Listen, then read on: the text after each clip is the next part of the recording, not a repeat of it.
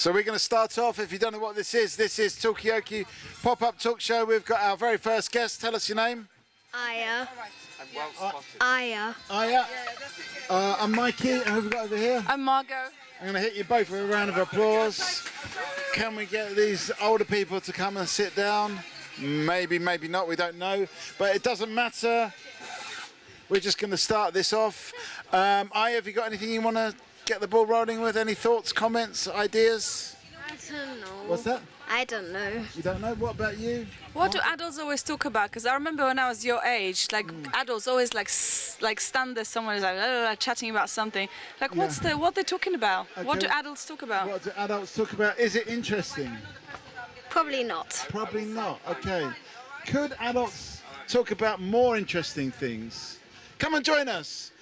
Come. This is Talkaoke Talk Show. Everyone's welcome. I'm going to put my glasses on so I can actually see. Hey.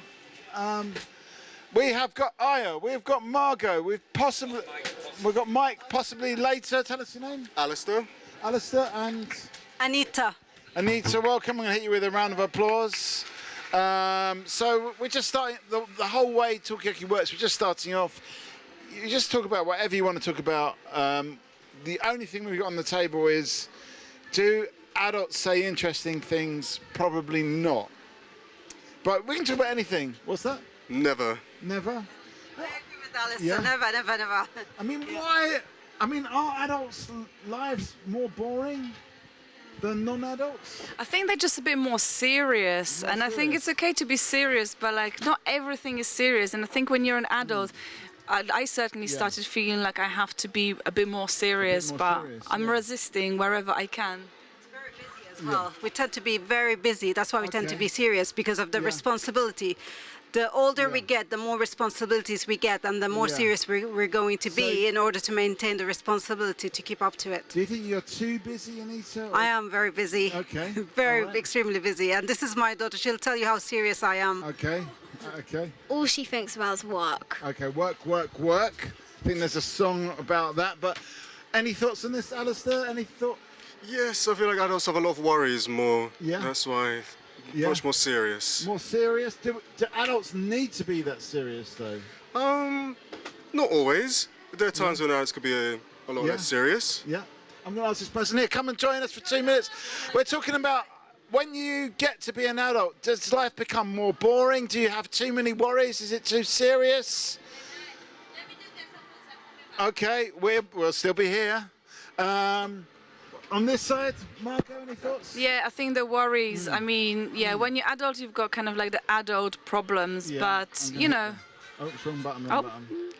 This button, that's the sad music. Sad music, yeah, you've got the responsibility to maybe look after your children or like other people in the community or your parents when your parents are older, but then also the job, the making money or whatever. So I just wonder, you know, are people we put more responsibilities onto children just to ease the burden of adults? Yeah, maybe children could take some seriousness. Are you agreeing? Oh yeah. What do you think children should have more responsibilities? Yeah. Like what kind of things could you take off of mum's hands or dad's hands? Doing like cooking and laundries. Okay, doing cooking and laundry. Okay, what do people think about that? I think it's a good idea actually, because in certain culture that's normal. Okay. Doing some cooking and doing the laundry, helping out. You know. Yes. But I believe not in this culture. Is it normal in a UK culture? I think we see our kids are too young for these kind of support. Yeah, we find them too young for it. But if we need to integrate and look and study other culture, we find it quite normal. And maybe other culture will find our kids a bit lazy comparing to their culture, because they are given more responsibilities, and from their experience, these responsibilities are held. I mean, I feel like Aya is like keen and excited to take on more responsibility. She is, but with the culture that we're living in, with the society that we're living in, because it's not integrated everywhere, it seems it will come across not normal. Okay, so it's more about what other people are doing, and you've got to sort of keep step with what other people are doing. What do you think about this, Alistair? Do you think we need to go with the flow in terms of like what all the other kids are doing? I would say so, yes. Yeah. Look at what other people are doing, learn from it, see what's positive, and see Yeah. if you can use that in your Okay. life. I mean, are there positive things we can take from other cultures? I mean, I grew up in Poland, and Yeah. my parents moved out from the countryside and moved to a city, a town. And then every time we went to visit my family down in the countryside, I could really see that me and my cousins, that we had very different lives. Like the jobs they had to do in the summer holidays. Like, for instance, when it was summer holidays, I was just chilling. I could just go out and play and stuff. We didn't necessarily go away on holidays, but I had free time. I could just play. Whereas my cousins, and particularly they were boys as well, they have to like help out with the, working in the field and stuff like that. And I always found that they've got very hard summer. Come and join us if you want to. We're talking about should we give children, young people more responsibility? Should we learn from other cultures? Should they be working in the fields? Yeah. What do you think? Would you like to work in the fields? I like my life the way it is. What's that? I like my life the way it is. I don't want it to You like change. your life the way it is? Is it perfect? Yeah, I don't want it to change. We're talking about apparently in Poland, young people in the summer holidays, if they're living in a rural location, go and work in the fields, according to Margot over here. Any thoughts on that? Do you think we should send the young people to the fields to work in the fields to pick berries and things? Yeah, absolutely, 100%. You get tanned, you get raped, you get fed, you interact with animals, 100%. Okay, so it would be a good experience to actually send these young people. Educational, picking up berries and when they're ripe, when they're not, and how to pick them up and the safest way to do it. So in that sense, actually, we can learn from those people in Poland that actually, because we're talking about, can we learn from other cultures? Can we learn how young people work in other cultures? Come and join us. Can we learn from other cultures? That's what we're talking about. Come and have a seat. We have got Anita, we've got Aya, we've got Alistair, we've got Margot. And Mikey, tell us your name. Hello. What's it? Maya. Maya, okay. That's easy to remember because we've got Aya and Maya. We're talking about learning from other cultures. In other cultures, children work. But should they be working in this culture? That's what we're saying. I speak English, sorry. What language do you speak? Bengali. Bengali. Kemo nachu? Balawati. Bala bala. Okay, I don't know how to say can we work in other countries? Anyway, we're talking about, do you think we can learn from the Bengali way of bringing up children?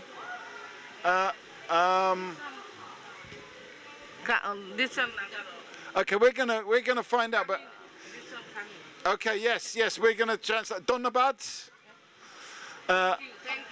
Abad deka hobby. That's didn't. But we're talking about learning from other cultures. Can we learn from other cultures?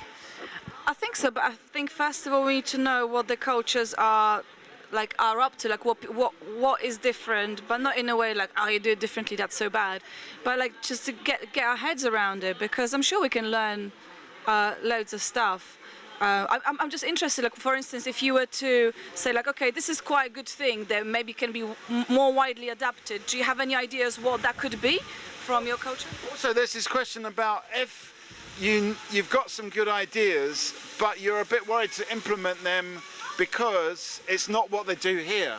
Do you know what I mean? Like the working in the fields or giving children more responsibility. So what do you think? Yeah, so I'm half African, half Lebanese. Yeah. And completely two different culture to the society where we are in now. When I was younger, I have a 14-year-old, so at 14 years old, I had the responsibility of cleaning the whole house. and to do childcare without anyone worrying that whether or not I'm capable of doing that, and cooking also. So that was quite normal. That's in Lebanon. But I know in Africa it's the same thing as well. There's the same sort of responsibility. Syria. Okay, we've got some new faces. Come and join us. We're in interesting conversation going on. Just join us. There's no contractual obligation here, I will say, so you can stay as long or as short as you want. We have got Aya, we have got Anita, we have got Alistair, we've got Margot. Tell us your name. Cassius. Cassius and Helen. I'm Mikey and Syria. Syria. Okay, we're talking about what we heard. So come and join us. Yeah, you can 2 minutes. Yeah, we're talking about what young people do in other cultures. We found out that, for example, in Lebanon, you've got much more responsibility to actually, as a young person, to do chores, but to look after things. Is it a good thing? Is it a bad thing? Would you like to do more stuff? Would you like to have more responsibility? Only if I get paid. Only if you get paid, okay. And then we're talking about, can we bring some of these good ideas, or if they are good ideas, and that's another question, from other cultures into our culture? Well, we do go somewhere where we stay in the community, and part of that being in the community is doing chores and being involved. And you really like doing that without being paid, don't you? But because it makes you feel part of your community. So I think there is a place where working together is a nice way to bond. Maybe a bit more working. What kind of things do you enjoy doing? I like going outside and because I have a good RC car. No, endorse it. What jobs do you like doing? I like washing dishes. Okay. Syria, have you got any views on this? I think it's definitely a positive thing to get our children involved in doing small chores, but also they learn quite a lot from us. So we being the role model, if we are supporting other people, if we are kind of looking after others, taking care of our well-being, then our children kind of, I think, automatically falls into that, but with the bit of encouragement and involving them. So we've got to encourage and involve our young people. Exactly, yeah. Can we encourage them with money? So, no, not at all. They've got to do it for free. They got to do it for free for time being. Yeah, there is a time and age. We can incentivize them with other things, maybe taking them on a day out, having a community event like these rewards, you know. You agree? Yeah, I agree with Syria, basically, yeah. Responsibility with rewards, basically, to support them when they get older, how responsible, not everything, they need to get paid for it. No. Okay, so not necessarily getting paid, but other rewards. Should children be working more? That's what we're asking at the moment. Come and join us. Yeah. Oh. There's a hand up at the back here. No, but about the volunteering and like doing stuff in community, I think one thing about that is that, yeah, you may be doing some kind of stuff that is a chore, but it's fun, it's good fun, and I think that's something that maybe sometimes is missing from work. So the only thing that motivates people, like, I hate my job anyway, so may as well demand big pay for it. But if you enjoy what you're doing, you get kind of paid in different ways, because you get satisfaction and good vibes. Is it more important to enjoy what you're doing or getting paid well? I'm going to come to you in a second, but I think Anita, you're off, so give some final thought. Yeah, I think it's a good point what you've just said, basically. Getting paid in a different way. It doesn't have to be in a financial way. You know, it's good probably if a child wants to go somewhere with their family, socializing with their friends, that's fine. That's what I do with my daughter. If you look after your sister or pick her up from school, then you can go out with your friends. So, yeah, I agree with that. It's a good point. Okay, so it's a rewards-based system. I'm going to come to you in a second, Syria. Cass, what do you think about that? How important is getting paid? I think that getting paid in other ways is good to like getting paid with life experience and maybe and stuff, because you don't always have to get paid to work. Sometimes you can. Sometimes it's just so you could like learn stuff, and sometimes working is just preparing yourself for adult life. Okay, so having fun is just as important. Aya, final thought? Yeah, having fun is just Okay. And what about when you get a job, what are you looking for more? Is it about having fun or getting paid good money? Probably having a good job that you like, because what's the point of having a job you don't like? And Well, what is a good job? Is it about a job where you have a lot of fun or you get a lot of cash? a job that you have a lot of fun Okay. with. All right. Okay, give us a final thought. I think it will be great for kids to do work projects together where they have mentors other than their parents, because Yeah. I think that's really Yeah. a different dynamic and it works better. Okay. But I do think if you do get a job, you do need to be rewarded and not struggle for money, because you know it's no fun. Okay, so it's not fun to be struggling for money. Okay, thank you. We're here all day. We're going to hit you with a round of applause.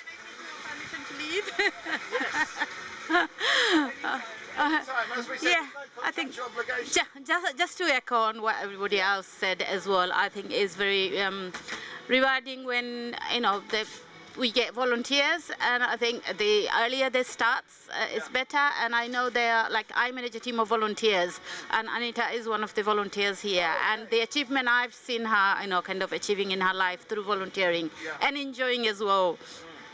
It's unexplainable. I've been been through the journey myself as well. Especially when you come to a country, you don't know the culture, you don't know how to get started.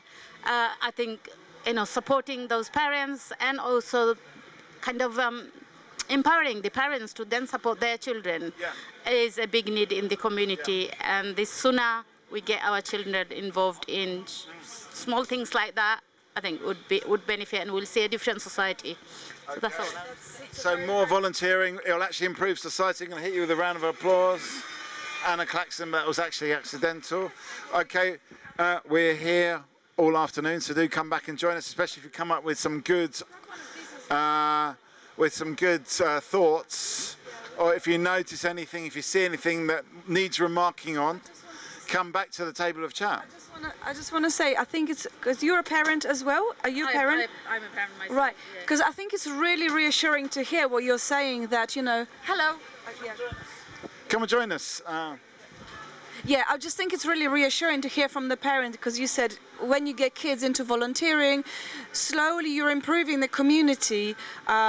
And to me, it's very reassuring and very a positive goal. Modeling for our community, for our children, the more we play our part and they see us and they grow with that. It's basically giving them a foundation. So my children are, kind of quite aspiring, because they are kind of leading on my footstep, and they're already doing things that I'm kind of doing, and I feel like that I have planted some seeds, and hopefully they will they will flourish. So yeah. I just want to explain to a few people curious. Come and have a seat. This is Talkaoke. It's a pop-up talk show.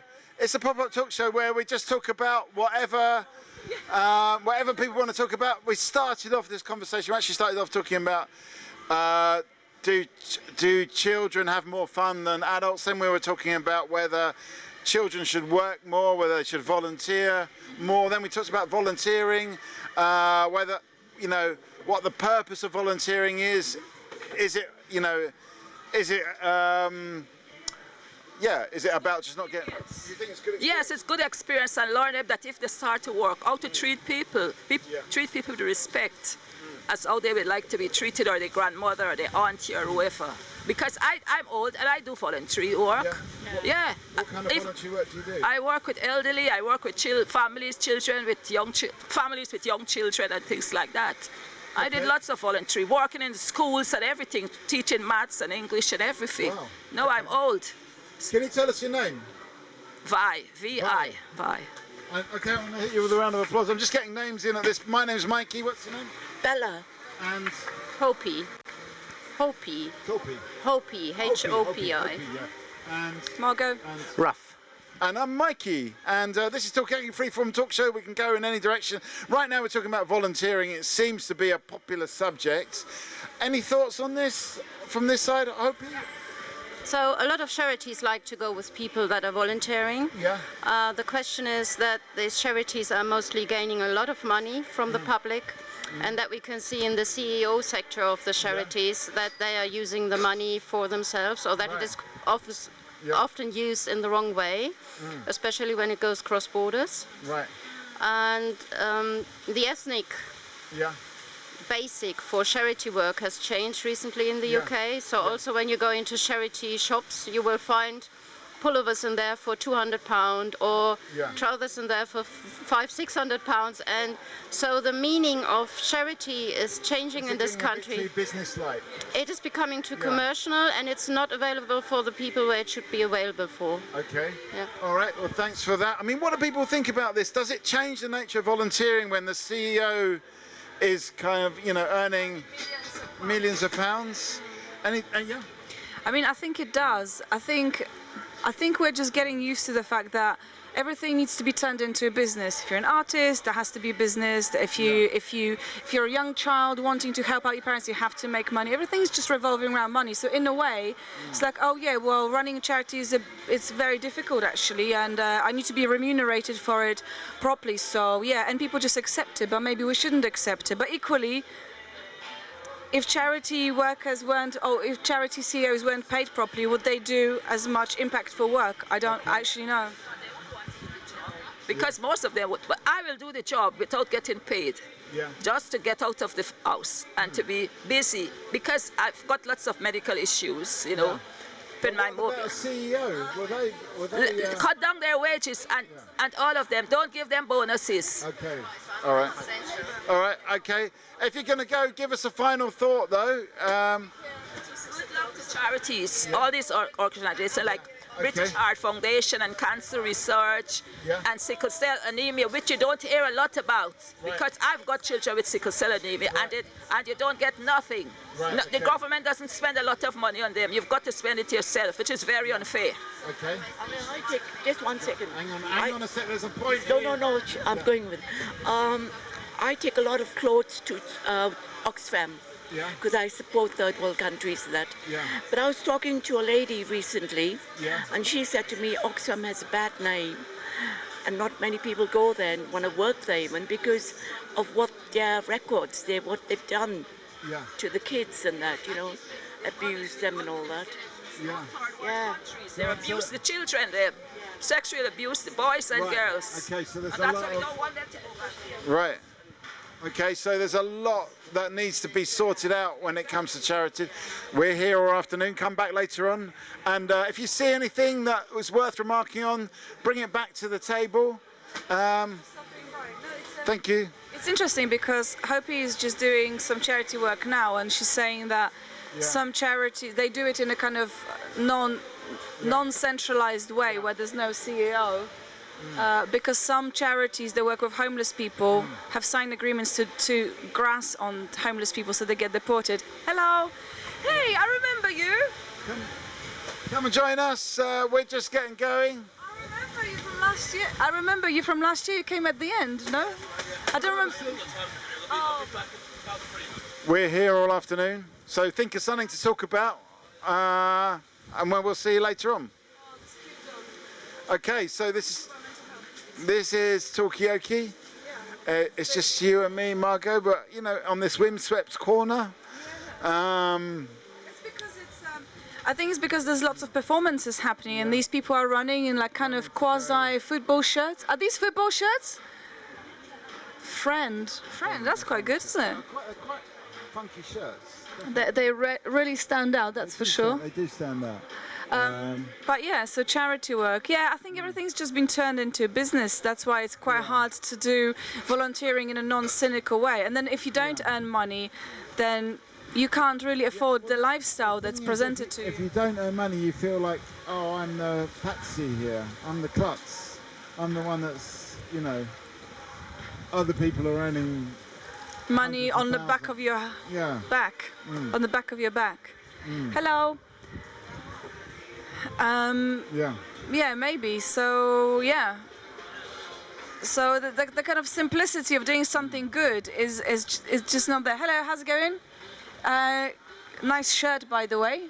It's a good one for the summer, I would say. So yeah, that's kind of what's happening. Yeah. So that's us. Good afternoon, Camden. I need a little bit of fizzy water, I think. Is it? Oh, no, it's there. You're back. Come on, sit down. Come and sit down. Down. Why not? Fine. Yay! 5 minutes. All right. Okay, tell us your name. We'll hit you with a round of applause. Nikki. And we hit you with a klaxon. What do you want to talk about, Nikki? Don't know. I'll tell you what we've been talking about so far. We've been talking about young people. Should they be given more responsibility? Yeah. And more cash? Yeah. Or should they just be given more responsibility just for so they can learn, just for skills? That's the question. First one. First one, they need cash. How much cash does a young person need? For how long though? What's the long period? A day, a week, a month, a year? Yeah, maybe a daily rate. Like, are you volunteering today? I'm volunteering today, yes. How long are you working and what are your responsibilities? So I've been here since 9. Yeah. So Yeah. 10, 11, 12, 1, 2, 3, 4, 5, 6, 7. Gonna be for around 11 hours. 11 hours? I mean, if you were going to put in an invoice for this, what kind of money do you think would be a fair amount? What if I got paid for it?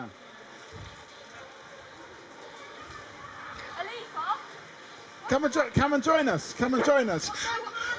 Yeah, you can. 2 minutes. Super quickly, what's the rough amount that would get paid for 11 hours? For who? No, for like workers. Where? If you were working here, how much would you get paid for 11 hours work? How much do you think it's worth? That's what we're talking about. How much it's worth or how much it actually is? Well, we know how much it is. We know that it's always worth more than how much it really is. Yeah. You know. Okay. But you know, I've heard like there's some people. We need a final thought from you if you're gonna. £100. £100. Okay. Okay, go on. What are you saying? No, I just wanted to say that some people say that the current generation that's going into employment now, they've got elevated expectations, but they can't actually do the work. Right. But they think that they can earn more money for just like turning up. But the people who've been in business for long is like, oh, when I started out, this is that kind of chat. Like, back in the day, people used to work harder, apparently. Did people used to work hard? What do you think? But people expecting more cash. I mean, it's partly our fault for kind of hyping up the conversation because, well, that's just what the young people are talking about. They're saying we want money. They want money. Yeah. Yeah. But have they got elevated expectations? I'll be real.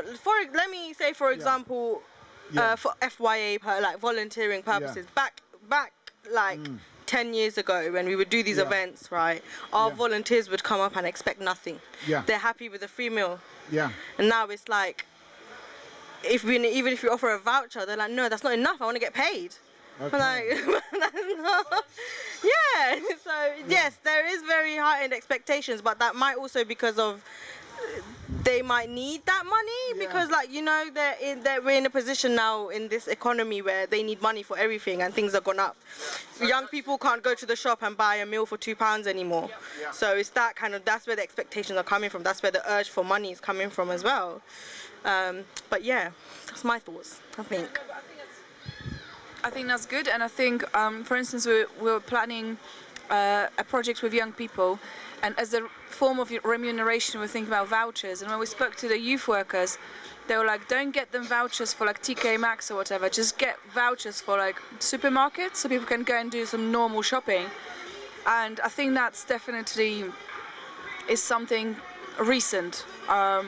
You know, buy really chocolates and olive oil and TK Maxx, can't you? And just like some fancy pasta, the lemon pasta. I know it's not about me. Yeah. I got some coffee there yesterday. What are your shirts? They're like great shirts. They're just. You know what these shirts are? These pink shirts. Come and join us. Yes. I have to love you and leave you. Okay, give us a final thought. My job. My final thought is. I don't have a final thought in this economy. It needs to get fixed. We need to fix the economy. That's a big one. Thank you so much. We're here all afternoon, so so we're talking. Are we blocking the pavement a little bit here? Do we need to move this way? Oh, okay, right, okay. We've got space. That's the main thing. Come and join us. This is Talkaoke Pop Talk Show. Yes. What are you getting from there? The fob. What is it? A form. Oh, a form. Okay. Whoa. Whoa. How did I suddenly get loud like that? I don't know. Interference? No, I don't think so. I think it's like a loose connection on here. Just got really excited really quickly. Yeah. But yeah, I mean, like, what is the point of TK Maxx? It's just too disorganized anyway. I quite like the chaos of TK Maxx because it chimes with my life. Come and join us. Hi. Yeah, hello. We're going to hit you with a round of applause. Come and have a seat. We've got Margot. We've got me, Mikey. We've possibly got this man here who's going to join us. Yes. We're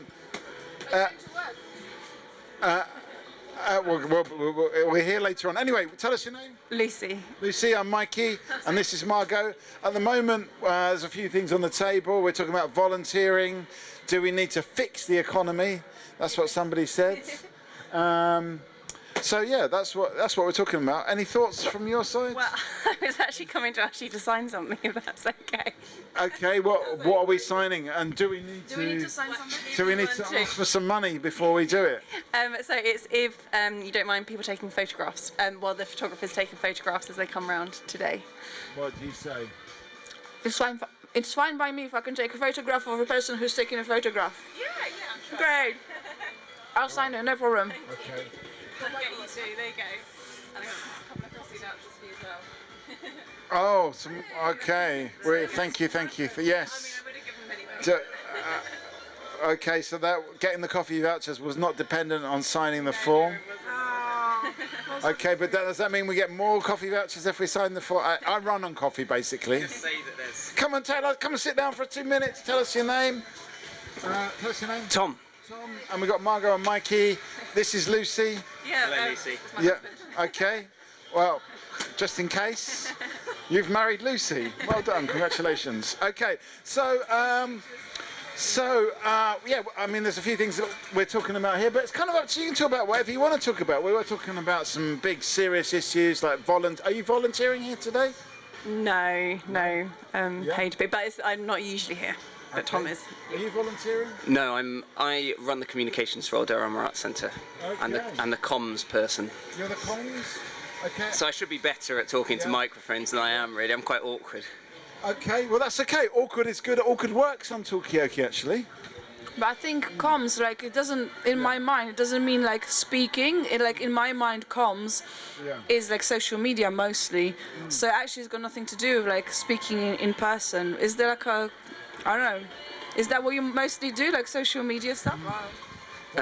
Strategy around how we would communicate, I would say, it'd be if I was to have a interest, it would be how should we go about communicating about the festival, whether it be social media or like how to spread the word, how to make things look interesting and engaging. That would be what I'd say I do. What's this? Registration. Oh, registration's over there. We're just a pop-up talk show, but do come and join us. Are you off again? Give us a final thought. Yeah. I'm enjoying the day. I haven't been here before, so yeah, it's good. Is this your first time in the area? I've been here a bit, but yeah, I haven't spent loads of time here, so it's nice to spend a bit more time. Okay. Well, if you have any remarks that you want to bring back to Talkaoke table, we're here all afternoon. So if anything comes up, do come and talk to us about it, because we're trying to get that sort of flavour of what the vibe is. So it's good, if you're a first timer, if you work here, either way, we want to find out what's going down. Can I take a photo of Talkaoke and put it on our socials? Yes, but wait for there to be more people around the table, because otherwise it just looks a bit sad. But you can take one now. If you say on the social media, just ready to go, we're waiting for the people to come or something like that.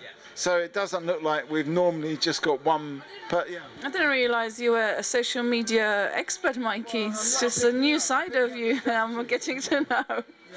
I'm very bad at social media. I've not got my mic turned up. See you later, I'm very guys. bad at social media myself. See you later. Okay. Hashtag #people speak. This is people speak.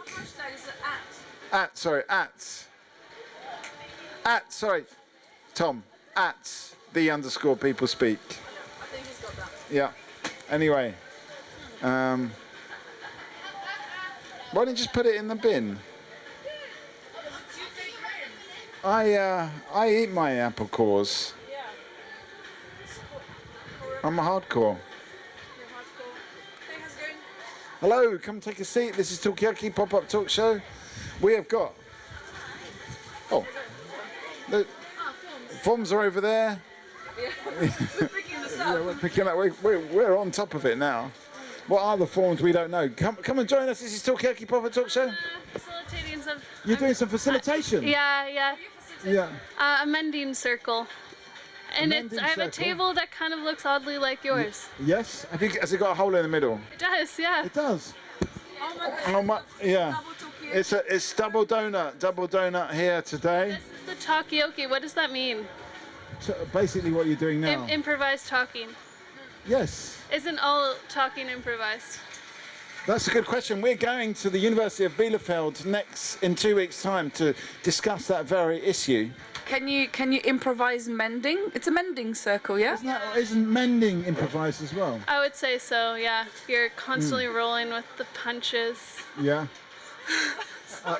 Is there like an upside to mending as well? Or is it upside? An upside, yeah. Or is it just getting punched a lot? And I mean, I see many upsides. It's repairing something. Yeah. Making it functional again, but it's also meditative. Yeah. I think it's therapeutic. Okay. I've got a button for that. Can I ask what's the most difficult thing that you mended and how long it took? Okay. Because I'm thinking clothes. Yeah. Maybe it's not just clothing. Yeah, mostly clothing. I did a project where I collected over 50 items and mended all of them for just community members, and I think the most difficult one was like one with 100 moth holes. And it probably took like 2 days or something, you know? Wow, yeah. This is asking for a friend. It's basically for me because I've got a moth problem. How do you mend it? Do I have to make it into like a feature, or can you mend it in a kind of indistinguishable way? Okay, how do you... Okay, so some good advice here. You can do both. It's up to you. The invisible mends are harder. I think require more skill. But visible mend is, I think, more fun. Yeah. Highlights the repair. So it just depends on what you want. Okay, so could go invisible, could go visible. I wish I was wearing my shirt with the only 2 buttons on today now, because I could have taken them, but all my shirts are fully buttoned, the ones I brought, but I have got quite a lot with missing buttons. I'd love to stay, but I better go. Okay, well, good luck. What's your name? Selena. Selena. And yours? I'm Mikey, this is Margot, this is Talkaoke. Come back later on, we're here all afternoon. Maybe we'll have some broken things by the end of the day. Are you on this plane? Yeah, I'm in the quiet zone. Okay, we're in the noisy zone, yeah. Straight and to the right. Not up the ramp, but okay. Yeah. Okay, good luck. And we'll check out your table as well. I'm curious about this Yeah. donut. Yeah, it's really similar. Yeah. Hello. Yes, we've signed the form, so you can take a photo of us, but although we'd prefer if there were more people around the table, but maybe you could be the first person, and these could be the second, third and fourth people to sit around the table. Come and join us, yes. What's your name? I'm Alice. Alex, welcome. We've got Margot and Mikey. What are you looking for in terms of photographic images today? People having fun, people smiling, having fun. bit of community. Yeah. Yeah, that's what I'm here for. Okay. I'm gonna come back when you guys have loads. Come back when if we're more busy later on. We're hoping that we are. Maybe with this person. Hello, come join us. Do we just sit down and wait for it? What's that?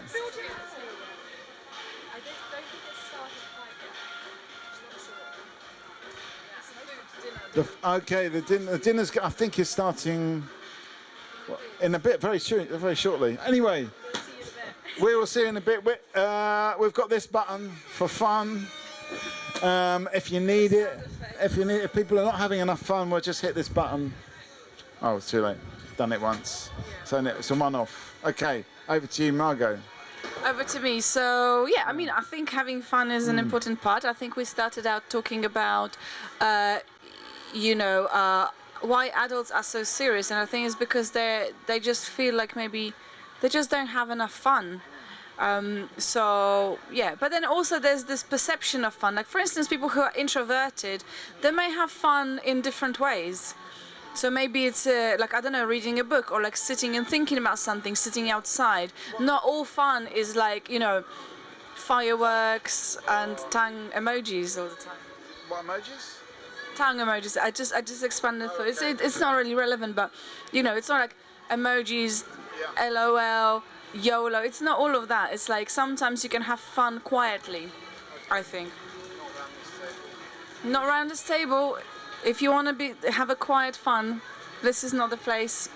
Hello and welcome. Love your hair. It really goes with my. Come and have a seat. Come and join us. This is Talkaoke. We've got Margot and Mikey. What's your name? Alana. Eric. Let me just hit you with a round of applause. Come and have a seat. This is Talkaoke Pop-Up Talk Show. There's been a few. It's kind of up to you to decide what you want to talk about. Although we have had a few subjects on the table so far, it's mostly revolved around having fun. Do young people need more responsibility and more money? Was another question. What else were we talking about? No, but I think you agree. Young people should have more responsibility and more money. Yes, because if you don't have more money, like you're never gonna know how to spend it in the future and how to. So you need some practice with money. To Yeah. know how to spend it. What about like virtual? Could you have virtual money? So you... Oh yeah, I have virtual money, but like I feel like there should be like a spending limit. All right. Okay. So we've got Margot, we've got Eric, we've got Alana, we've got Soraya. Soraya and Mikey, and maybe this person come join us. This is Talkaoke. It's a pop-up talk show. We just talk about whatever. Come. Yes. Yes. So we're saying young people need more experience with money, otherwise they're never going to know how to spend money. Any thoughts on this? Absolutely. I think financial literacy isn't taught enough in schools. We're sort of made to figure it out once we leave and sort of find our way around the world. But I think definitely should be taught from a young age. So do you think we should like maybe just give young people like a wad of cash and say, okay, here's £100, go and spend it? Do you think so? What do you think? So you say no? Because Yeah. I don't know. Yeah. Go on, Eric. I don't think so, because they might like spend it irresponsibly. So you might just like give them like virtual money to see what they would spend on, and then like after they move on from virtual money, so you should give them virtual money first, test real them money. out, and then give them the real money once they've had a go with the virtual money. Yeah. Okay, we've got another new face at the table. Tell us your name.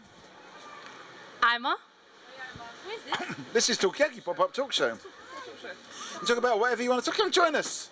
Talk about money. Yes, we're talking about money. Should young people be given virtual money just to try out spending stuff before? But then do you give them a wad of cash and just say, here's it? You say no? Okay, that's what we're talking about at the moment.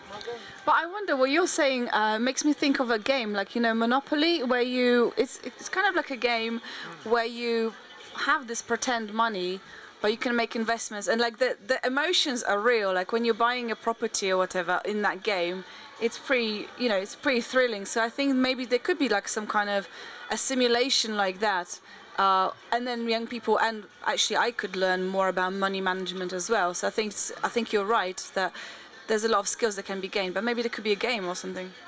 Could it be a game before you give young people real money? But it seems that, I don't know, Alana, I feel like you've pulled back from the idea of giving young people money straight off. Come and join us. Should we give young people money to spend so that they know how to spend it? That's what we're talking about. Come and join us, yes.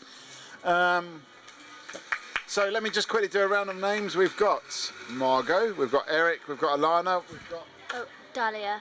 Dahlia, and Soraya, and Ima. Yes. And Mike, welcome. So should we be giving young people money to spend? Should there be some kind of virtual game where you can maybe go to a virtual TK Maxx and waste your money on fashion items? What do people think? How's it going to work?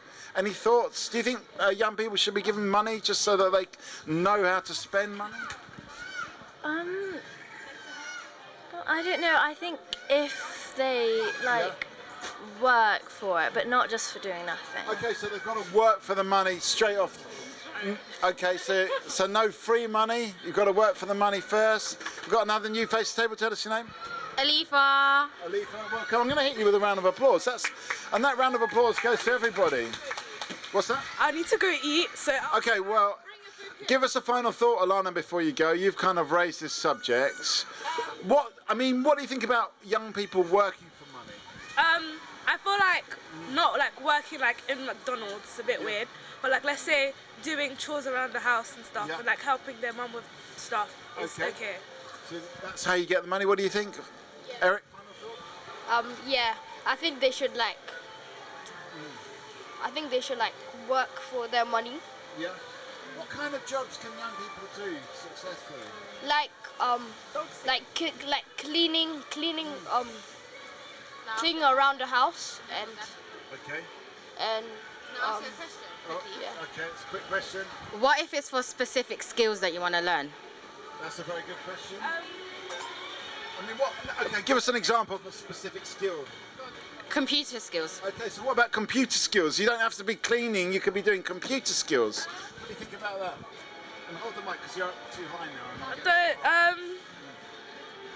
What? I mean, could young people coding, for example, could you be doing like maybe you could start like a little business. Yeah. Okay, maybe starting a business. Maybe young people should be starting businesses at school. What do you think? I think that's a great idea. Entrepreneurship is amazing. Okay. Come and join us. This is Talkaoke. At the moment, we're asking the question, what about young people starting businesses at school or doing coding or something like that? Computer skills. Any thoughts on this side? Would any of you do this? Would you do it? You do it? I would. Yeah? I think because if you start businesses in school, that gives you the first taste of it before you actually go into the real thing. Okay. So it's open for mistakes. You get to learn while you're doing it. Okay, that's a very good point. I mean, what business would you start if you were going to start a business? I mean, I'm a photographer, so I'd start a photography business. Okay. I have actually got, you don't really need to hear this, but the photography sound effect is on the other pad, on the new pad. I don't have it on this pad. Well, I'm frustrated about it. But anyway, it's still a very good point. Start a photography business. What business would you start? A consultancy. But I mean, I don't know if it's a business idea per se, but I would sort of recruit and upskill and support the personal development of young people who have lived experiences to be able to become consultants in niche areas. Okay, so consultancy about making other people consultants? I think that needs an applause. And there is the said applause. Daria, what business would you start? Oh, I have absolutely no idea. Okay, what kind of things are you interested in? It's a good one. Yeah, maybe you could ask some of the questions. Sorry, I'm just very much used to speaking to young people. Where's your passions? Yeah. I don't know. I like theatre. I like art. Okay. Yeah. Okay, so maybe a theatre. Could you start a theatre business? What kind of business? Show business. Yeah, I don't even know. Okay. Something to think about. I'm going to come over here. What would you say? I have a little cake business. Oh, really? You've actually got a business? Yeah. Do you think you could have learned how to start that business in school? Yes and no. I feel like with school you have the support and guidance. However, I'm as right. You need to be able to make mistakes and grow. Yeah. And if I didn't have that to do that on my own, I wouldn't be able to kind of push it out. So you actually need to make mistakes? Yeah, to learn from them. Okay. Yeah, you're agreeing as well? I think you should definitely be able to make those mistakes to learn from it and create a flourishing business. There's no way you'd be able to have a successful business without the mistakes. Okay, so are you off, Daria? Give us a final thought. Yeah, I think young people should learn how to make businesses in school and stuff. Yeah. Yeah. Okay. Yeah. All right, well, you just need to have a think about what business you might want to start. But you know, theatre, I think it's a really brilliant thing because it's creative and it teaches you a lot of practical skills for the future. Final thought from these people before you go. Give us a final thought. We're interested. Yeah. Give us a final thought. Oh, about businesses. It could be about anything you want it to be about. But yeah, we're talking about businesses right now, but it could be anything. Well, I really do hope our schools and our curriculum can do more for young people, just in preparing them for the real world. So that's the change I'd love to see in the future. Okay, so that actually schools and government need to do more. Give us a final thought. I would say that young people can do anything they put their mind to. Okay, young people can do anything they put their mind to. That's a really good one. That's a great. Let's get a final thought from you. I agree with what both of them said. I think there needs to be more implementation for young people to have jobs. So using Fitzroy Youth in Action, we've created a grassroots company where half of our full-timers used to be young people who've been here for 12 to 14 years. So it's that idea of lifting up from ground root up. So I think there needs to be more of that for young people to flourish and learn new abilities. I can hit you with a round of applause for that one.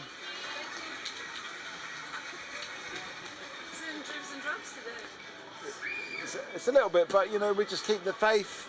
It's gonna, you know, there's gonna be that moment, the ignition moment. We just need the right person. Maybe it's this person here, maybe not. Yes. But I think it's interesting, they're kind of like turning things into business. And I mean, does everything need to be turned into business? And also, you know, that we had a photographer, we had a theatre person. I mean, we had a cake maker. A cake maker. Is cake making an art? And then also this whole thing about consultancy. What is consultancy? What does it actually do? I just don't know. Well, we needed to ask the consultant. I know. If they weren't going, but yeah. So. Yeah, so I think, you know, you can learn a lot of like life skills or business skills or, you know, important skills through creativity that will help you in your art. Like this man, he's carrying something. What is this that you're carrying? Oh, circus, okay. Are these skills useful in your everyday life? Circus skills? Come and join How us. are your circus? Yes, come and join us. We've got Mike, we've got Margot, and Mikey. Tell us your name. My name is Sammy. Sammy, come and have a seat. I'm going to hit you with a round of applause. What's your name? Lila. Lila, come and have a seat. I'll hit you with an even bigger round of applause. What's your name? Mum. Mum, come and have a seat. So, I mean, where are we going to go? This is Talkaoke, it's a free-form talk show. We're going to talk about a few different things. Should young people get more money? Should they be starting their own businesses at school? You say yes? I say yes. I mean, what should you get the money for? To be honest, I don't know. But I think young people should try to start more businesses. Yeah. Because it just gives them more experience when they're older. Yeah, okay. And yeah. If you were going to start a business, what business would you start? I do window cleaning. I clean windows. Okay, so you've already got a business? Yep. Okay, all right. Let's hit that with a round of applause. Any thoughts on this?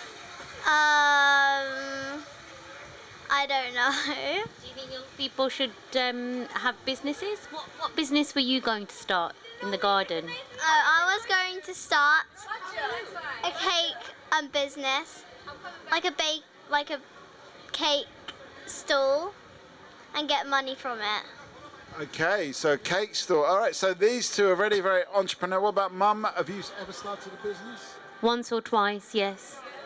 Yeah. Bit older than I look under the glasses, but yes. And did you ever learn how to do it at school, or did you learn later? I learnt later. I wish I learnt at school, actually. I would have learnt so much. Yeah. Okay, so maybe it is an idea to start businesses at school. I've got a question for the window cleaner, professional at the table. What do you do if you wash a window, but you know how people use these like chalk pens to make like nice writing, coffee here. Yeah. How do you wash that? Do you have to wash it off and repaint it? Yeah. Okay, what about when people put pens on windows? Wow, yeah, I think it would wash off if you get the right window washing solution. Because I wouldn't just use fairy liquid and water because it makes the windows like a bit stained and misty. What would you use instead? Just some cleaner from like my hardware store or something. Okay, cleaner from a hardware store. Okay, we're hearing all the tips. Yeah. But my question was like, what if a cafe wants to keep their writing, but they've got Yeah, I'm thinking about our studio. Our windows get really dirty, but we've got some stuff written like next event here. How do you do that? Would you rewrite the message on the window after cleaning? Would you just clean off the message? Come and join us.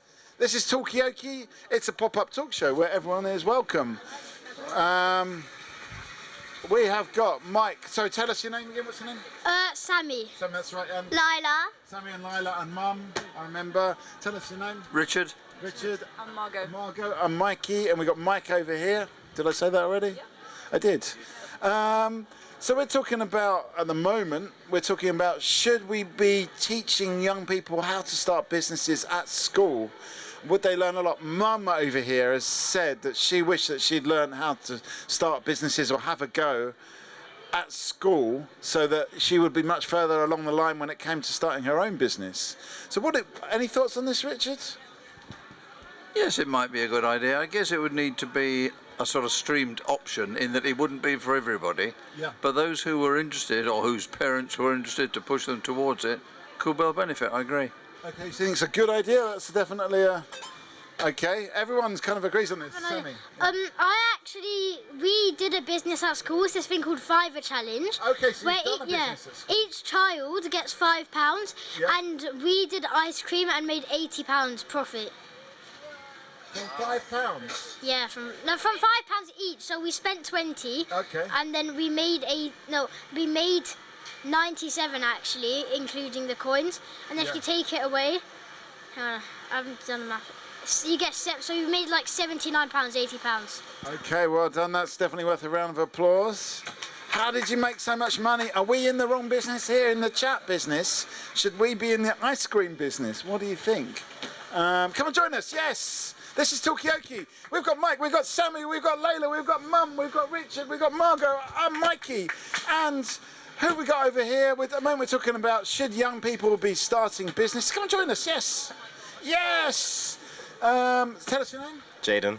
And Kidan. What's it? Kidan. Kidan, okay. And I'm Mikey. You don't have to say anything if you don't want to. At the moment we're talking about should there be more education for young people about starting businesses. Somebody earlier on said it's great because actually to start a business you need to be able to fail and you can just get it wrong, you can make mistakes and learn from your mistakes, as someone said earlier. Any thoughts on this, Jaden? I feel like the world is your oyster when you're young. You should just go for it, and if it doesn't work, it doesn't work, but you need to also fail to succeed, otherwise you don't know what failing is. So you need to fail to succeed. Because then you won't understand what failure is. Yeah. If you keep succeeding, then you're not going to actually improve. Okay, so you actually need to fail to succeed. Well, I mean, you're questioning that? No, I think that's really deep. It's deep? Okay, right, you think it's deep? Okay, yeah. I mean, how easy is it to fail? I mean, obviously we've got... Easy is it to fail? Yeah, like as in... No, but what I mean by that, I think people are a bit scared to fail. You kind of, when you do stuff, you want to get it right. Okay. So the actual failing... Maybe when you're young, you don't care about this. I don't know. I'm just interested in this world. You're always... Yeah. Okay. That's what I mean. It's hard to fail. It is hard to fail in the sense of... What happens if you get something wrong? Do you stop? Do you stop? No, try again. Try again, okay. Come and join us. This is Talkaoke Pop-Up Talk Show. We have got Richard, we've got Mum, we've got Layla, we've got Sammy, we've got Jaden, we've got Mike, Kidan, and Margot. Come and join us. No contractual obligation. Yeah, we're talking about what, you know, is it actually hard to get things wrong? Is it tough when you get things wrong? Layla says just get up and try again, but is it that easy to start again? As a child, I think you're encouraged to keep trying, keep achieving, don't give up. But as you get older, it's harder because you've got more to lose. Right. Not to be negative, I always think that you have to keep trying and keep thinking out the box. And I find that I usually get more motivated when I'm finding myself in a stickier situation. Okay. I start to get my brain like thinking, okay, what else can I do? What else can I, achieve? But So you actually need that challenge, let's call it. yeah. For me personally, it's like when I used to study, I used to like work harder when it was close to the deadline date, when my heart starts to palpitate a little bit. So, So we need everyone's different, but as a young, like my son said, you need to fail. But I don't know. Where are you right now? Okay, all right. Have you tried some things? Have you tried and failed? It's that thing, isn't it? No. Yeah, go on, It's sorry, that thing, isn't it? Everyone has the right to fail. Yeah. I think it's important because you What do you actually. mean the right to fail? I don't know. It's Like, part be of allowed to learning. It's fail. part of the learning process, isn't it? That Yeah. It's not failing. Isn't an absolute failure. It's actually a part of a journey. It's part of a process. I mean, it's are part we of judging learning. failure? People that I don't know. fail? I don't know. What does failure look like? What is Okay. failure? Jaden, what were you going to say? We're talking about trying and failing. Have you tried and failed? A few things, yeah. But I wouldn't say I've tried with like 100% and put everything into what I wanted to do. But I feel like failing's not a bad thing. It's seen as a bad thing. Yeah. Are we too hard on failure when actually it's part, as we say, it's part of the learning curve? Yeah. Wait, repeat the question. Are we too hard on, or is there too much? Are we too tough on people that fail? Sometimes I feel like people expect more than what they actually get. So maybe it's about expectation. Yeah. I feel like expectation's a lot to do with failure. Yeah. If you expect too much, then sometimes if you do succeed a little bit, you see it as a failure. Okay, so we're actually succeeding, but because our expectations are so high, we see it as a failure. Come and join us. This is Talkaoke Pop-Up Talk Show. Come and join us. We will swap you. We're gonna go and get some. We're gonna go and get some food, and then we will come back. But just to say, I agree with the guys in the corner. I think failure shouldn't be a word in the dictionary. It should be called learning. Right. Okay. Yeah. All right. Okay. Well, I'm going to hit you with a round of applause. But hang on. Let's get a final thought from Layla. I think, I don't know, I just think you should keep trying. Keep trying. Okay. Yeah. Is it hard though sometimes to keep trying when it goes wrong? Yeah, sometimes it gets frustrating. Okay. So it's frustrating. It's hard, but keep going. Sammy, final thought. I think you should try your hardest to do what you want, even if you don't succeed. Okay. All right. So try it. Thank you very much. Okay. Well, good luck. Good. Thank you. Good luck with the window cleaning business and the cake business. We've got a new face over here. Tell us your name. Apollonia. Apollonia, welcome. We've got Kidan, we've got Margot, we've got Richard, we've got Jaden, we've got Mike. I'm Mikey, and we've got some spare seats if anyone wants to join us. We're talking about failure should not be a word in the dictionary. It should be learning. But I think if you run a company, for example, or if you, I don't know, then it's hard to embrace that mindset. It's nice on like kind of individual basis, but the minute you're running like, I don't know, a housing association, a company, a country, then you can't be just like, yeah, sorry guys, got that one wrong, whoops, you know? There's more responsibility. I mean, people still do it, I guess, but it's just a different level. So I think maybe we're not as forgiving to people high up in the hierarchy. Is it true? Yeah, have you got a lot to say about that? I mean, yeah. As a disabled person, I have had 14 years of hell. Yeah. Housing association, not doing their repairs, me reinventing myself as an artist and losing my studio because I couldn't fight them and be there and be ill, etc., etc. So I think our politicians need to understand how these different aspects impact on people. Yeah. On a really fundamental level. I'm not just talking about that, it's 5 repair issues where 3 surveyors come and have a look at some mold and go, oh, a lick of paint, it'll go away. Yeah. And then I get a disability organization who have disappeared from Camden because all their funding disappeared overnight, £270,000. And the independent surveyor says, it's a communal waste pipe leak. That's when they start jumping. I have to vacate my flat, fight them, da da da da da. It just goes on. Yeah. So I think for me now, since COVID, I find just turning on the radio, hearing everybody else is talking about the same problems. I got to the point where I thought, I'm just a moaning min. You know, just a moaner. Everybody thinks I'm just negative. And yeah. So, I mean, I don't know where we want to go with this. Is it about this question of failure and people are failing at the top, but we're not letting people fail at the bottom? Not a failure of society, because my thinking has gone to the point now where I'm thinking people who are working in the housing association, they're people like you and me. Yeah. So it's society. So there's got to be changes at the top and at the bottom, I feel. Okay. But how do we go about that? Some big questions. How do we actually change things to make things work better? Clearly it's not working in Apollonia's case. And many others, yeah. You're not an exception. Can we change society? How do we do it? How do we actually, I mean, maybe it's not about failures, but actually repairing the failures and actually moving on from that. Any thoughts on this side about this? Can we change society?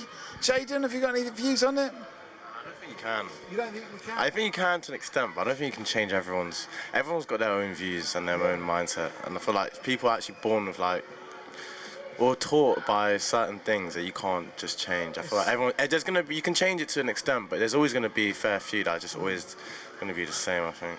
Okay, so there's always going to be people that just stop the change.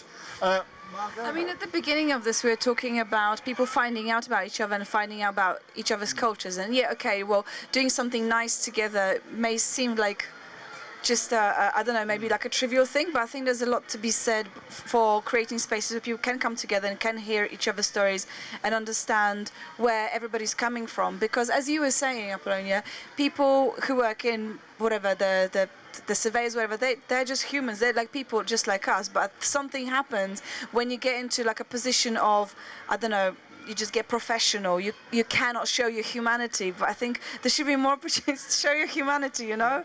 Okay, so it's about being more human. Can we change? But also accountability. So it's not about, you know, if you see that there's a whole, you know, the councils don't have a great reputation about dealing with many issues actually. But is there accountability, because that means that they have failed their residents, and especially the most vulnerable. So there's also, you know, even if you fail in a business, then who's accountable? You know, mainly if it's your own business, it's you, whether you like it or not. But when you work in big organizations, maybe there's not, you know, everyone, it's like the work culture, or, you know, there's not so much urgency to maybe do your job properly, I don't know. Or obviously maybe also there's the funding issues. But if somebody turns up, funding, you know, but if people actually turn up and not deal with what they see, then there should be accountability. Okay, so we're talking about accountability. When it's you, then you are accountable because it's yourself. But when it's a big organisation that somehow disappears or dissipates. Well, on that score about funding, I've seen a lot of money being wasted from repairs, care issues, benefit issues. I could speak on everything really, but talking about that disability organisation in Camden, who were fantastic, called DISC. Right. They celebrated 40 years of their being in Camden, and within a month, overnight, £297,000 disappeared. Camden New Journal had an article. They were going to investigate. A few years ago, I asked one of the councillors, who's now retired, what happened to the money? He said, oh, it wasn't very much. It was only £50,000. It was £297,000. Right. Okay, give us a final thought. Final thought, okay. Failure is important so that we learn, and it's a natural, you know, life experience, right? For everybody. No one's always winning everything. These big organisations, when they're failing, are they learning? But like I said, you know, everybody, there needs to be accountability. Like if you commit a crime, then you get charged, and then, you know, you get put in prison. There's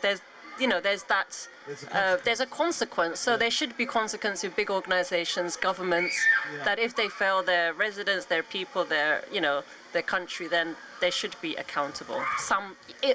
Probably more in a harsher way, rather than just resigning, or I don't know. Okay, well, that's something, that's food for thought. That's food for thought. Jaden, give us a final thought. Yeah, I'll back my mum with that. I think, yeah, failure. Yeah. Yeah, she is, unfortunately. But I think there's always failure has 7 words, and so does success. So you need both. Okay. Failure and success. 7 letters, I think you mean. Yeah, 7 letters. Yeah. Sweet. I'm interested in just taking responsibility because I don't know. Can we get people from the council to be responsible for something in the community? It could be as small as, I don't know, a tree or something. And if you fail, if this tree fails, or if that one individual, I don't know, should they be responsible for? Hopefully this tree won't. I don't know. Yeah. For like stuff that really matters. So okay, it's not like. It's not part of the administrational kind of job, but it's a job at being human. Do you know what I mean? It's like, are you maintaining good relations with this person? Are you looking after this tree? Are you looking after this bit of the street? Are you really listening to what people have got to say? Maybe part of the job of big people in big organizations. We were thinking about charities before as well. Should they actually be more on the ground? Maybe that's a that's something. Wow. I wanted to add something to this because I think it's very complicated as well because of the kind of world we live in with technology that's atomized people into buying stuff, being individual, and so therefore people only seem to think about themselves. And I think all these organizations, they bandy that word community, but they're actually killing it. I've got drug dealers in my building. I've even written to Keir Starmer, nothing's happened. I've been burgled, nothing happens. They just carry on, you know. How do you, you know, and look where we are right now, if you just turn the TV on, you know. Yeah. But so, for example, that money that disappeared overnight, nobody did anything about it. Yeah. They said they were going to investigate. But there are so many stories. You just have to open the Camden New Journal. You still read these stories. So I don't know how we'll change. At the moment, it seems quite bleak, to be honest. I mean, it's interesting because I was talking to one of the guys who comes into our studio, John, and he's just been recently relocated to a flat that kind of meets his access needs before they build a new one, which is specifically for him. Come and join this talk show if you want. That's all right. People come and go.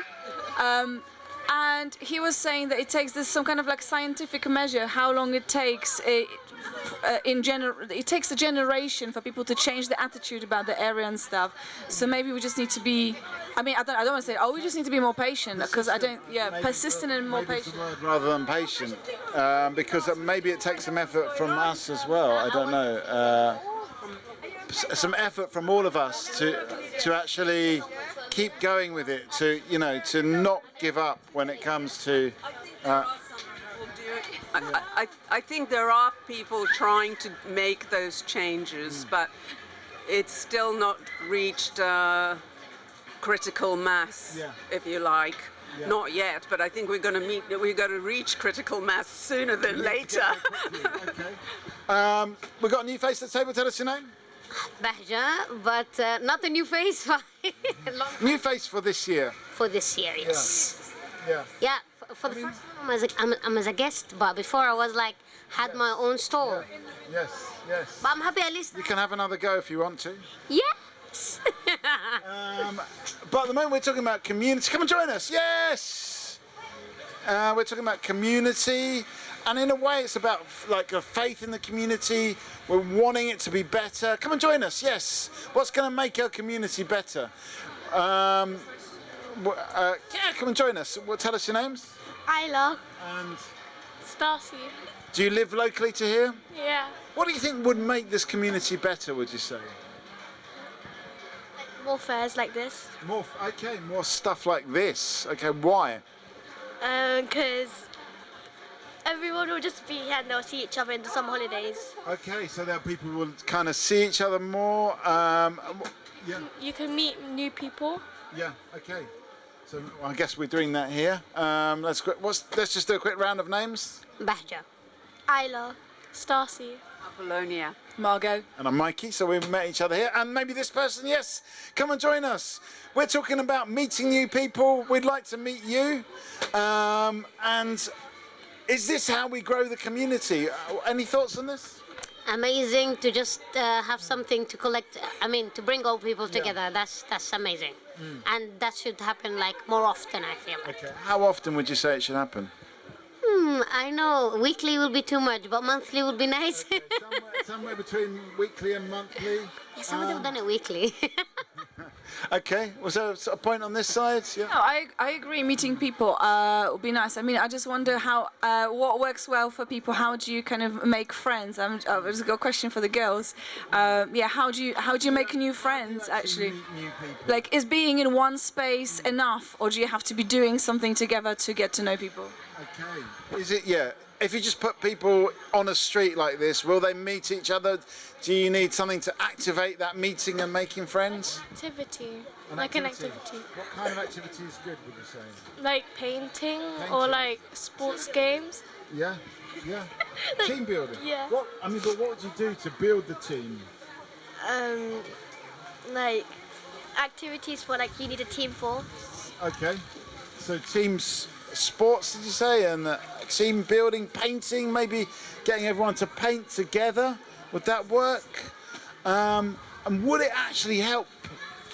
I kind of like the idea of the team building, but I also think communication, right? Non-violent communication, that kind of thing, so that people have a better understanding of each other. Yeah, okay, we're talking about meeting new people. Would you like to meet us? We have got... I've forgotten everyone's name. I'm not doing well with names today. I don't know. I think, yeah. Go on.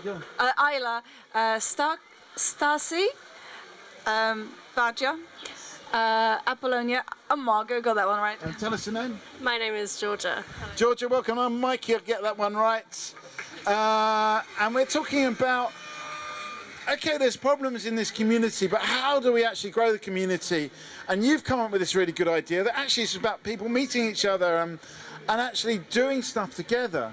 So what actually is going to actually get that positivity? Because we started off hearing about a lot of problems that are in this community. It just seems like endless, wearing us down, but there's the positive side as well, that we can connect, and if we keep going, maybe things will sort themselves out. Maybe not, but maybe they will. I don't know. Yeah.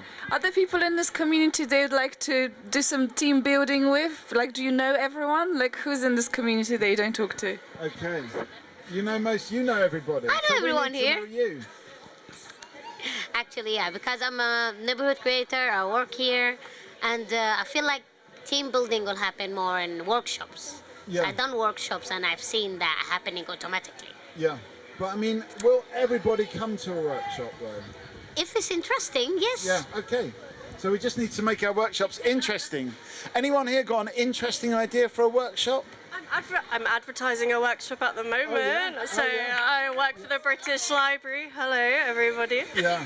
Let me get my flyer out real quick. Okay, so you've actually got a workshop I actually have a workshop. Here's one I made earlier. Here's one I made earlier. Right, okay. Tell us a little bit about this. So, this is called Animated Archives. It's for 14 to 17-year-olds, happening across the span of 1 week in August, from the 19th to the 23rd. I'm looking at the wrong place. So we're going to be using the library's collections, specifically folk tales from around the world. We're working with a film production company to come up with some animations from start to finish. They're designing the scripts, the characters, the sets, and then they're going to be posted on the British Library's YouTube channel.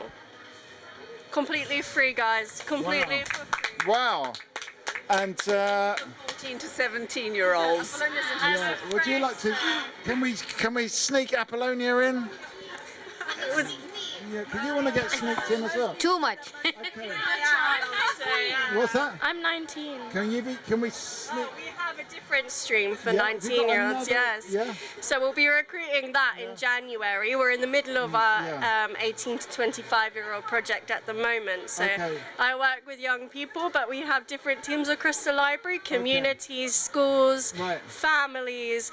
I specifically work with young people. So our age range is from 14 to 25, but they're two separate pieces of work, Yeah, basically. okay. How old are you? I'm 13. 13. Okay, so we've got no one. I mean, okay. We're looking for 14. Was it 14 to 17? 14 to 17. Okay. Okay. Come and join us. You don't have to be 14 to 17 to join us. In fact, nobody is. Come and join us. We're talking about workshops, getting people together, team building. Team building. Yeah. But I mean, go on. But I mean, but this is an interesting thing, like people exchanging stories in some kind of like a cool way, maybe a way in. But you kind of have to make the first, I don't know, the first way in, and like the first hello. You have to say a first hello to people on the street first. So maybe it could be like an entry level. I think it's pretty hard, particularly if people are just maybe from outside of your bubble or outside of your culture. You don't want to do the wrong thing, or you don't want to put yourself in danger, or you don't want to, or maybe you don't speak that language, so you can't, So saying hello can be a hard thing. Come and join us. We're going to hit you with a round of applause and all sorts of different sound effects. Right. My name's Mikey. We've got these other people here. We've got Margot, we've got Apollonia, we've got Georgia, we've got Stacy, and Isla, and Barja, and Werder, and Aslan. As I said, I'm Mikey. We're talking about, well, it all came from, in a way, some problems in the community and things not getting fixed and things not happening. But then we looked at the other side of that. How do we actually grow the community and get a new sense of kind of belief into the community? And then I can't remember if it was Isla or Stasi that said we should actually do some things where people meet together. And then we talked about workshops that we're doing in the community, workshops that are happening. If you go, I want to get a final thought for you. Are you just offering up your seat? Let's get some, what's your name? My name's Mohammed. Mohammed, welcome, and? Safia. What's it? Safia. Safia. Is that my kids? And yeah, then we're talking about that. We've got some new people over here. Tell us your name. Idris. And? Cadell. Cadell? Yes. Okay, so we're talking about how do we actually get people connected and meeting each other? Is it about doing workshops? Is it? What's that? You forgot Mum. Barja? Yes. Okay. I don't think I forgot you.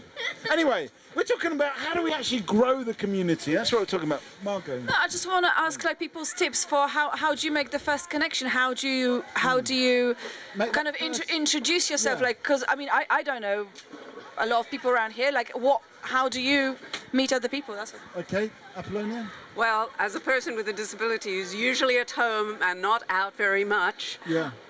I tend to talk to my delivery drivers.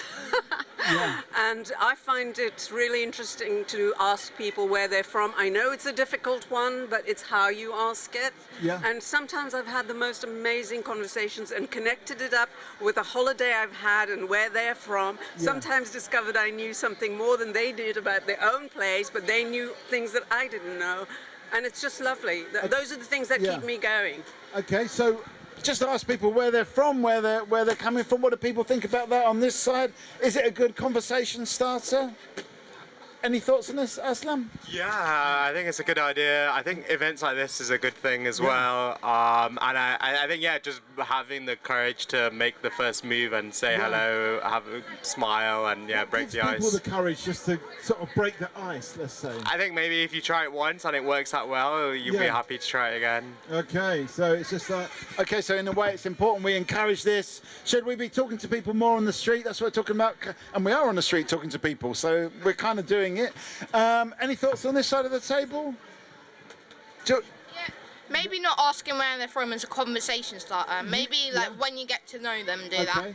Instead What was a good conversation starter then, would you say? just like how are you, what are you interested in, like that sort of thing. what you're interested in. Okay, what are you interested in? Like football. Football, okay. Okay, so we need to know about football to start a conversation with you. What's a good football question to ask? Not just about football, but about the things they enjoy or the things they do in their spare time, and like try and make a connection through that. Okay, so ask what they do in their spare time, make a connection. All right, okay, you picking this up on this side? Okay, ask people what they're, okay, yeah. But I wonder, with like a delivery driver, they usually have got very limited time. So you want to, so you've got a short window. How do you kind of get to know them, ask the right question, get them to maybe have a good day, answer something that's like, no, it's for the neighbors actually, you got the address wrong. You know, it's like, what's the good question to ask at a very small window of time? If you've got a small window of time, is it still about football or what you're interested in? Maybe more about, you know, how's their day going to be, and then you can kind of build that relationship over time. How's the drive been so far? Yes. I just wanted to add to that. With the delivery drivers, I do not speak for hours. I speak about 5 to 10 minutes, and I usually ask them how was their drive there, and was there traffic? Were they having a nice day? And then I go into it. So. Okay, so we're talking about what's a good question. What is it? What's your name again? Caden. Cadell. Cadell's come up with this really good idea. Ask people what they're interested in. Or do we ask people where they're from? What's a good conversation start? Does it depend? Where are these people from is another question.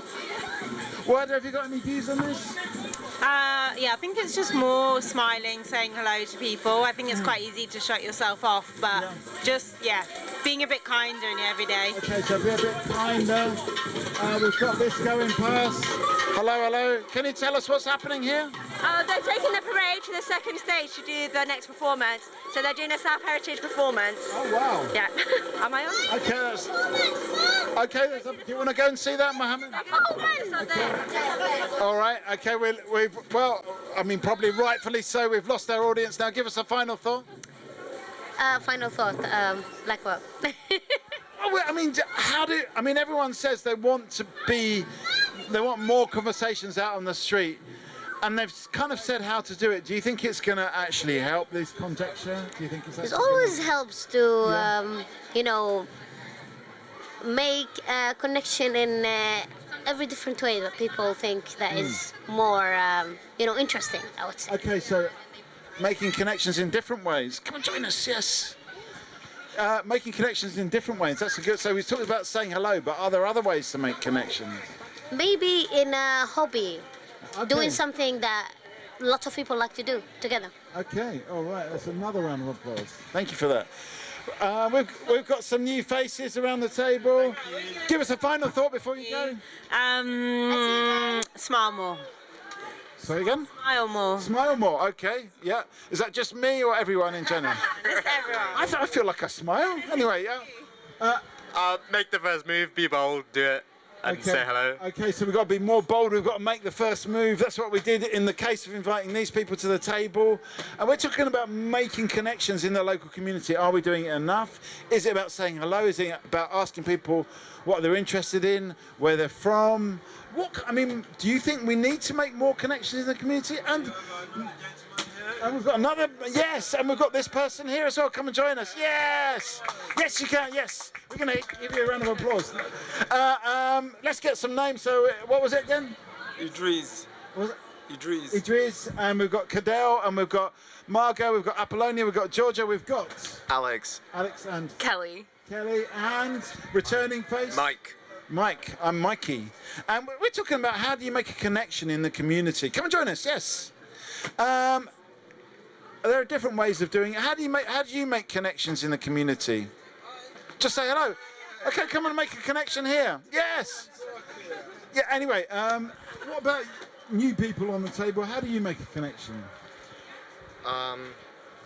Yeah, it's difficult, isn't it? Yeah. In London, I feel like it's tricky. You would think in a place where so many people live, you'd have just lots of opportunities for connections, but so it's almost like, for me, what worked in the past is to find sort of things away from, like, I think even speaking to people on the street, that's not going to be, a normal thing in London. So I'm not going to look for a connection there. So I would rather maybe sign up for a course, right, or something that puts me amongst like-minded people, and as well in an environment that is not, I think people walk around London and don't want to make friends because a lot of areas around London are a bit hostile, right? Like, as well, really crowded, tourists everywhere. What is making them hostile, do you think? I think it's just like the city vibe. And, and like people getting their phones nicked on scooters doesn't help, things like that. I think it's little things like that, but where was I going? Yeah, I lost my train of thought. But well, it's actually my job just to connect all these different trains of thought, so don't worry about it too much. But as you said, some really, I think, useful, interesting things, like, well, there's two sides we can take, and by the way, it's up to you to decide where you want to take this. Come and join us. Do we want to talk about this point? Alex, is it? Yeah. Was saying that the vibe can be a bit hostile, so it's difficult just to go and say hello to people and friends on the street. And then there's a question about, could we make the vibe less hostile, or do we just accept that and find other ways to meet people? Well, we're going back to the original thing about community, because I have to use my back entrance where I live because of the drug dealers. Right. And people walking through that area would probably, there's a food bank there and they've noticed what goes on, but if the police and the various groups of people who do something about it don't do anything, then it sort of breaks up the community, and it does make it difficult, I think, for people to communicate with each other. Okay, so when you first started talking, my first thought was, you just pretend you're on holiday, and when you go on holiday, you talk to people, don't you? You have a different mindset.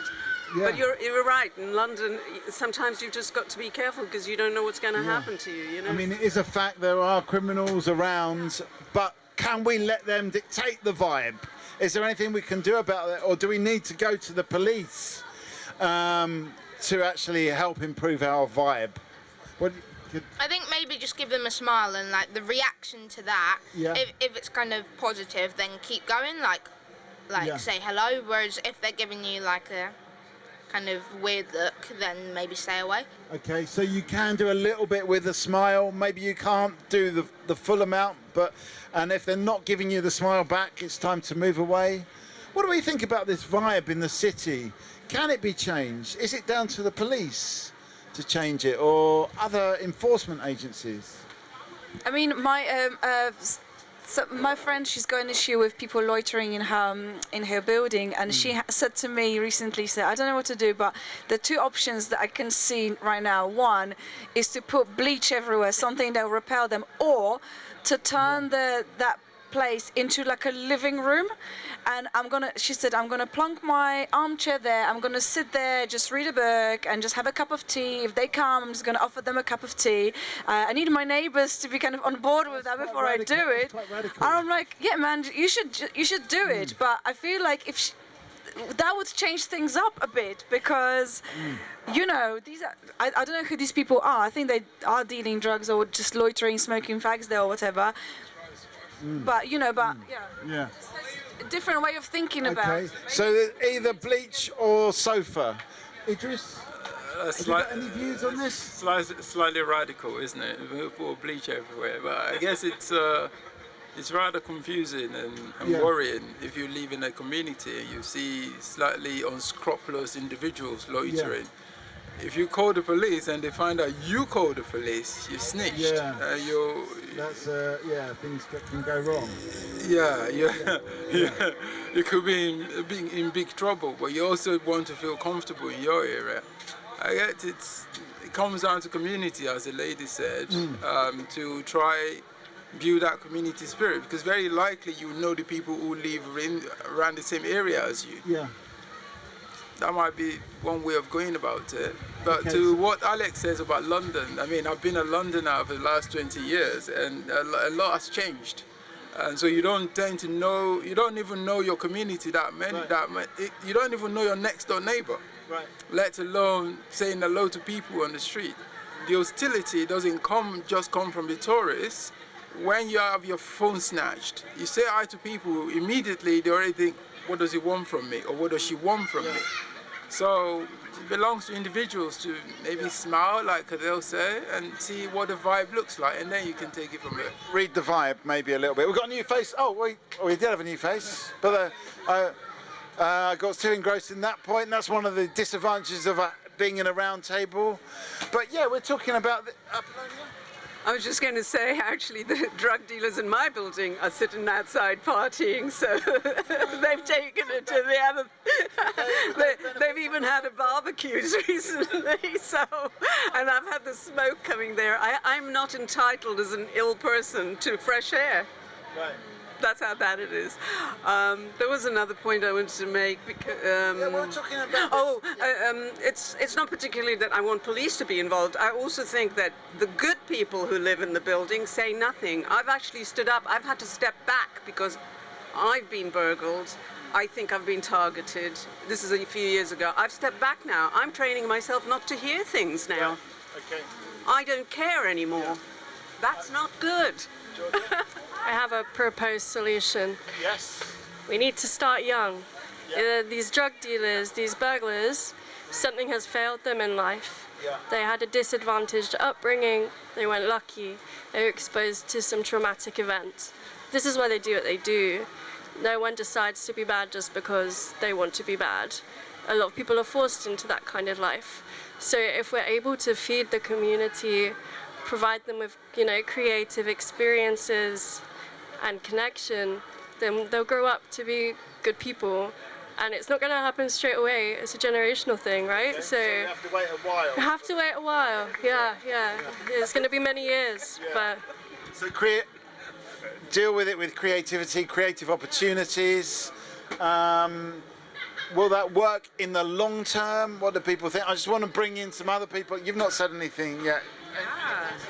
Yeah, I mean, I was a minister in a downtown church for a number of years in an inner city, and I think about a lot of it is just connection, right? That I think, I don't know, having these moments where people are loitering and being able to say, hey guys, we have that's something happening, you can participate with us, but it'd be really helpful if you wouldn't mind moving. A lot of times people will move, right? I think it's the conversation. Yeah, and not making it like them. I don't know. Sometimes I think it's this kind of separation of people, right? And I think sometimes one of my favorite stories in working in the church was we had someone come in who is somebody who sleeps on the street every night, and he fell asleep right in the middle of the service, in the first row. Which people don't sit in the first row, right? It's usually people sit further back. So this man is snoring very loudly during a church service, and everyone's making these eyes at him, why, how rude, right? And what I appreciated is being able to stand up to say how beautiful that this man feels safe in our presence enough to let his guards down when he is sleeping in a vulnerable position. So I think sometimes it is that kind of reframing of what is the bigger picture, what's happening in this person's life that might make them, show up in a way where they're not following the social norms or whatever, to be able to challenge that and say, what is the need? And what that man needed was a safe place to sleep. Yeah. So then being able to say, hey, how about we open this area of our church for him to be able to rest in this moment and have his needs met, and be able to show up for that community care. Okay, well, thanks for that. Okay, we've got some new faces to the table. Yeah, come and join us. Yes. We're going to eat some food first. Okay, we've got some very VIPs here, so I'm going to turn my attention to you. Tell us your name. Councillor Samantha Katoon, Mayor of Camden. Okay, we're going to hit you with and give you that as well. And we're actually talking about the community of this area. How do we make it better? We've had quite a few good ideas about how that could happen. A lot of it is about smiling at people, or asking people how they are, saying hello. Can we do that more? But also making more of a connection with people, making a creative connection, I think Georgia was saying, or making a spiritual connection. That's what we've been talking about. How do we actually, not let the people that are, doing bad in the community actually bring the community down? Because I think most people, definitely around this table. I do want to not criticize, but I do want to discover what you mean by bad there.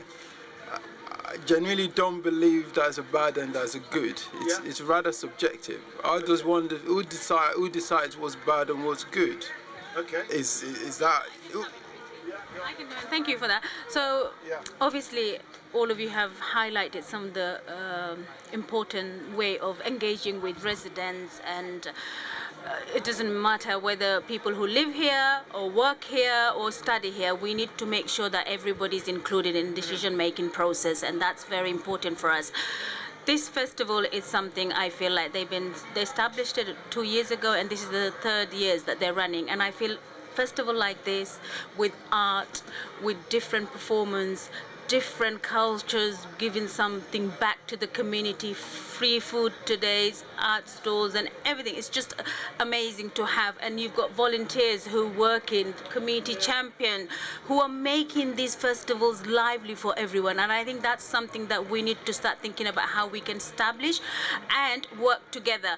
It's not something to do with how to improve the area. Yes, the area needs to be developed. We've got the local authorities got some work to do. I'm not denying that, you know, everything can be done straight away. And also, I feel like it's the community spirit. So important that brings the community together. So, as you said, yes, smiling at someone when you see in the streets, get to know. And so I was speaking to someone here and he said, I wish when I was young, we did have these kind of festivals. And I feel like, yes, it's true. We didn't have anything like that when we grew as a child in Camden, you know, in Summerstown. Just hearing residents' voices and stuff like that. Like, to be fair, the community festivals that you see now, it's all through residents' choices, residents' opinions. Like, they want these sort of type of community events because it brings the community together. And as individual resident, I think that's what sometimes we forget. Like, oh, there are other people. Let's share our community love. Let's share the community spirit. And events like these actually bring it together. So it kind of reminds you that there are other people are around and about, and there's lots of different people. And we've definitely found that today. But we've got a couple of people leaving, and I think Cadell, you put quite a lot into this conversation. So give us a final thought. I think everyone could just be a bit more welcoming and more from a young age, not just like as we grow older, but more like if you learn how to do that from a younger age, it might improve. Before you go, I just want to get Idris a final thought. Charity begins at home, as they say, so perhaps before you can change your environment, you have to start within your own house, and then that graduates to the community and everything else. But thank you. Thanks very much. We need to make young leaders, and they're the next generations who will contribute towards our society. So my aim is to make sure that, because mayorally I have chosen 2 charities, so that's New Horizon Youth Centre and Seen and Heard. Seen and Heard is a performance art, and they do really good work with young people, making sure they write with professional actors and they perform. And then New Horizon deals with young homelessness who's at risk. So there, if you combine art and other issues going through, I think we can connect the community together. So I feel it's really important to start thinking about how creativity through our journey. Yes. This is what people have been saying on the Talkaoke table before you arrived, was exactly that how creativity can have a role. I was just thinking, you know, could there be, I mean, could there be a kind of part of the creative policy, I don't know, for Camden to, anyway, I don't know, so it's just...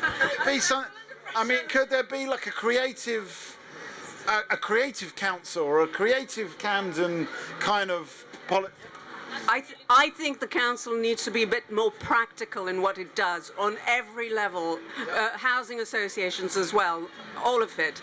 Too much money being wasted, disability organisations gone out of the window, never an investigation into the money that's lost. I've actually heard one councillor tell me it was only £50,000 when there was a load of money disappeared. Thanks for that. I think both are really good ideas. Thank you so much. Both are really good ideas, and I think, you know, we need to be a bit more open-minded how we deal with certain issues as well. So thank you for sharing that with me. Thank you so much. Okay, yes, definitely creativity. Could we have a creative council, a creative accounting council, maybe? I was wondering whether I forgot your name, Kelly. I was thinking, is being a spiritual, like, I don't know, having a kind of spiritual side, or, you know, because you're working in the church, does that help? Like, I mean, what does that do to people or like to community when you've got that hat on as well? I mean, I think we use a lot of. I appreciated his question. I forgot the gentleman's name, but that sense of I think we live in a very binary world of you're good, I'm good, you're bad, I'm right, you're wrong, and I think being in sort of a church setting, people bring their vulnerabilities, so you see that there's a lot more. I think there's a lot more nuances because I can see the people who people might say are the good people, the people on boards and stuff like that, and I can see their trauma and their poor decisions and things like that, and I can see the people that people tend to say are the bad people, right? And it's very loaded, right? It's oh, this person's disrupting my business because they're sleeping outside the door and peeing on the the front step, and it's like actually the need is that this person doesn't have a home, they don't have access to resources that I have. So I think something that's helpful, at least from the spiritual side in my like theology degree, was really kind of leaning into those nuances to say what is good. Well, it's my opinion. It's very arbitrary and things like that, and being able to look at a lot more instead of making it kind of individual issues of that person's bad, looking at kind of system structures to say that people aren't disabled. We make spaces in a way where people become disabled because they can't get in, right? So it's an access issue. It's a resourcing issue. We just need to reframe the problem. Yeah. Into more thinking about the system rather than the individual. Well, a lot of times it's like from my perspective versus really looking at the kind of whole picture, right? So if you go back to the analogy of the person sleeping in the church, I'm a congregant who's come for a worship service to learn about my spirituality, to more embody the spirituality of God, and yet here I am criticizing somebody who's sleeping, right? Like that, and it's like this. Actually, I am doing counter to what the gospel would say by judging this person, when literally the Bible says, "Welcome the poor, welcome the hungry, welcome those in need." And now I'm actually going to critique you and tell you you shouldn't have that need, or you shouldn't be here disrupting me. And so I think sometimes because we're looking at this is the thing that I'm doing, we miss the actual meaning behind it, right? So I think about the people gathering like in spaces, they're wanting connection. So how do we find another way of getting that connection that then hinders or helps everybody meet their needs, right? And I think that's a helpful thing. Okay, so think around it a little bit, think a bit more natural. I mean, it's interesting because people come to church because they maybe want to learn more about God and stuff like that. But I wonder, so that kind of, you can always kind of go back to that as the reason why people are there, or they're vaguely interested in coming to the church or reaching out. But if you're living in a big city, a big smoke like London, like I just wonder whether we always know why people are here, because why do we end up living here, and are these stories known? I mean, you're doing an arca. I don't know. I came. Hang on, so I'm going to let you think about that one. We need to get a final thought from Georgia. Final thoughts. Be nice to people. That is a good final thought, but I want to find out more about the and I want a final thought from you, Alex, and you, Kelly, as well, about the creativity, because you brought up this, and other people then followed on with this question of like addressing issues of creativity. How does that work? I think that art brings people together because it's an alternative way of expressing yourself, and you can take from that what you will, but it's a way of communicating beyond words, I think. Yeah, okay, so it's not just about words, it's actually a different way of communicating. That's a really deep one. I don't know if I'm going to have a button for that, but I've got buttons. Yeah, maybe maybe that one, yeah. Anyway, Alex, final thought. At the moment, I'm just thinking about the fact that you had to memorize where all the sounds are and how complicated that actually looks.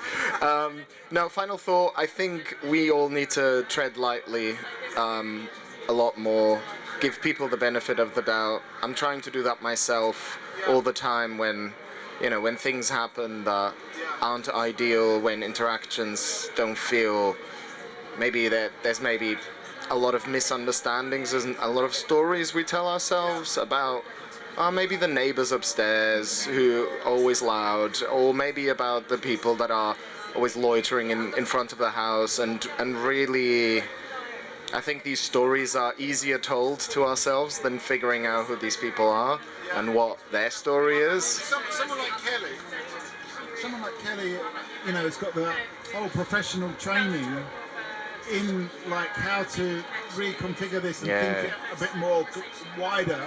But you know, just ordinary individuals that are getting annoyed by other people. How do they kind of think bigger? How, you know, if you've not had that kind of, you know, exposure to that sort of thinking. Yeah.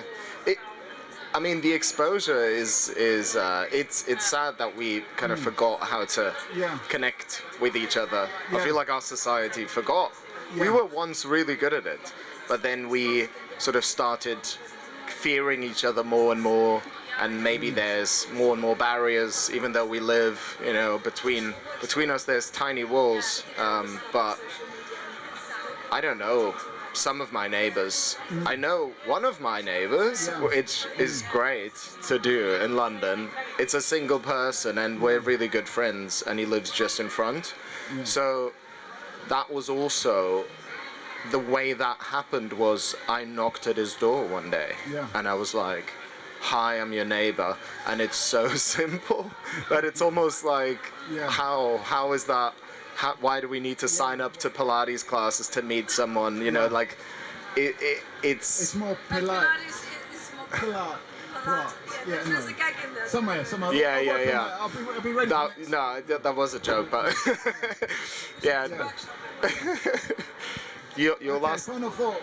Yeah, I mean, something that was coming to mind as you were talking, Alex, is just the fact that we stop asking questions, and I think it's very much in trying to be polite and trying to not hurt feelings and trying to be accepted, we stop asking questions. So like, so I worked with the guy, my background's in working with people with learning disabilities, and I can't tell you how many times I'd be out and so, like, I'd hear a child say, Mommy, that person, you know, doesn't have legs, or that person's face looks different, or whatever. And the kid is being curious, and what they're saying is, I see a difference between me and that person, or between the people I'm looking at and that person.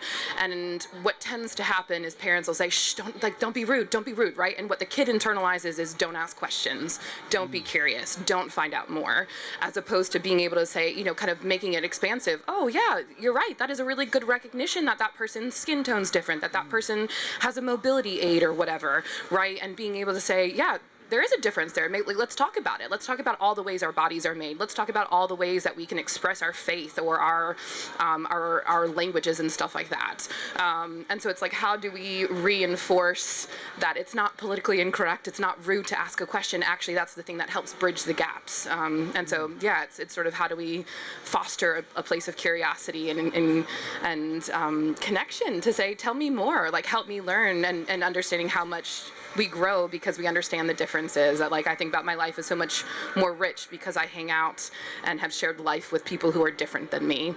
But it took that kind of vulnerability and that getting past that fear of, oh my gosh, what's going to happen? It's an unknown, to then actually ask the question, tell me more. So anyway, thank you for this. It was lovely. Well, thanks for joining us and giving us your insights. We're here all afternoon, so come back if you've got anything else that you feel like you wanna say. We're going to be keeping on the conversation, carrying on the conversation. But thanks for joining us, and I'm going to hit you with another round of applause. My name is Mikey, and if you want, you've got a card, yes. So thanks so much for joining, and hopefully we'll see you a bit later on. We're just about to take a break, unless you've got. Come and join us for 2 minutes, and then we're going to take a break. Hang on. Thank you. We're just about to, but what I can do is I can tell you what we've been talking about so far. Come and join us. Yes. Okay, tell us your name anyway. Zia. Yeah. I'm Mikey, and I'll tell you what we've been talking about for the first session. We've been talking, first of all, we started talking about young people, and are young people having more fun than adults? And then do young people need to take more responsibility? Should they get paid for what they do? Should they learn from other cultures? We were talking about for a little while. And then we were talking about young people volunteering. And is volunteering a good idea, or is it like just a way to exploit unpaid labour? Or is it a good experience? And then we were talking about should young people start their own businesses? Should they get free money? Or should they in fact, all the young people said no, they shouldn't get free money, but they should be allowed to start their own businesses. Then we talk. Strong views about that. Yeah. Basically, I think that young people should definitely get paid. Yeah. Not volunteer for free. It just doesn't work with young people because they need cash. Because they can't work legally. Yeah. So if they get paid for their community role, that would really go far for them, and also So it introduce makes a them. much bigger difference than just Yes. an older person getting paid. Definitely, young person, it will actually change their behaviour. It will make them get out of bed. I just see it with young people, and it will just make their lives go in the right direction. Yeah. Oh, it's interesting because later on we were talking about crime and antisocial behaviour and what can help that change that. Maybe it's just about giving young people a bit of cash. Yes, because when I was growing up, there was lots of Saturday jobs for young people. It was cool to have a Saturday job, and because a lot of companies relied on teenagers, and I think that geared them in the right direction. Right now, there isn't many Saturday jobs for young people, so if we can provide activities for them to do where they get paid for, I think it's going to put them on the right path. Definitely, 100%, yeah. And this whole idea of them starting businesses, they're too young. It doesn't work. This idea comes from adults, from middle-class men, people saying, oh, why don't they start a business? It's like, no, they're 15, they're 16, and they're not interested in that. What are you saying? I'm in pain. That's okay. Yes. We're talking about being paid at the moment, actually. Do you think that we should pay our young children, our young people to volunteer? Because what Zia's saying is it will set them on the right path. Pay them to volunteer? Yeah, pay them to volunteer. You say no. No. No? No. They won't do it for free. For many years. What's No. that? I said. Come and sit down. Give it 2 minutes. 2 minutes. We've got. Yeah, it's okay. We can. Don't worry. Oh, you're in pain. I thought you said you were being paid because this is what we were talking about. Okay, well then definitely sit down. You can stay there as long as you want. Although I might ask you some questions. So what's your name? Tracy. Tracy, we've got Zia and Mikey. We're talking about young people, and Zia is saying, because earlier on we were talking about young people starting businesses. Zia's saying no. Maybe not let them start businesses because they're too young. It's a very middle class idea. But what about paying them to volunteer, to put them on the right track? You say no, Tracy. No, I think you can pay them to start businesses, but to volunteer, no. It should be something that you create so they get something out of it and learn certain skills about giving back. Yeah. And so it's like reciprocity. You don't always have to have money, but you'd be getting something out of it that will take you further in your life. Okay, so where you two are definitely in agreement is about the I can't say that word. Say it again. Reciprocity. Reciprocity. Sorry, I hope I didn't spit on you then. Reciprocity. Should it be other kinds of reciprocity? Like, I mean, what kind of things are they getting back if they're volunteering? They're learning skills. Yeah. They're learning, like maybe business acumen and things that will help them to either connect with community, grow, and advance themselves. And that's something that you can't pay for. I think it should be a given thing. Okay, so actually growing, learning how to be part of society, to contribute.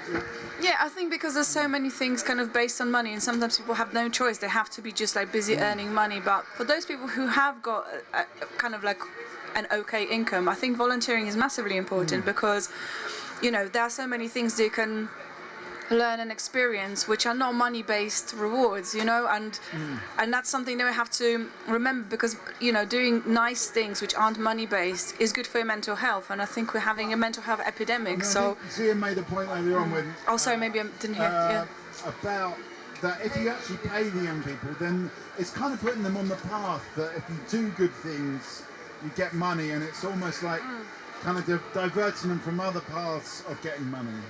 We're talking about should young people be paid to volunteer? Tracy's saying don't pay them, but need to give them skills, and you need to give them like a path in life, I suppose. So that's the question, really. Any thoughts on this? Oh, I think just give them an incentive, maybe just like a voucher, or like trying to encourage that if you volunteer, you can put this on your CV, or you can learn life skills that you probably won't necessarily learn in school. Yeah. So just try to advertise that a little bit more. I mean, do you think young people are aware about what they get from volunteering? I think it depends on the institution that you're in, because I know, like, the school that I went to, I had a lot of opportunities, a lot of volunteering opportunities and stuff like that, so I kind of knew where that would, like, lead me and take me, and that's how I landed this role. But I feel like some schools probably won't advertise volunteering as much, or, like, the benefits of it, so then they're losing out, to be honest. What is your role, can you say? Oh, I'm a peer mentoring officer at Fitzroy Youth in Action. Oh, right. Yeah, I recently graduated from uni, so I got a full-time job, but I've been with them for like 5 years. Thank you. I mean, what is peer mentoring? Peer mentoring is essentially just like basically like peer support in schools. So we go into schools in Camden and Westminster, and we train young people to be peer mentors. Yeah. And do they get paid for that?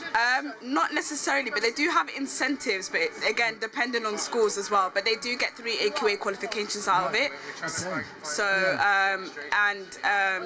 so they get. Okay, so in a way you're come at the right time. Tell us your name. Oh, Hannah. Hannah, that's right, I remember. And come and join us. We have got Tracy, we've got Zia, we've got Hannah, we've got Margot and Mikey. What's your name? Diana. Diana, welcome.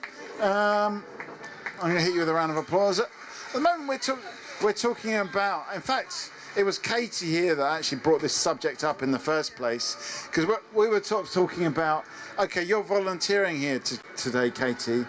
This was about 2 hours ago, but anyway, should you get paid? And she was like, yes. And then I asked her how much. She wasn't sure. In the end, she came up with £100 For 11 hours work. for 11 hours work. I mean, I don't know, what do people think?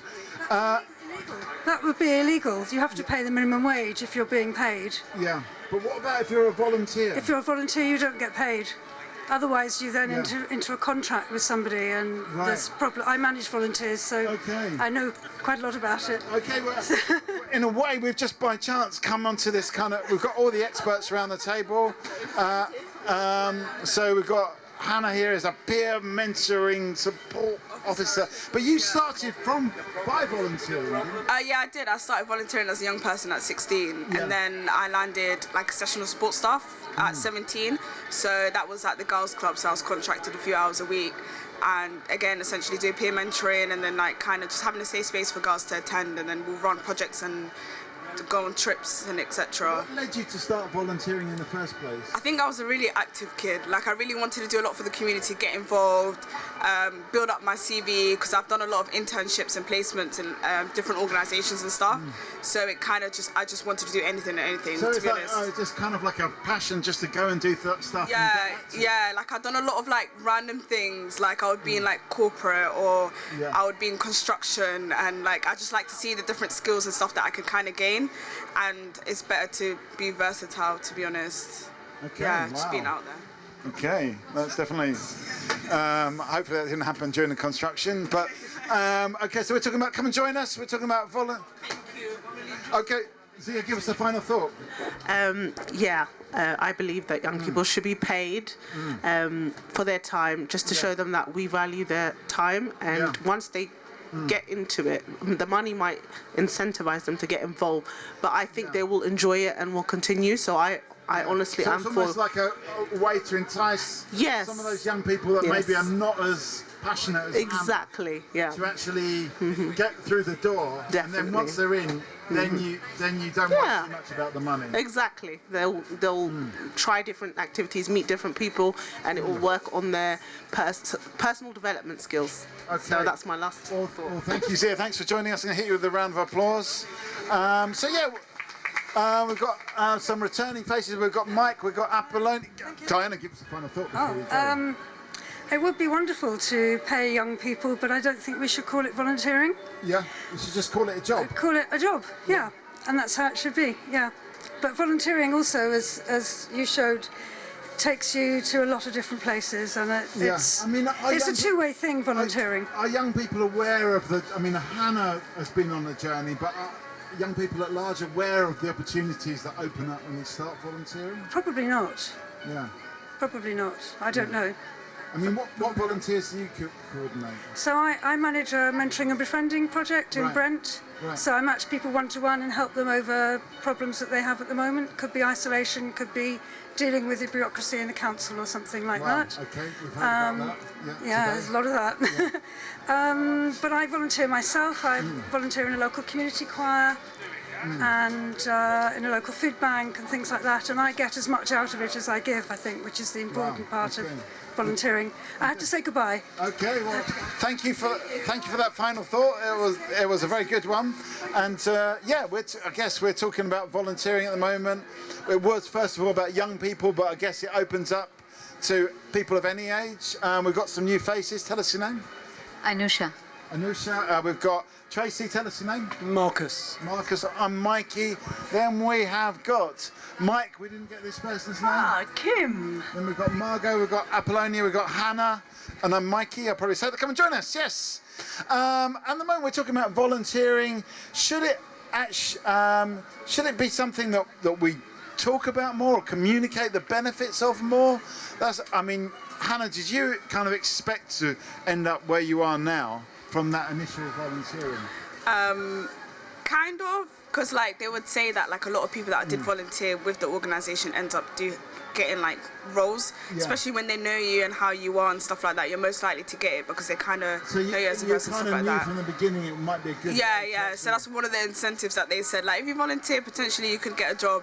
So now, like with my young people, I'm like, if you volunteer, if you get active and you show face a lot, then you potentially could land a role in an organisation. So you've got to show face. That's what people are doing around this table. They're showing their faces. Any thoughts on this side? I feel like I've ignored this side a little bit. We're talking about volunteering.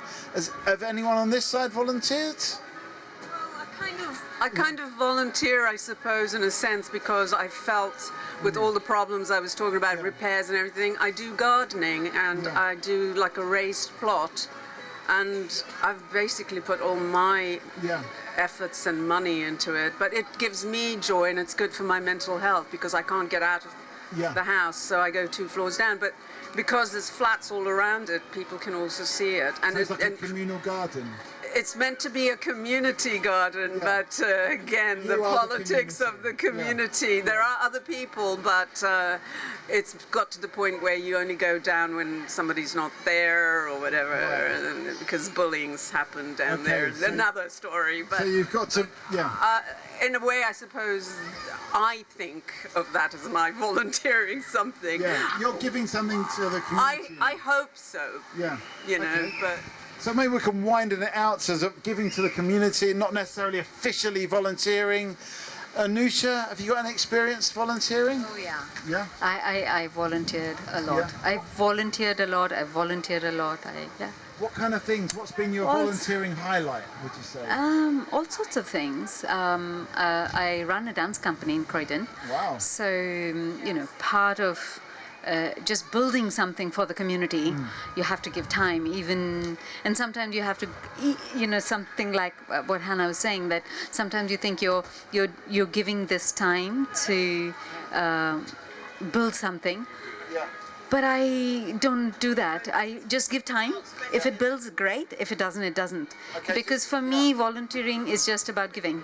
Okay. And giving for the sake of giving. For giving for the sake of, and that feels good. And of course, as a dancer, dance company, people will say, oh, we have a charity, please come and perform. So that kind of, giving a lot. So I find sometimes that I give time for other things, but I feel I'm a bit of a dance art nerd.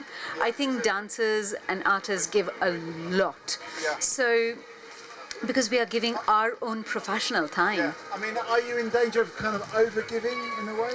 Personally, on my side, there have been times that I do. Just because you like giving so much? Yes, I can do. Yeah. But then it's also my choice. I then, reconfigure. Yeah. It's not, I feel when you give, it's my choice. So if I don't want to give, then next time I don't. Okay.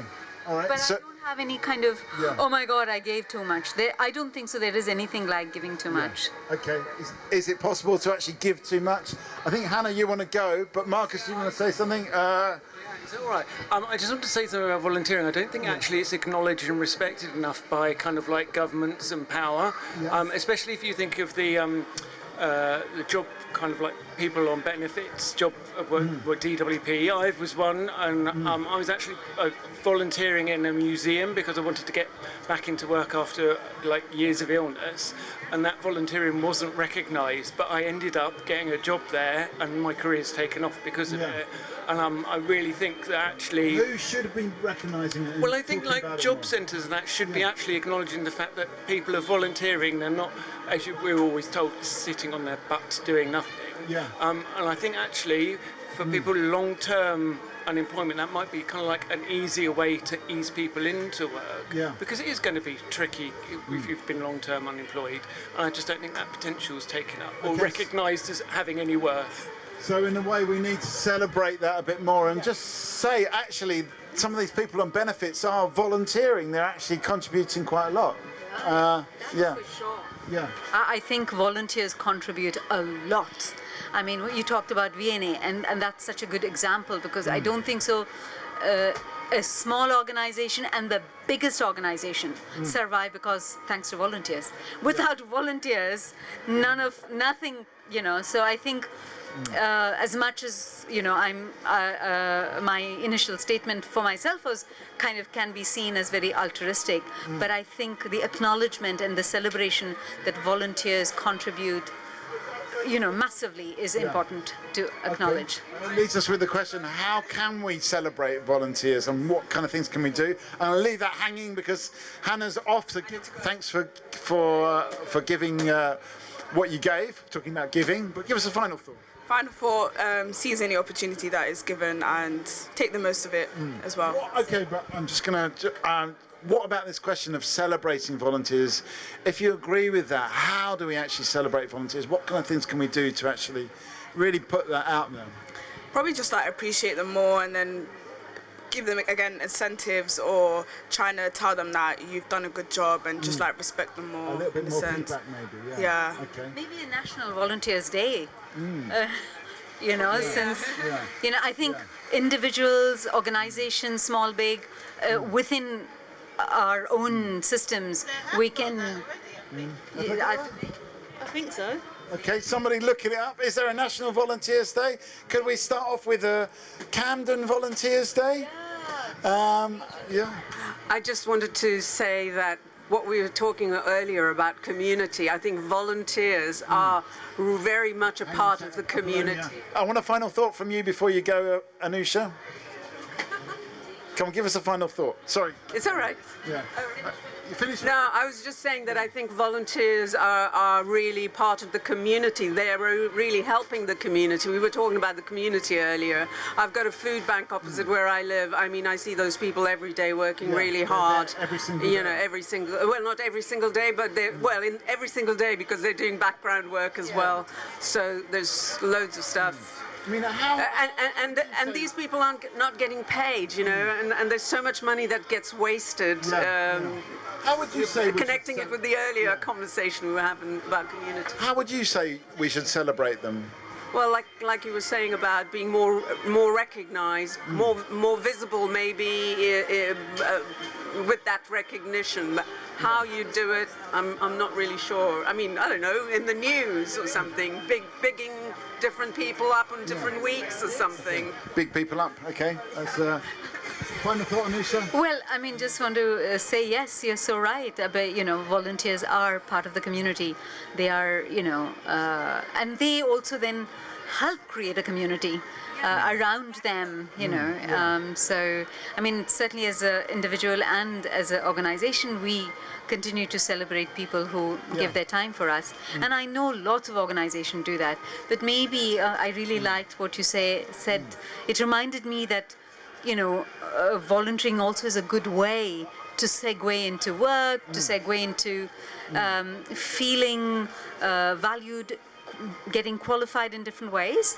But I think to celebrate a Volunteers Day and then have, companies, individuals send, I don't know, to say, oh, year of the volunteer or something, to say this year has been on a pedestal, and to recognize, I think, in today's world, the value, like the economic value as well, because sometimes only that's seen as the thing that is most important, but I think that's also important to recognize that.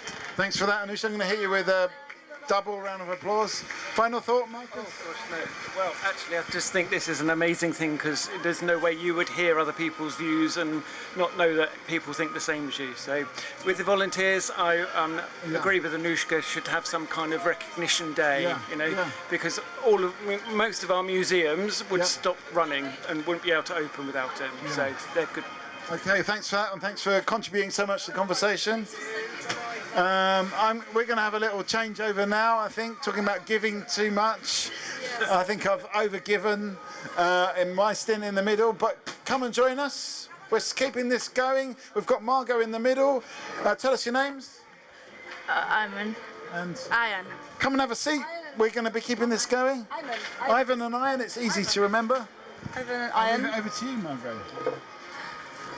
Okay, here I go. See? If you blinked, you would have missed the amazing epic transition, which was from Mikey. And by the way, give him a round of applause. This man has been in the middle for 2 hours, and he still made sense of the conversation. That's pretty good. I just knocked my knees on the knobs down here. But come and join us. This is just a normal talk show. Like, we pop up here and there, but you're welcome to join. What are your names? What's your name? Nabila, come and join us for 2 seconds, and you can eat here as well. It's very kind of food-proof. Are you going? Okay, no worries. Thanks, Nabila. See you later. I literally knocked my knee on the knobs. That's the first one. I'm bleeding, but that's okay. I can live with this. Anyway, where's that plaster? Yeah. Yeah, we've got some food here. There's some free food available. There was too big a queue for coffee. I'll find a way. So I couldn't get us any more coffees. I've got 2 vouchers. There's some people coming back around this way with some plants. That's all right. Do you know what this plant is? I have no idea. Do you know how to care for it? My daughter picked it, so I have to now look it up. You're gonna look it up. It looks like it's got some. It would be good to have some plants around the table. Yeah. More plants. Do you know what this? What's it? Lantana. Lantana. Okay. Enjoy your lantana. And good luck researching how to care for your best. Hello, people. We're just starting up the second session of the talk show. You're welcome to join here. So why don't we start with just an innocent round of names and just see what that leads us to. Let's start here. Apollonia. Tim. Mikey. Mike and Mike, Apollonia and Kim, welcome. And my name is Margot. So this is Talkaoke. We have been on a journey, and if I was very clever, I would do a recap. But instead, I'm not going to do that at all. I'm just going to allow the subjects to flow, gush out, and just like this blood from my knee. Anyway, it doesn't matter. So this is Talkaoke. Welcome to this talk show. We don't have a subject on the table, but maybe somebody can throw something in. Good sir, over there, what are you eating? What are you eating? What's this? I can't see. What is it? Rice with chicken. Rice with chicken, how is it? With we call dal. Okay, how do you rate your food? And come and grab a seat as well. This is just a talk show. You can eat here, and you can talk or you can listen, whatever. What's your name? My name is Habib. Habib? Yeah. Welcome, Habib. We've got Mike, Mikey, Kim, and Apollonia. My name is Margot. So right now we're talking about your chicken and your rice. I mean, is this what brings community together? Is it all about the chicken and rice? Yeah. I like this much more because, we are Asian people, mostly like Pakistani and Indian food. These are a lot special spicy and chicken, rice. Yeah. Yeah. What about this lady over there? Do you eat chicken and rice? Yeah. Did you try it? Come and tell us about it. Right now we're talking about what brings the community together, and is it chicken and rice? Apparently very popular in Pakistan and in Camden. So how about that? Come and join us. Yeah, chicken and chips. It's a yes from you? Yeah, very good, very good. Very good. Okay. What are you doing here today? Are you here for chicken and chips? Yeah, no, I'm chicken and rice. My daughter, my family, everyone, you coming there for enjoying the. Okay. It's very nice food. Thank you so much. Very good. You're very welcome. I wish I could claim any credit for this. That's okay. That's okay. Hello and welcome. What's your name? Maya. Maya, welcome. Maya, you've got great painting of flowers on your forehead. I love that. And we've got who here? Tasha. Tasha and Maya, welcome. There's Mike, Mikey, Kim, and Apollonia. My name is Margot. Come and join us if you would like to. Batman is also welcome here. So Maya, what have you been doing here today? Did you eat any food here today? Yeah. What did? Yeah. I did. You had some rice, didn't you? Yeah. Was it spicy? Yeah. Was it yummy? Yeah. Okay. I mean, the conversation about chicken and rice was what brought you here, Tasha. I mean, is that why you're here? Is it because of the free food? Grab a seat as well. No, I just liked the question that you asked. It was. I just liked it when you said, "Does chicken and rice bring communities together?" Because I thought it was a great question. And what do you think about this question? Do you have an answer? I don't, but I mean, I'm sure it would. Yeah. We're all here today, not just for the chicken and rice. Okay. But what are you here for then? We're here to spend some time together, family fun. Do you want to say something? And also we did. You got your face painted, and also Mummy had some snacks, and she even had popcorn. I did bring. You had popcorn. Kids, yeah. Okay, so I have secrets come out now. I have popcorn as well. Fantastic. Yeah, no, that's completely fine. So no, but thank you for joining. So this is a good this is a good opportunity to bring your family out too. I mean, face painting, obviously. But what is it about this chicken and chips, the kind of interest, chicken and rice that interested you? I mean, is it? Is food good for bringing community together? Yes, food is great for bringing communities together, and also for other communities to experience different communities' flavours and culture and traditions in food. I think food's very important in terms of tradition and culture, and people and community is central to a lot of that. Okay. Oh, no. This is our sponge that protects our microphone from wind. Bouncy castle. That's okay, if you wish, if you want to. We never got your name apart from this, maybe Batman. What's your name? My name is Che. Nice to meet you. I mean, I'm going to open it up to the table on this side. I mean, what do you think about this idea of food being a way into getting to know community in different flavors? Any final thoughts? Any recommendations? Nothing to say? Also, we had some fruit when we were at Roman's house. Okay, good to know. Enjoy the rest of the day. See you, girls. So that's where we are at. This was like a little interlude from the young people. Come and join us. I mean, are you enjoying food here? Have you tried any food here? Yeah. What did you eat? And by the way, grab a seat for 2 seconds of your time. We've got Mike, Mikey, Kim, and Apollonia, and Margot. What's your name? Ishao. Ishao, nice to meet you. Grab a seat. And who have you got here? Fatima and Ishao, welcome. So, and there's a person over there eating right now. We're talking about food right now. What did you eat today? I ate palau rice with dal. Okay, how was that? Did you try that as well? No. Was there a particular reason why not? Because I wasn't hungry. Okay. Do you have to be hungry to eat? This is the question. Yes. Okay, yeah. Yeah. Right. Do you agree? Sometimes. Okay. When is it okay to eat when you're not hungry? Like maybe I don't know if you're going to someone's house and like they've made loads of food, then like it doesn't look good if you don't eat any of it, so you have to eat it. Okay, so sometimes there's a peer pressure. People cook a lot of food and then it's rude not to eat. Do you ever eat because it's rude if you didn't? Have you ever refused food that was free? It's a complicated question, isn't it? I mean, I don't mind eating a bit more of that dal and rice if people feel that it's going to be more polite. Then I would do it. I'll have another round. But is this a real thing? I mean, do we sometimes do things because it's a polite thing to do, but we don't really want to do them? Have you ever done something that you didn't want to do? Yeah, like. Yeah, like I had to wear this dress that I didn't like, and I had to go to a special occasion. Okay, what was the dress? What did you not like about it? I just didn't like how it was designed. I didn't like the colour either. It didn't suit me. So why did you wear it then? Because it looked like I felt bad because someone had bought it for me. If I don't wear it, it doesn't look good. Okay. Well, thank you for sharing this story. I can relate to that as well. Anyway, but I'm not going to talk about that, Mikey.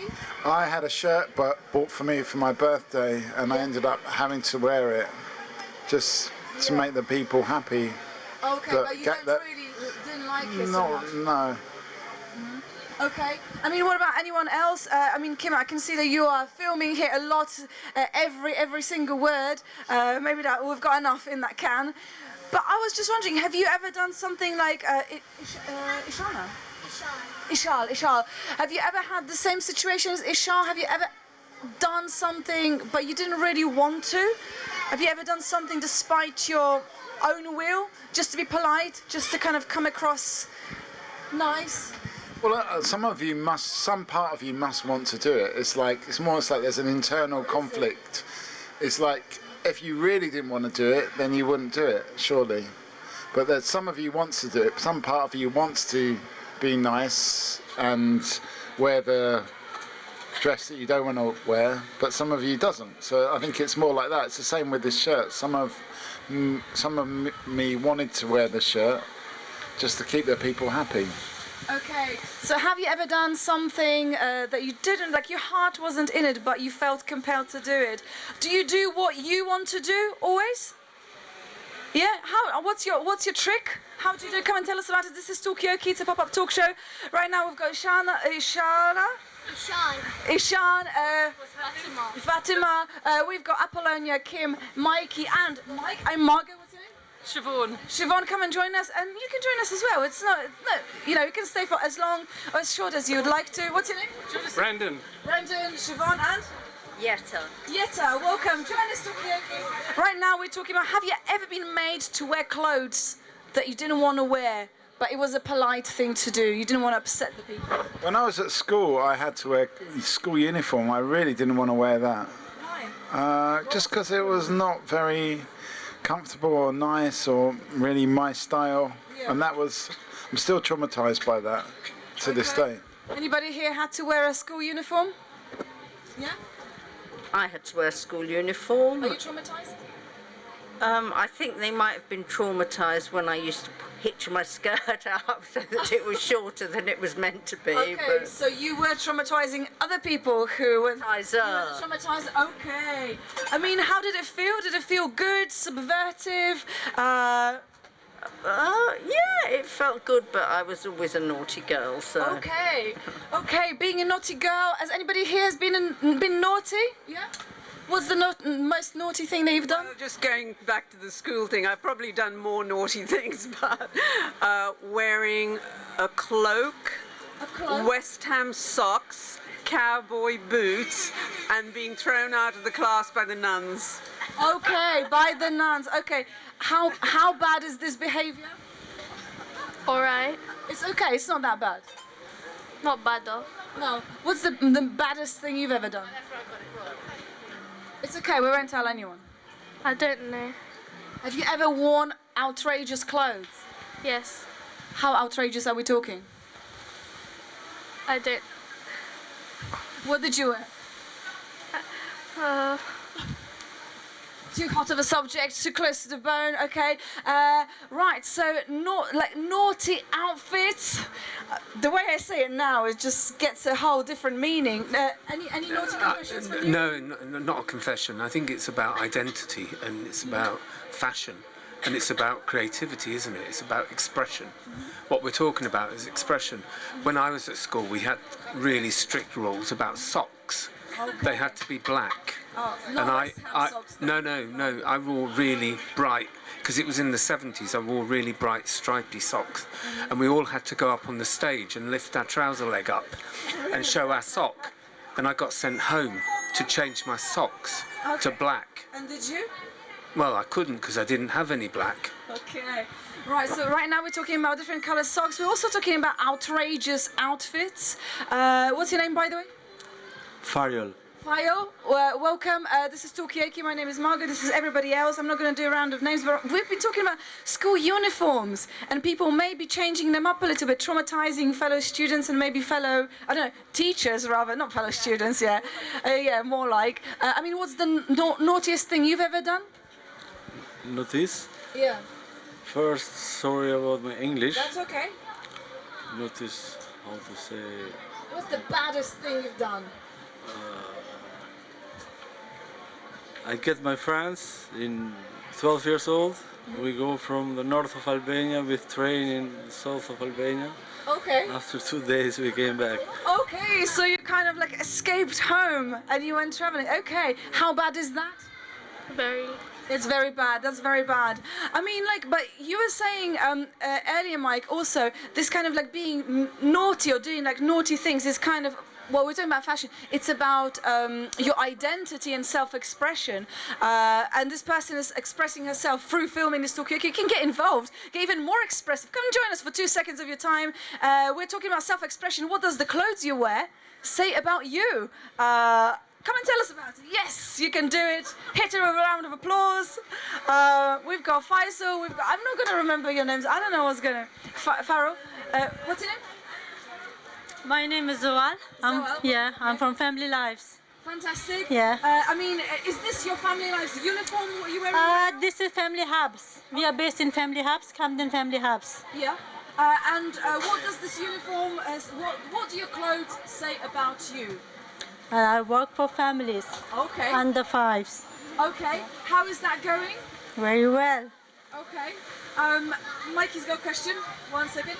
No, it's not about that. It's more about the previous point that Fariol made. Come and join us.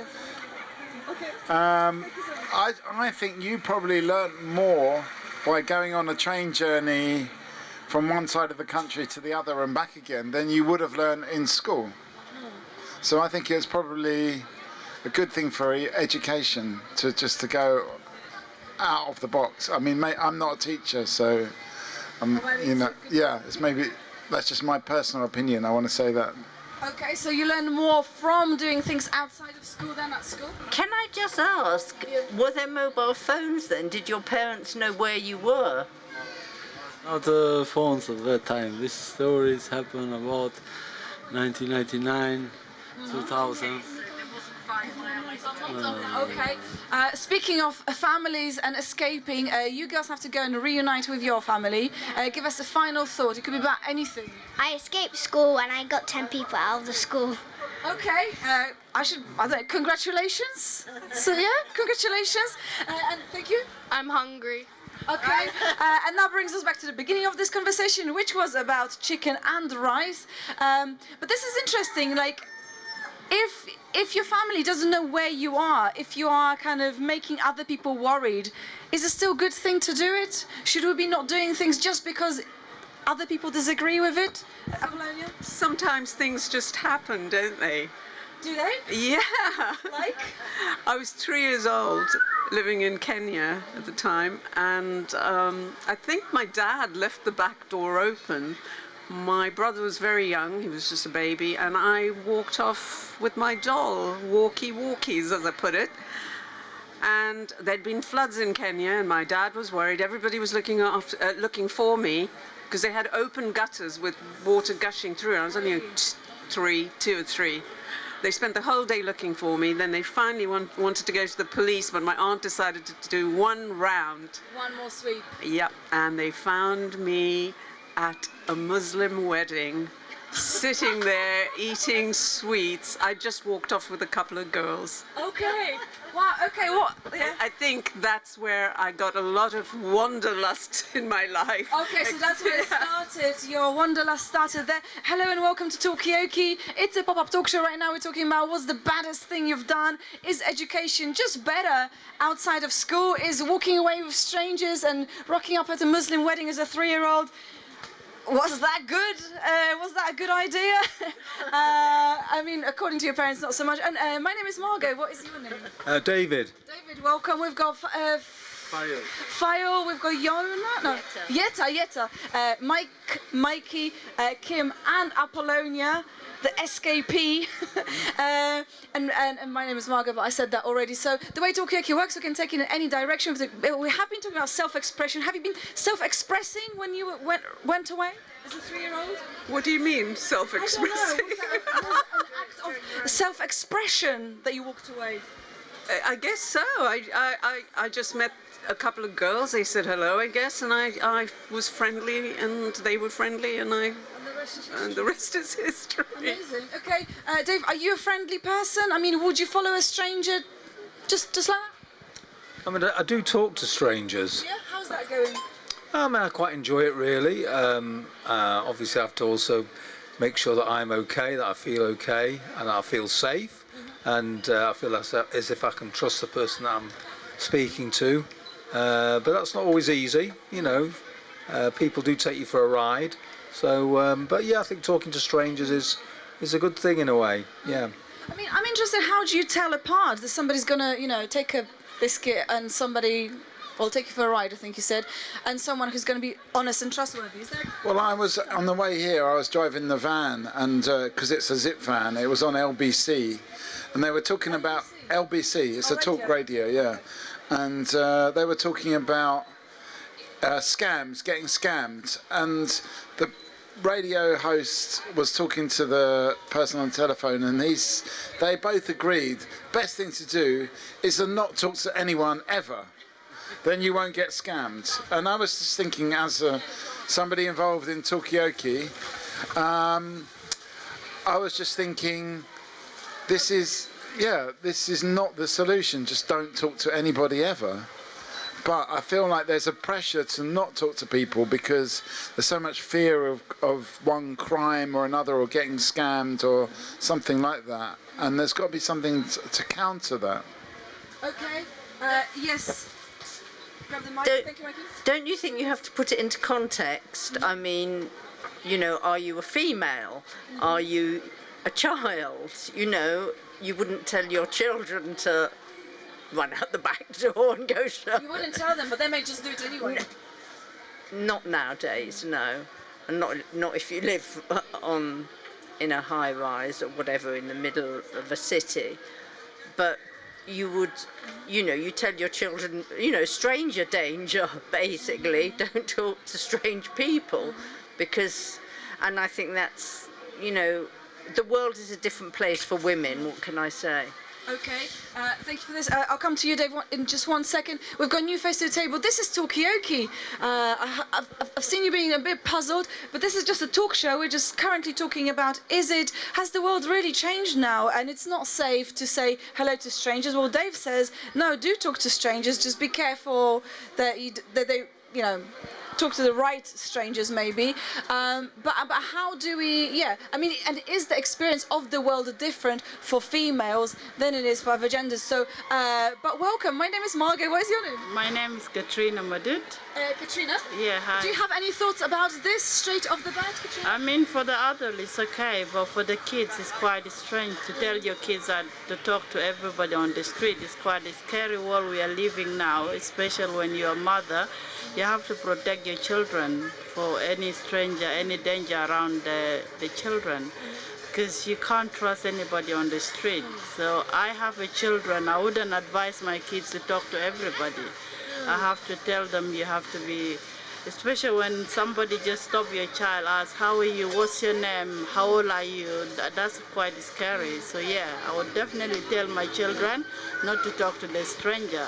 Okay, so streets are not safe places for children, possibly for women neither. Yes, Apollonia? I was just going to say that it was probably quite unusual what happened to me in the sense that these girls were older than me, so them just walking off with me was probably not the best of things. But if you think about society was a little bit different in those days, so and it was in Kenya, it was 1960 or something.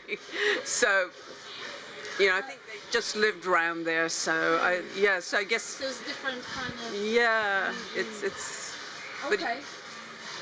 Yeah. You know, I think one would be much more worried today about. Okay, so times have changed. We are living in dangerous times. I mean, Dave, I promise you a microphone. Do you still remember what you were going to say? Yeah. Thank you. Yeah. I mean, I'm an autistic person, so what that means is that I tend to trust people, implicitly trust them. Why shouldn't I? Why shouldn't I believe someone when they say something to me? So.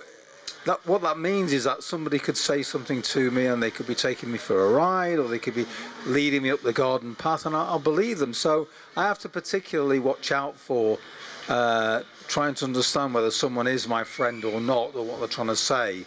So that's a bit of a complication for me, just as an example, you know. Okay, well, thank you for sharing. So maybe it's not a usual thing to be trusting towards people. Maybe, is it a natural thing for you, Mike? Do you trust people naturally? Yeah, I naturally trust people, and I think most of the time, if not all of the time, that pays off. Do you know what I mean? I can't ever think of a time where I think especially if you start the conversation, then you know that you're a good person. No, I'm not trying to scam anybody. I'm just trying to have a conversation. But I know that I'm an okay person. I've downgraded from good to okay. But anyway, but the other person probably is as well. Come and join us. Come and join us. Yeah, we're just doing a talk show. It's about talking to strangers. You're leaving, but give us a final thought before you go. Come and join us, because we've got some spare seats, and it's food-proof as well. You can put your food here. You can listen. You can stay for 5 seconds or 5 hours. David, see you later. Final thoughts about anything. About the kids, it's not. I am not in the same thing with Mrs. here, because the most important is to give the education at kids at home. It's not maybe someone speak hello. What's mean this? One kid 12 years old cannot say hello to someone, or maybe to one old man in the station, or one old lady. You give the right ways, what they have to follow. The most important is to stop the phones, smartphones. There they can get many bad things.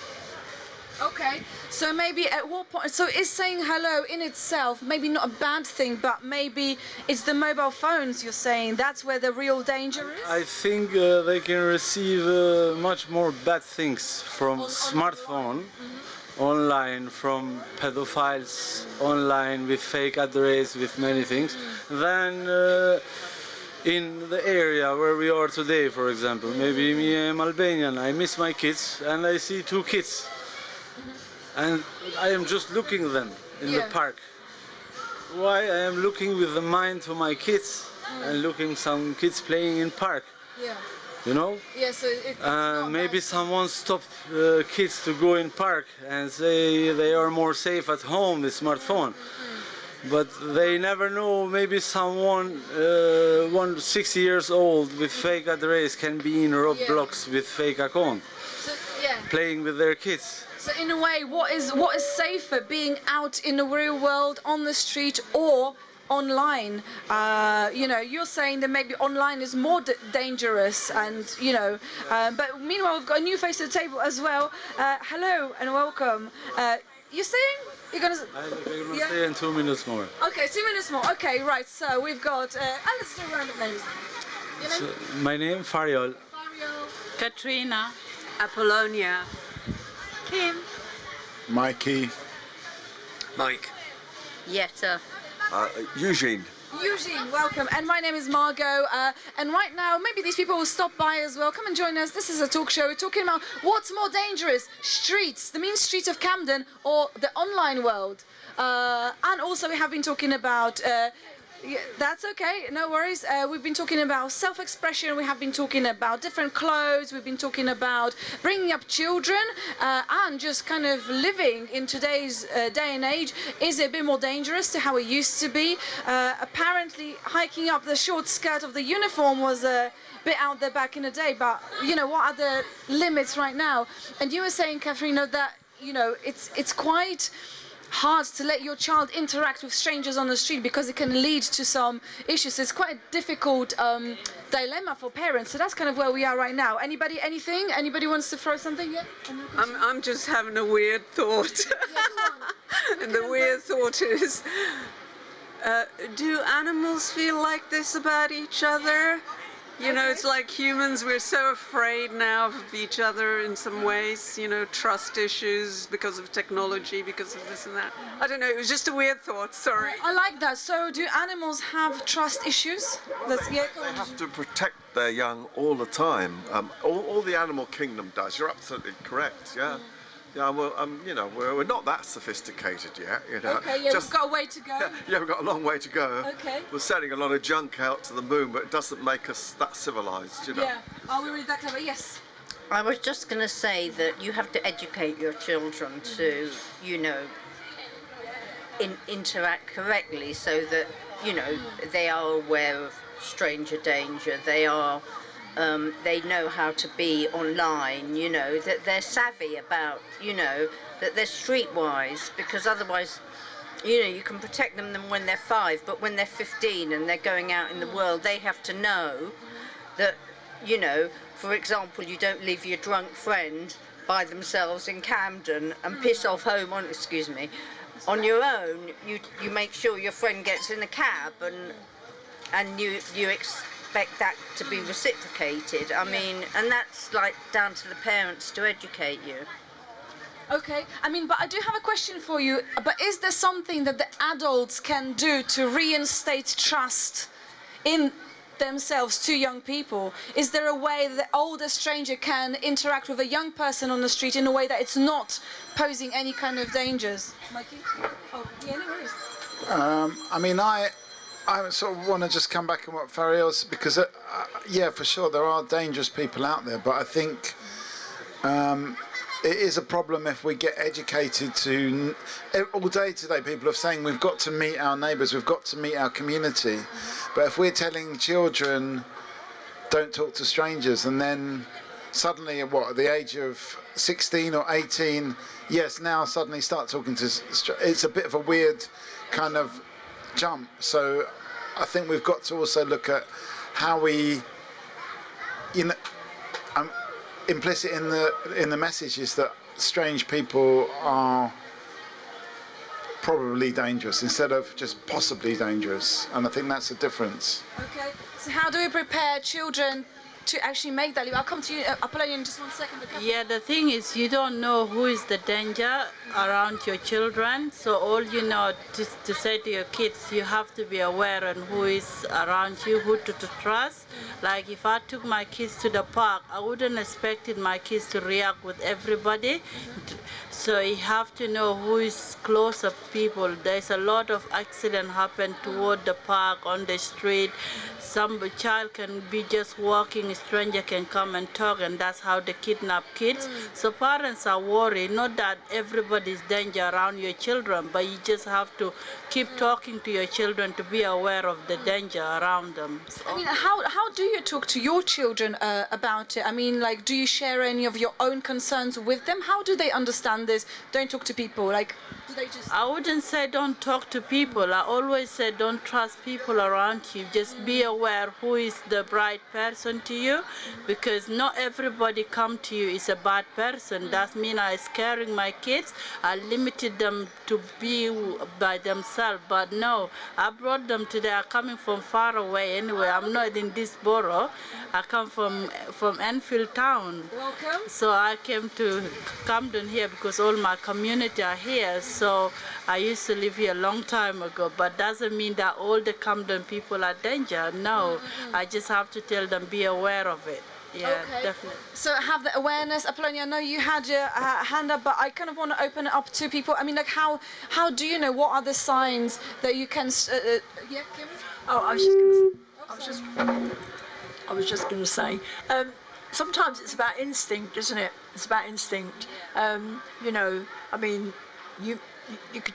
I don't know if you can teach instinct, but you can say to your child, if you feel comfortable with that person, and when it's time to go, go. So even if they're with you as an adult and you're talking to a stranger, you know, they might be strange to that child, but if they don't feel comfortable, then they'll know that they don't want to be with that person. And that, I think that's how sometimes it would work. Eugene, before you go, any final thoughts? I think Camden has become a very scary place. It's violent. It's pretty corrupt, and I've spent years working closely in the arts. Just give us a final thought before you go. We'll just. It has got out of control, this Camden. It's not a pleasant place. It's not safe for children, and it's not safe for elderly people. I've become elderly. I'm 70 now, and I can't go where I want anymore. And I was pretty healthy person. It's threatening. It's quite. I mean, if I had my life over again, I would never bring my children up in London. I would go somewhere else. Somewhere, it's a scary place. I mean, I suppose if you're wealthy, you can protect them a little bit more, but pretty difficult. I hope that's not too dark, but. No. I mean, thank you for sharing that. So, I mean, are there any things that you would, are there particular areas that you'd say, okay, I don't mean like geographically, but maybe that too. What are the things that need to change? What are the things that you would do differently if you had an opportunity to in this borough? I'll leave that to this gentleman. He looks, Okay, I'll ask him. I think he knows what to say. Okay, okay. Yeah. Right. I mean, okay. So no, but thank you. Early days for me to do this sort of thing. So be patient with me. Yeah, no worries. But thank you so much for sticking around. Keep talking to strangers as well. You're going, Catherine. So give us a final thought. I mean, to reply for his word that only Camden is a bit scary, but every borough have their own good thing and bad thing. I used to live in Hertfordshire. It's normal as I live now in London, and I lived before in Camden. It's just how you communicate with people, how you associate with your community. So that's how it is. You give them respect, they respect you.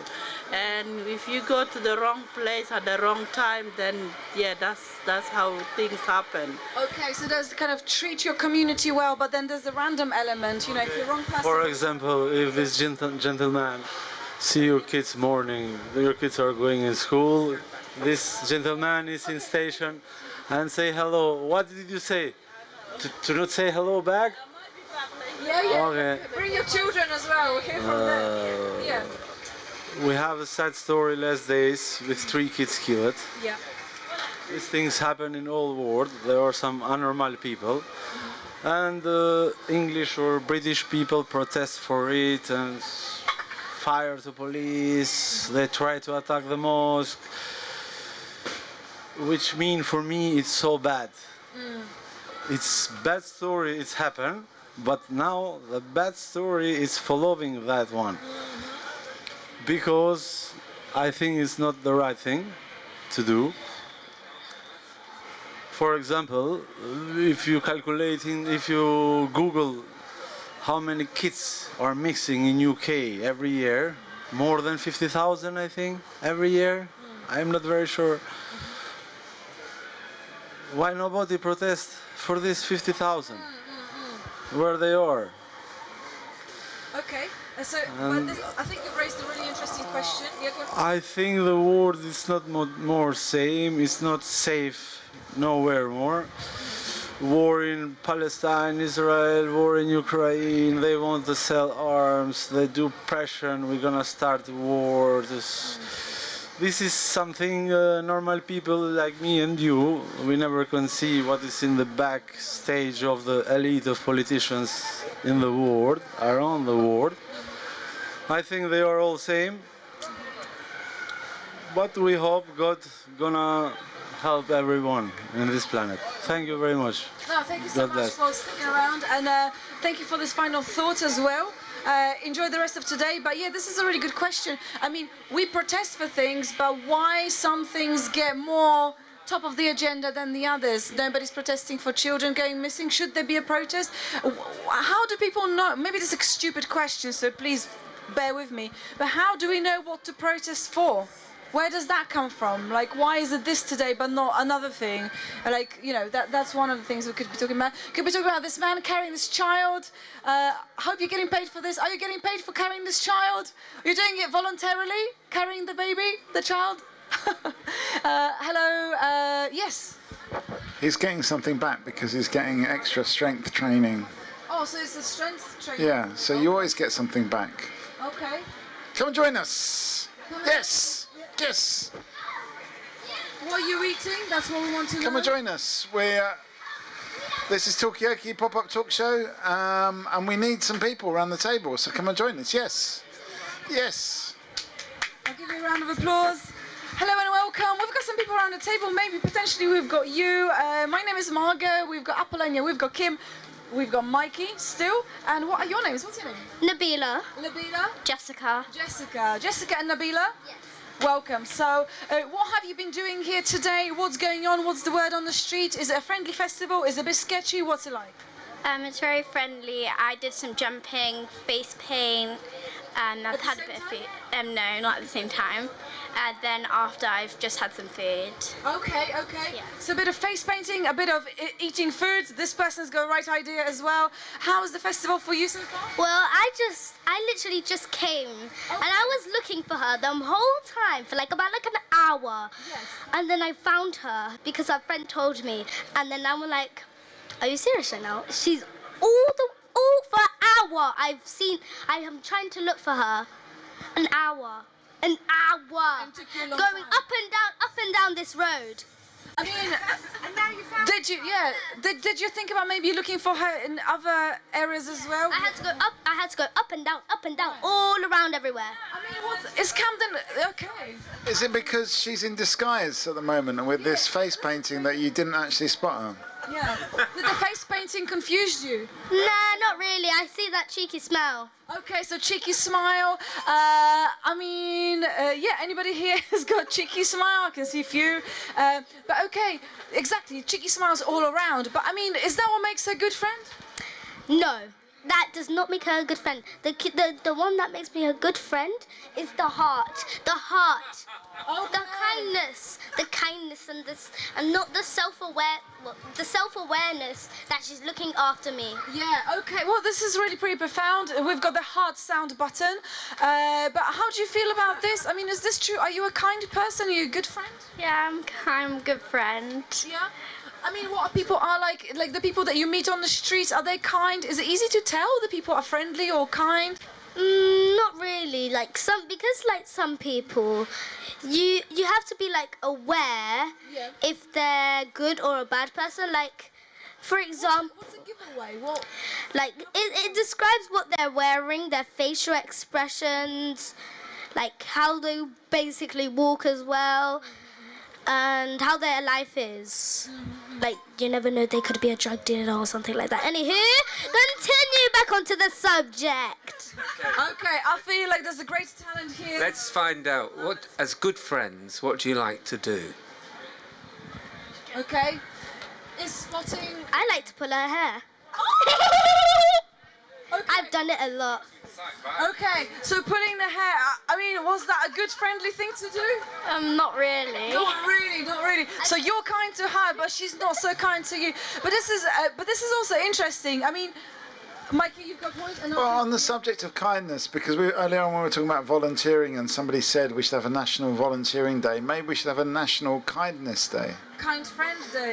Yeah, just kindness kindness at large, yeah. Okay, so kindness, I mean, what do you think about this? Would you like to celebrate kindness? That would actually be a really good idea. I would say this is going to be a competition. Okay. So somebody's going to come with a friend of theirs. It could be any up to 10. And then they're gonna have to show and they're gonna have to show how they became friends in the first place. Okay. And the judges are gonna see which is the most friendliest reason why. Okay, so maybe it's a competition. I mean, come and join us. Do you have any friends? Yeah, you had past tense. You have. Okay, how did you meet them? My workmates, my old workmates, are retired now. Okay. But they're still my mates. Okay. And I volunteer in the garden, and they're lovely people. Okay, so well, right now we're talking about friendship. Let's do a quick round of names. I'm Jessica, Nabila, Apollonia, Kim, Mikey. Mike. And I'm Margot. And what's your name? Bob. Bob, welcome. So we have been talking about friendship and kindness. Can we celebrate it? You're saying, Nabila, that maybe we should have a competition for, I don't know, international or national or borough-wide Friends Day. You could bring up to 10 friends, and then you have to tell the judges how you met, and if it's a great story, you win. What do you think about this? Yeah, I don't know. Yeah, I'm not. I think it's the wrong vibe to my friendships. Right. What's the vibe of your friendships? I don't think I compare them. I think I value them all for what they're, great for. Okay. Does that sound a bit holier than thou, or I don't know? No. It sounds good because we've heard from these girls about kindness, and actually, being a kind friend is a good thing. But yeah, so what? I mean, I guess it kind of makes me think of what is the purpose of a friend anyway. Is the purpose to friendship, or is it just something that people do? What if you don't have friends? Yeah. What happens then? What happens then? What happens then? I don't. You'll just probably be all alone, just sit, even technically, your family are more than friends, but they're technically your friends. Because imagine it this way. Yeah. Your mum is the bestest friend of all, your dad is the same thing, and then your brother and your sisters are your best friends. They're really actually quite high. Yeah. Okay. Then the people who are in the outside world, who are technically your family, they're still your friends, but it's not like you're related, but you could be related in another way, and you'll never know. Okay. That's why you should always be kind to everybody, because you never know, they might be your sister, your brother, or anything in generations. You never know. You never know. We've got a button for that. So we are maybe all related. So don't behave badly towards other people, because you never know. You never know. I mean, what do you think about this, Bob? Everyone's connected to everyone else. Oh yeah, definitely. Yeah, we're a social animal. Yeah. We have to, help each other along. Okay. Share the load. Okay, share the load. I mean, are you a social animal, Mikey? Yes. Are you more of a social or I'm social and animal. Okay, both. Okay, Nabila? Wait, what was the question? No, there was no question. I think hand up. Oh, yeah. If you could, I'm going to go around the circle this way. She's literally doing this job. I love it. Yeah. To see go on. if you had to be any animal in the whole entire world, what animal would you be? So I'm gonna go first. Yeah, go I would actually be a jaguar because I just like being free, and I like being a predator, a fierce one as well. Okay. Is that in your animal life? Do you like to be a predator, or in real life as well? Both. Both. Okay. Mystery. Nice. Okay, your turn. Thank you. Apollonia, which animal would you be? I'm very obvious. A dolphin. A dolphin? Yes. Is it because you're addicted to endorphins? That would be nice with my condition.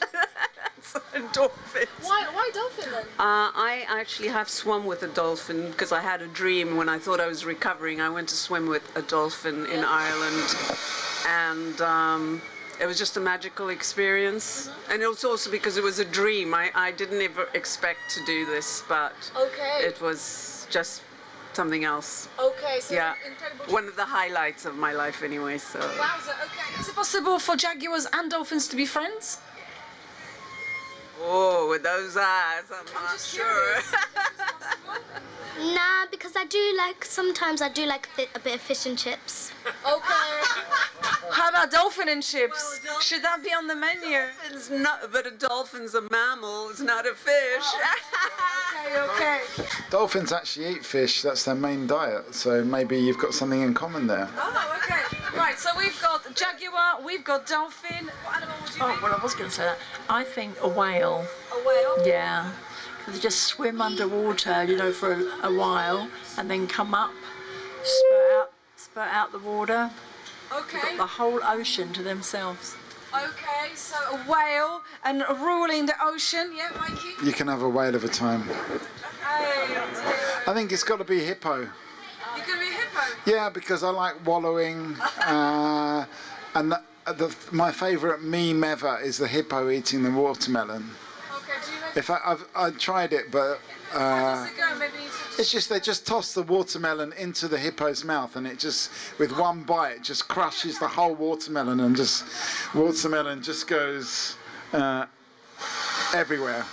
Okay, so hippo for Mikey. Mike, animal, what would you be? Anything? It's not an animal. Oh, A bird. Dove.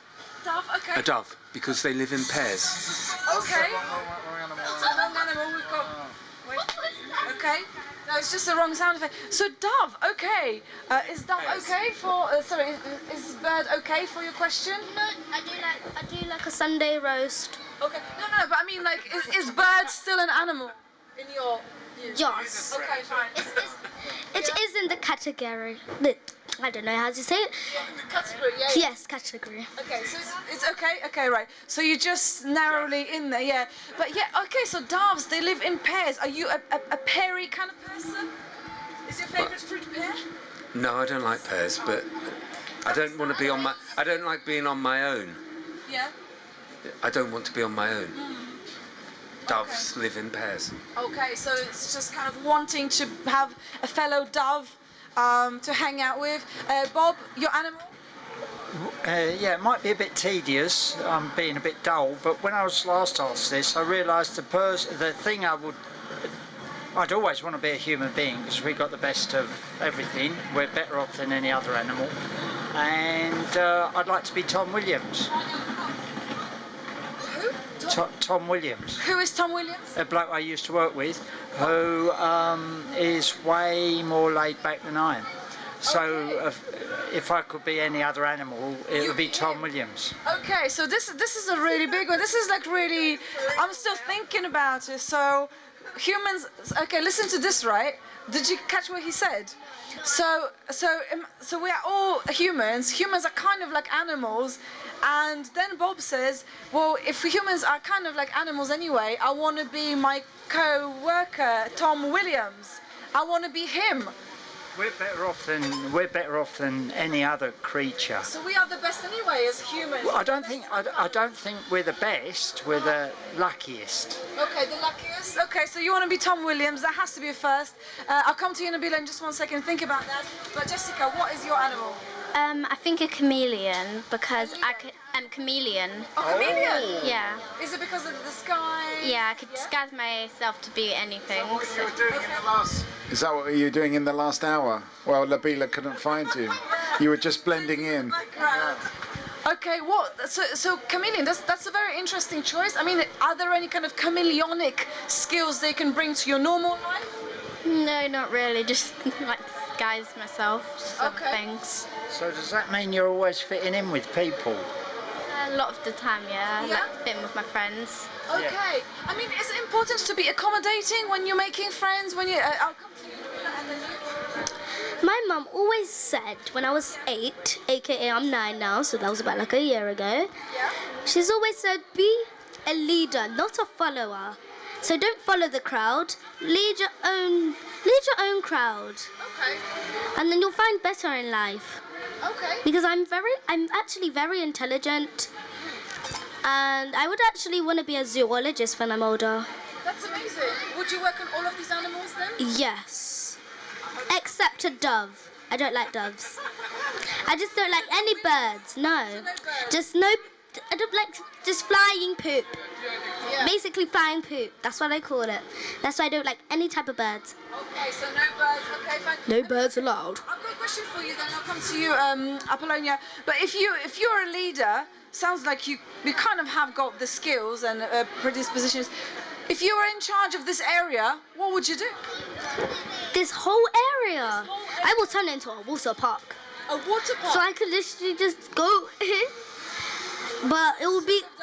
But when it's the winter, I would take away bits of it and turn it into a skating, like ice skating. Is this what young people need in this area? Yes, because where is the furthest water park? I don't even know. It's probably Liverpool? I don't know. That's somewhere far. Manchester, something like that. That's the only places that I've heard there's water parks. Okay, so maybe more water parks. That's what you would do. But we've got the leadership skills.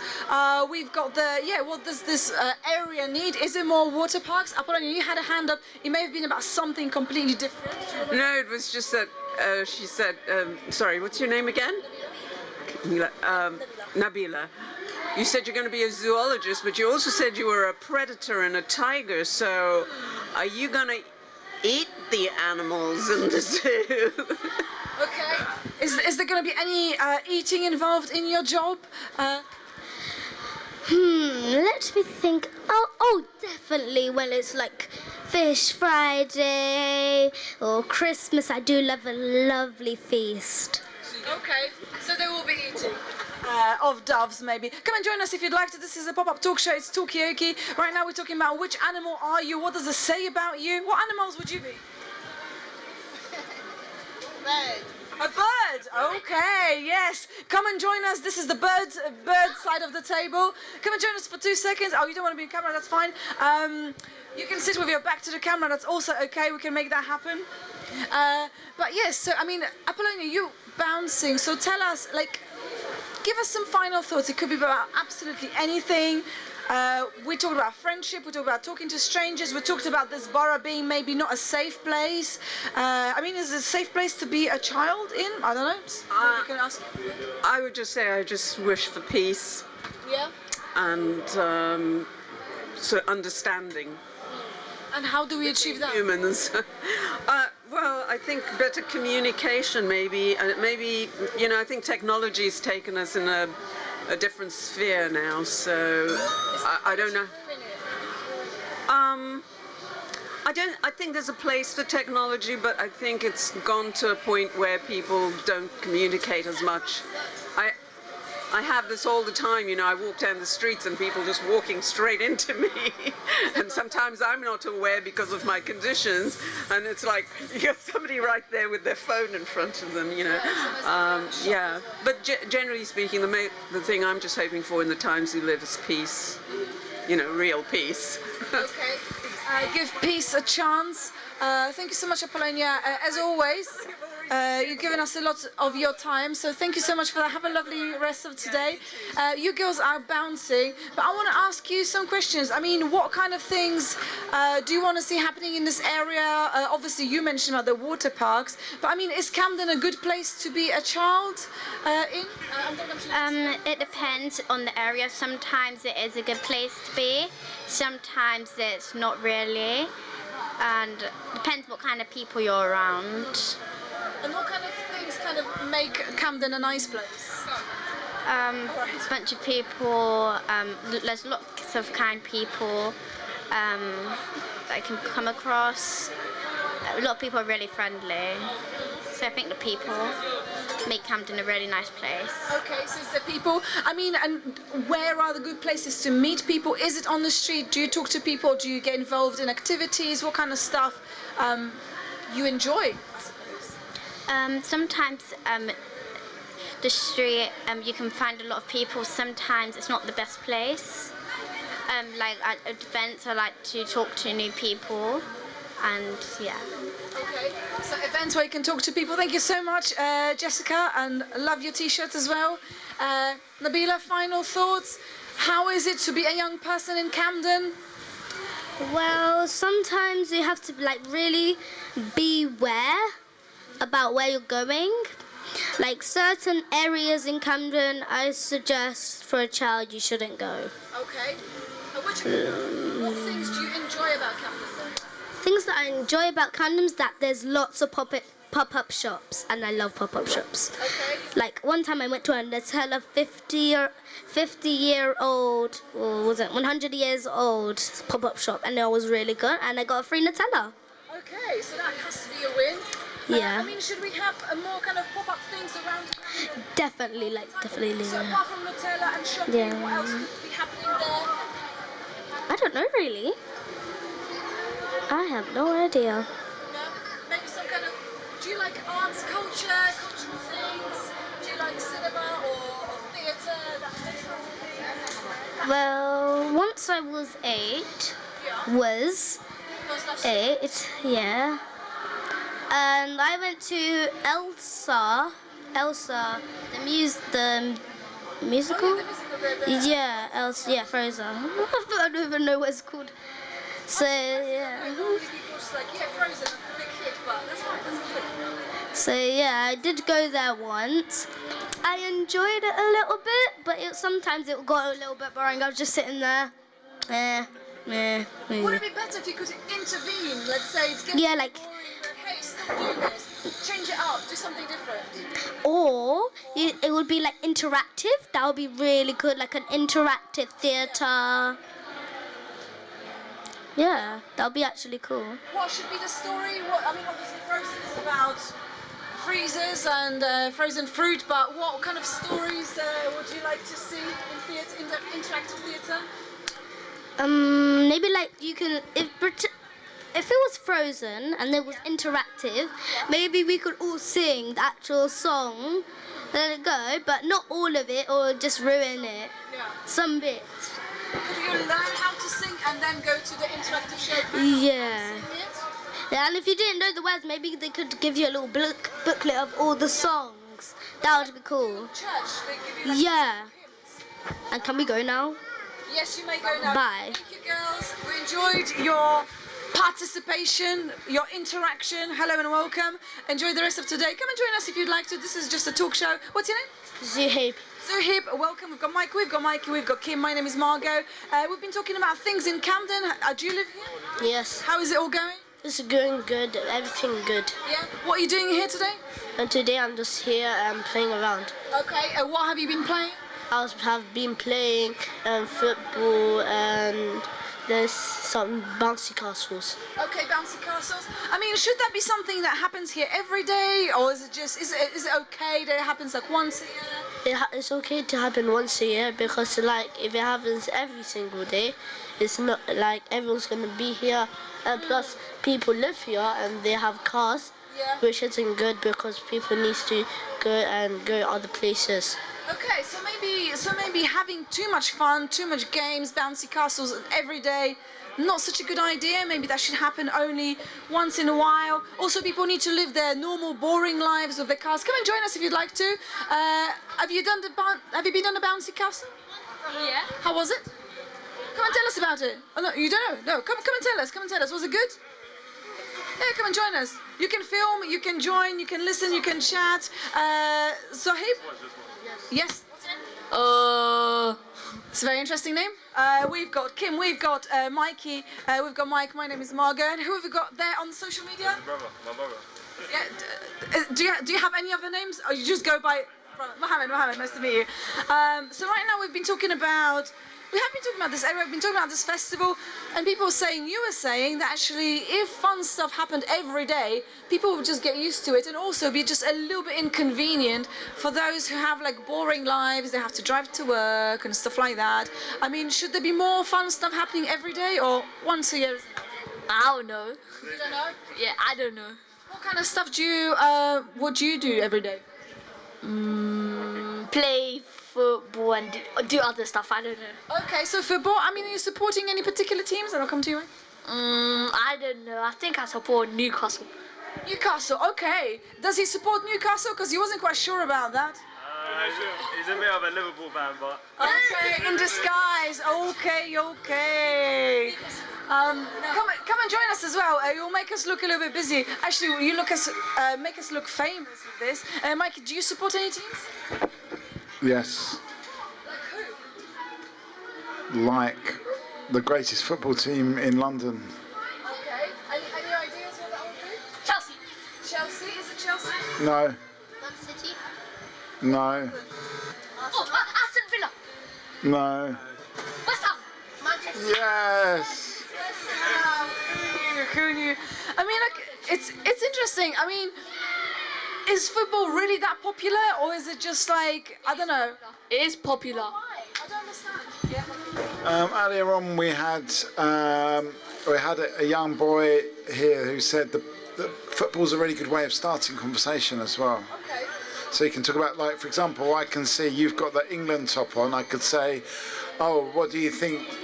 Didn't we do well to get to the final of the Euros? And we start a conversation. Okay. Do you think England did well in the Euros? I think so. Okay. I mean, have you seen Bellingham's bicycle kick? Yes. What? Can you describe it? How did it go? Or The bicycle. Did he go like? Have you watched football? exactly. He was on the ground after he shot. Okay. That was his first bicycle kick goal. Wow. Okay. Have you seen this moment? Yes, and also phenomenal. It was phenomenal. Okay. I mean, is football a good way to start conversations and make friends? Yes, but you can make enemies because you could support their rivals. Okay. I mean, do you support any football teams? Just out of curiosity. No. Okay. So pretty neutral. I mean, so football could be a good way to meet enemies. Come and join us right now. Welcome. This is Talkaoke. It's a pop-up talk show, and right now we've got Nabil, we've got Is this still your name? Oh, sorry, it was sorry, you're right. We've got Mike, we've got Mikey, we've got Kim. My name is Margaret. Who do we have here? Shaq. Shaq, welcome. Alicia. Ima. Marsha. Alicia, Ima, Masha, Soraya. and somebody then social media and on the fan. She's a fan. All right, so people, and we've got fans of Liverpool. Okay, so people, right now we're talking about lots of different subjects, but what brings you here to this festival? What's it like? What's the vibe? Is football a good thing to start a conversation with? Yeah. Or start? Yeah. Because we all watch the Euros, we all watch the World Cup. Everyone tunes in for it. It's such a good thing to watch. Okay, so everybody watched the Euros? Yes. Yes? What did you make of it? It didn't come home. It didn't come home, did it? That's the truth. I mean, anybody upset about that? No? Okay, yeah. I'm upset that they lost. Oh, bless you. Okay, what a shame. So football, actually, are you a football follower? Not massively, but the Euros, God, I wish it did come home. Okay, yes, okay. But I mean, it's interesting because we're talking about, is football really that popular, or is it just a hype? Are people, yeah, go on. It is popular! Okay, is football really popular? Is it really... No, not really. Not really? You're saying? Yeah, it is. What is it about football that kind of brings people together?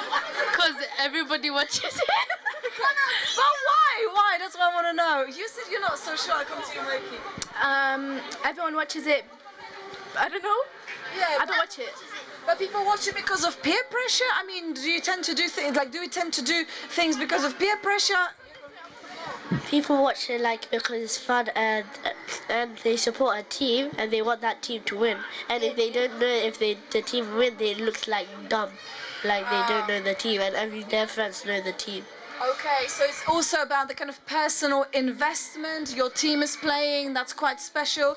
But I mean, is there anything else that's similar to football that people follow? I think it's England culture to watch football. It's like when we're born, we watch football. Like when we're little, not when we're born.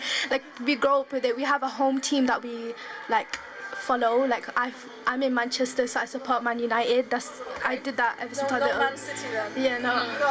So it's like in our blood, in our culture. Okay, so it's part of English culture to support football. I mean, Mikey, did you kind of drink of your mother's milk? Well, my parents were not from England, so they didn't naturally support England, or they didn't know anything about football either. But I got very into football because all my friends are into it, and I do think it is that one time when everyone can get together and get behind the same thing. And I think that's nice. I think it's nice.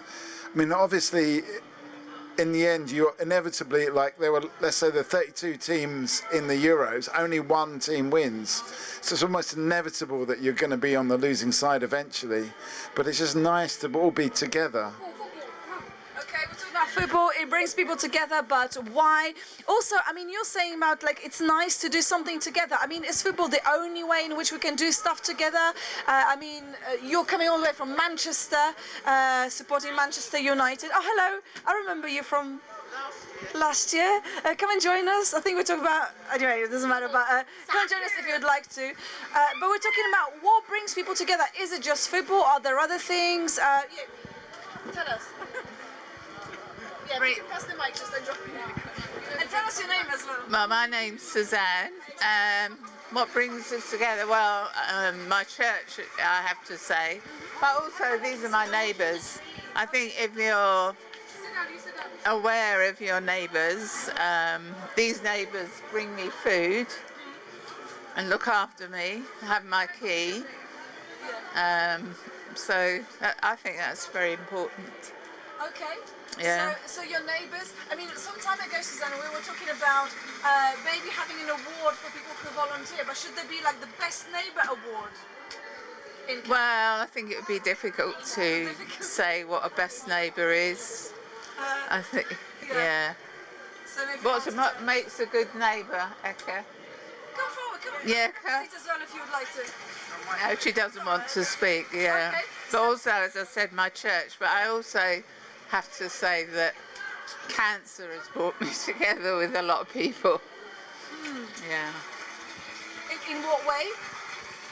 Well, because if you've had cancer or you got cancer, there's so many things that you can do at the cancer places like Maggie's. So you go Nordic walking, you get to know other people, and you creative writing, also art. But I was a teacher in a secondary school, so yeah, I don't know, it's difficult. Yeah.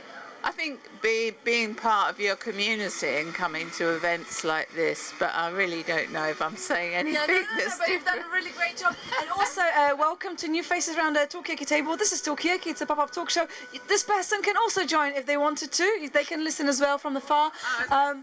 Yeah. Interested in other people. Okay, so we have been talking about what kind of brings people together. Is it just football? Turns out, Susanna says, that it's not just football, actually having good neighbours, having good community, but then also you mentioned that actually illness and kind of health-related things can make you explore things that you haven't explored before. You can get involved in creative writing and stuff like that. And we've got visitors from Manchester as well. This is where we are at. Yeah, you know them. But my name is Margaret. What's your name? Elizabeth. Elizabeth and? Nisa. Nisa. I'm Shak. Zuhaib. And you're going, yeah, I'll come to you for phone calls. Alicia. Ima. Maisha. Kim. Mikey. Mike. And my name is Margot. So here we are. So this is kind of where the conversation is. The way Talkaoke works is it's entirely up to you to decide on the subject of conversation. I can do a little recap, but really, you just tell me what you want to talk about, and this is where we will take the conversation. Yes, Mikey? Well, I think the point about curiosity about people, because it is, a lot of people have said today, this is a great time where everyone gets to meet each other, but somebody else said we're all a bit scared to ask questions about each other because we don't want to offend, But I think we should actually encourage that curiosity, because we've got come from so many different places, and it's actually a positive thing. It's actually really interesting when you find out what people's lives are like and what, where they're from. I don't just mean the country they're from, but where they're coming from, as a person. I think I feel I kind of understand what he's saying, and that's the first that's the first thought that came to me when I was walking down. I was like, oh my God, like my view might be different from someone else's view, but how do we accept other people's views and understanding have kind of married each other together and say, okay, I might not agree with your point of opinion, however, I can understand, but I stand on my opinion, but not getting offended, because without even him talking about what he just said, that was the first instinct that came to my mind, literally. Why is that? That's my subconsciousness coming in to say, we've got in a situation now where everyone gets extremely offended and extremely sensitive, and then when I say that, people are like, Elizabeth, how come your mentality is different? You're a migrant, you're black, why do you have this kind of mindset? I'm like, what has that got to do with me having an opinion that, hang on a minute, I don't want to be a sheep, I don't have to follow everyone's direction, and I should be free and feel comfortable to express myself. I hope I'm making sense, but obviously we're just getting into the conversation, but she's a very good Absolutely, but I think you raised a really interesting question, like how do you kind of express opinions without feeling offended or offending other people? How do we hold the fact that people do think differently and do different things, and how do we kind of, you know, could it be a positive thing? Does it have to always be about antagonizing? You're saying no, yeah. I think it's fine to have difference of opinion, but I think there is a line that has to be drawn. If it's racist, sexist, homophobic, anything that's offensive, that causes offence in somebody else, then I think that you can't tolerate those views. And we're seeing a lot of stuff happening right now. You think about Southport and the riots which have occurred, which is actually about division and hate, rather than actually understanding, accepting, and kind of like looking at how communities can come together. I think there's lots of ways. Football is one, but there's lots of other cultural pursuits that bring communities together: music, dance, festivals, all sorts of things. So the point I wanted to make was, if it's offensive, if it's about spreading hate, then those views, they shouldn't be heard. So it's about respect as well, how you communicate a difference and how you celebrate things that are good about us as individuals, as a community. You had your hand up? Yes. I just wanted to say, yes, definitely. When there is things like racism and stuff, and you know, when it's hurtful to somebody, there's that side. But I'm going to be devil's advocate and also talk about the other side, where it becomes too extreme, where it becomes about wokeism and it becomes about being called a she and going into ladies' bathrooms when they're men and stuff like that. That's happening not so much here, but in America. But it is coming here as well, and we have to keep an eye on that. That as much as people can have, not be discriminative and people can get upset, there's also the other side of it becoming too policed. That's just my opinion. Okay, so how do you have to go, Nabil? So give us final thoughts. When people like getting hurt and that and this, and people have think that this guy is wrong, but then the person is hurting that person. They don't know his story, and they just saw him getting hurt, and it's like what happening in Palestine and Israel, which isn't good because other people's getting hurt and countless of children are dying, and people in Southport getting killed, and many people are getting killed, which isn't good. But we should add the people why they're killing them, and we can have our own rights. We should have our own rights. Okay, then, thank you so much. This is very, very deep thought. So find out what the other person's story is, and as long as people are safe and nobody gets hurt, these should be like the main principles. I mean, any views on this side of the table? Yeah. This is like a bit different from the topic, but I'm talking about racism in the UK, like talking about Southport. I think racism is a silly subject, because I don't think they're used to change.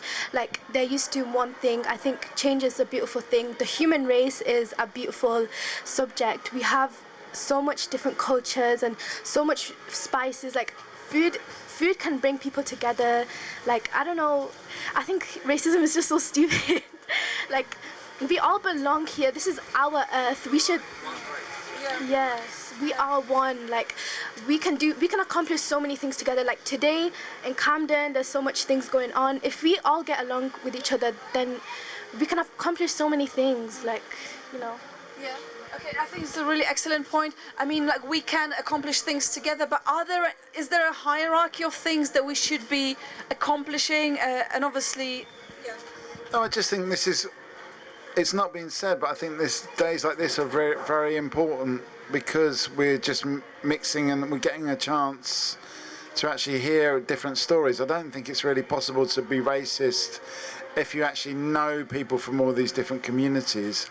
I think what's happening is that those people actually, they don't talk to anyone outside their very small kind of area of communication. I think that's why they can possibly hold those views. I think if any of those people came to an event like this and just met all the people, it just wouldn't make sense to them. So isn't it about being kind of seen, like being out there with different views and, you know, different culture or backgrounds and languages and everything? Is it about just being seen and getting to know each other? Would that help? Give us a final thought before we go, Chef. Final thought? Yeah. Okay. I think people should just be open-minded with other people's cultures and differences, and just take a bit of time for change, and that's it. Just be open-minded and, like, how do I word this? Everyone just lives different lives. You just got to be open to their way of life. Just have an open mind, I guess.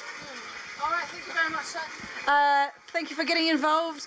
Stay open-minded. Oh, yeah, some final thoughts on this one, too? I think all of us, the human race, lack love, which if we have love in the community, then everything could change. You don't know what we could accomplish as the human race, you know. Racism could be gone. The families that have lost so many people, like, it's so sad.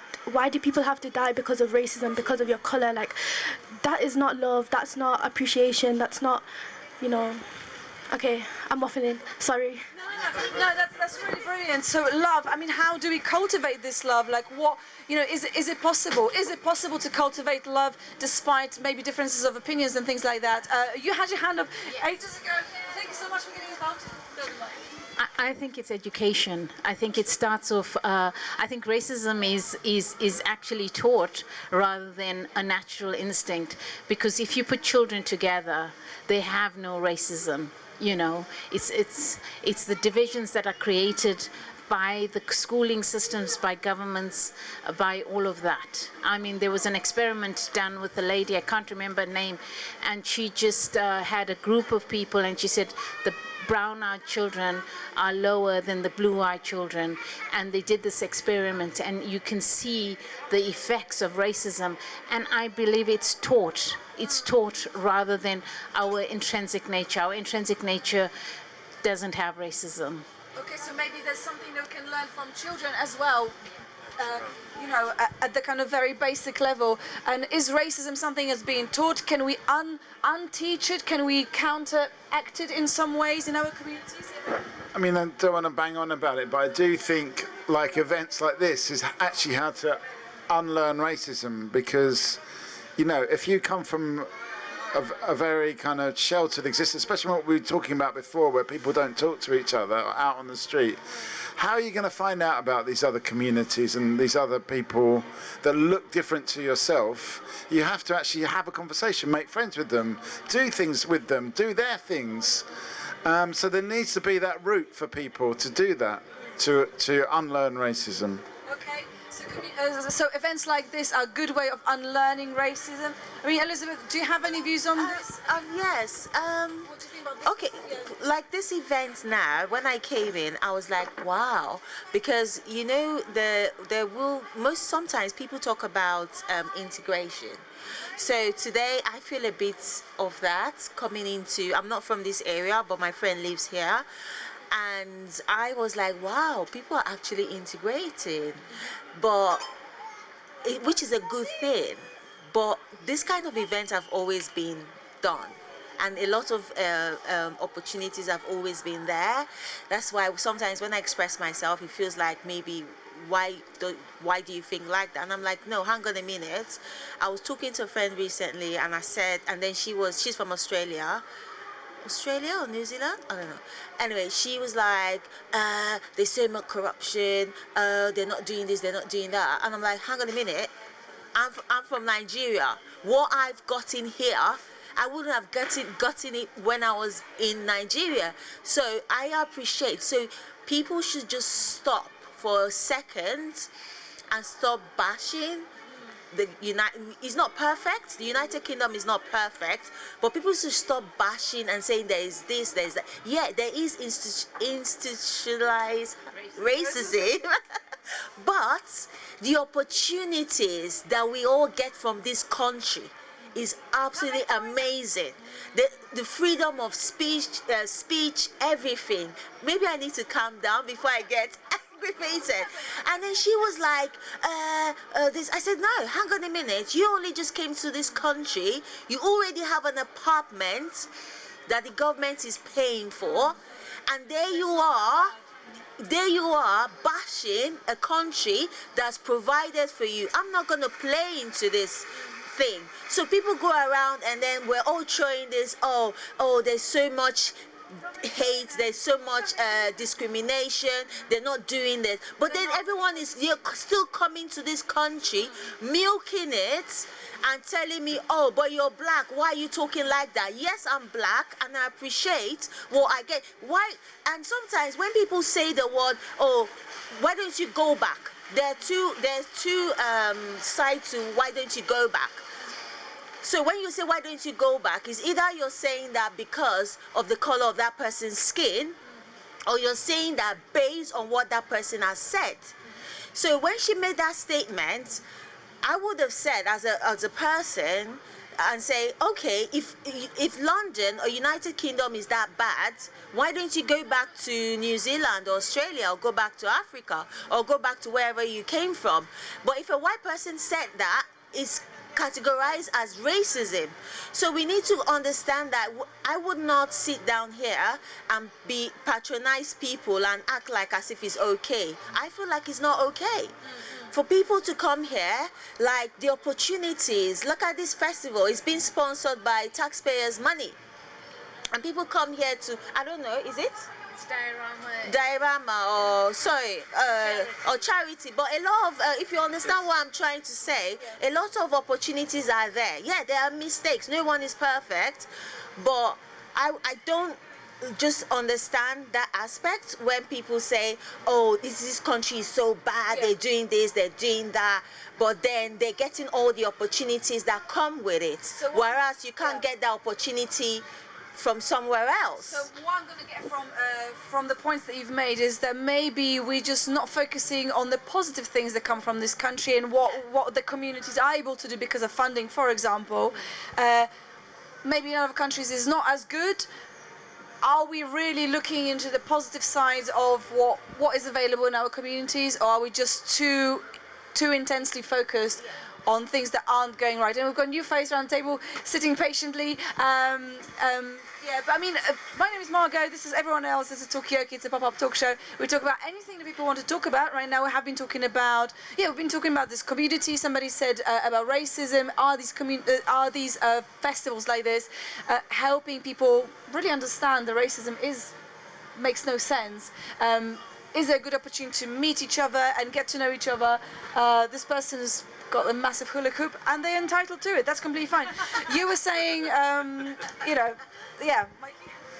No, I mean, I just think, I do agree with what you're saying, Elizabeth, but I do think that there's it is a really small minority of people that make a lot of noise and do actually just spoil it for everyone else. For me, it's a massive positive that there's so many different people. I just find it so exciting and stimulating to meet people from all around the world and find out their stories. But I think we need to get everybody in the country on board with that and celebrate it rather than just think it's a bad thing, because that's what in the media it's kind of like, oh, it's so bad to have all this migration. But I personally think it's a good thing. I mean, so we never got your name. Um, Anonymous, could be anonymous. AJ. AJ, welcome, AJ. I mean, what do you think of this? I mean, is it a bit like we're only hearing the news from the perspective of, I don't know, maybe a small group who are making a lot of noise? Are we celebrating the positive things in this country, in these communities around the UK and around London, Camden? Like, what is your view on this? Well, you know, there's always people who basically are loud, and you know, when people ask the question, are people like celebrating the good things? I do remember, literally, there was the bid stream about 5 minutes that way.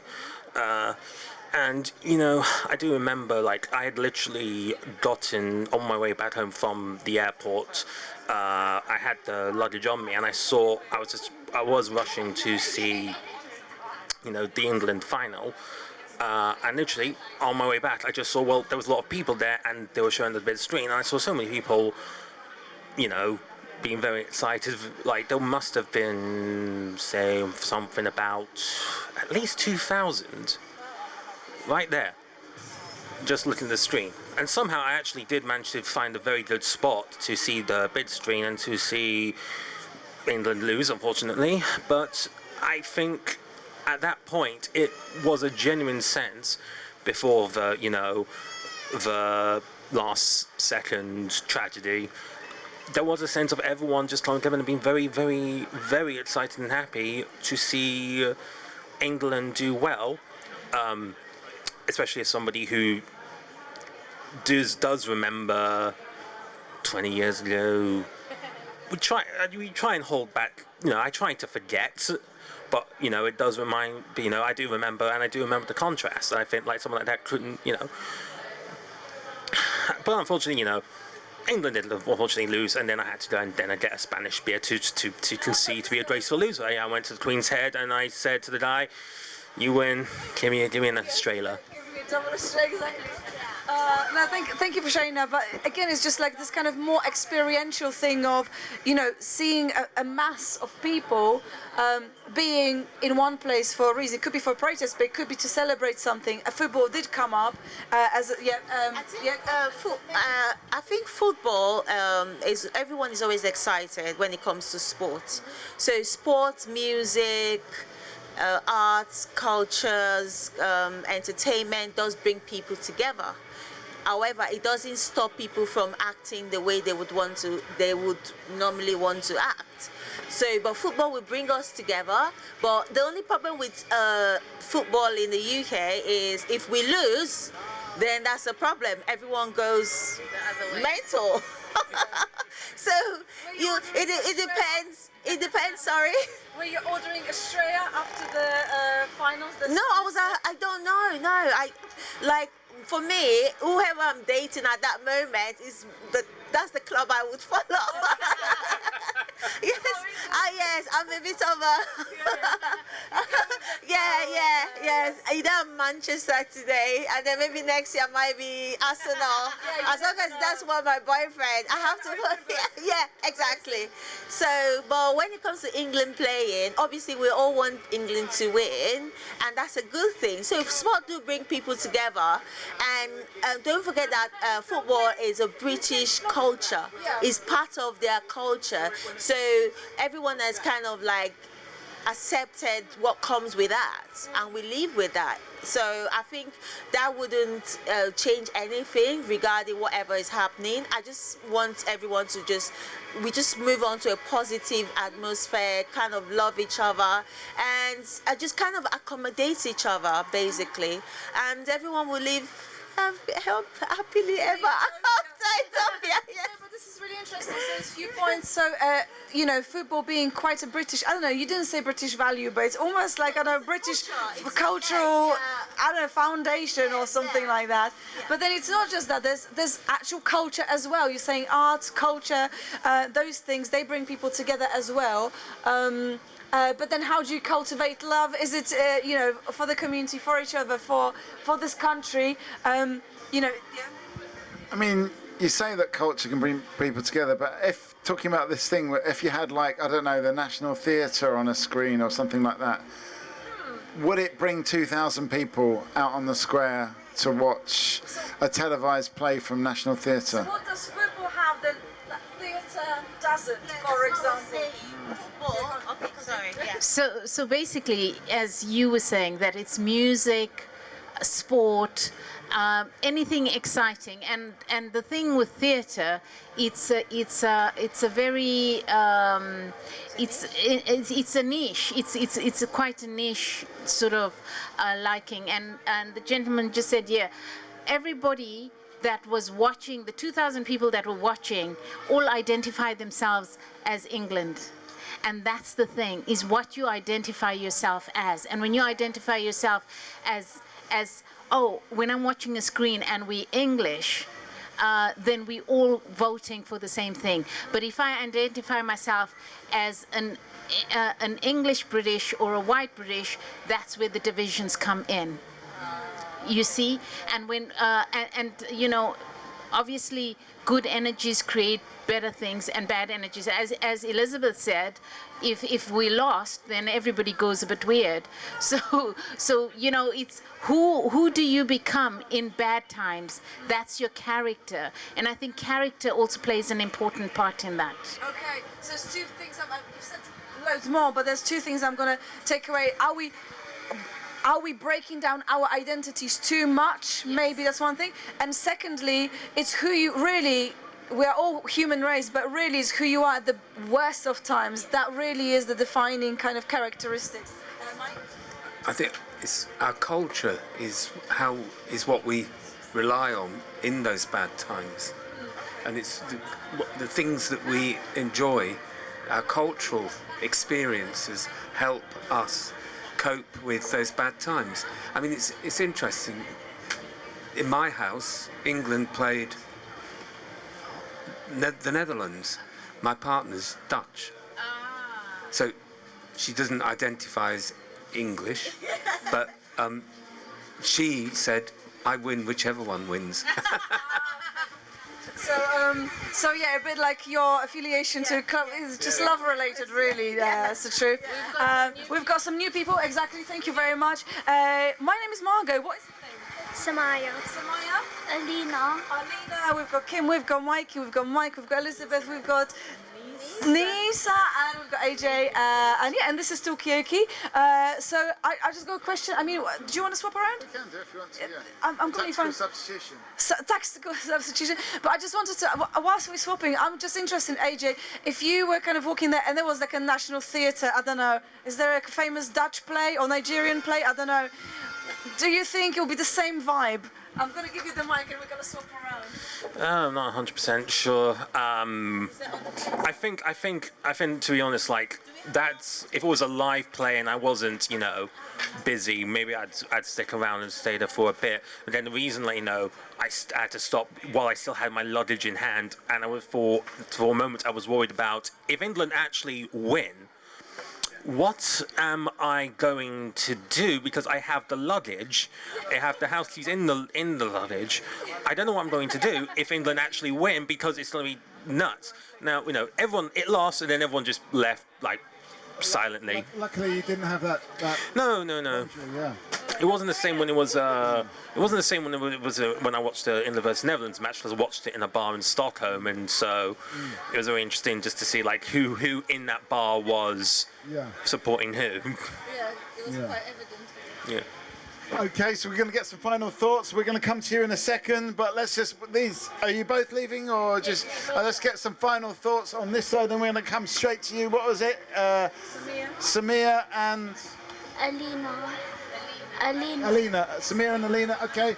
Give us a final thought, okay? Yeah. Let's just spread love. I'm a lover girl. I just want the whole world to fall in love and just live happily ever after. That's it. But Elizabeth, is it that easy? How do you get?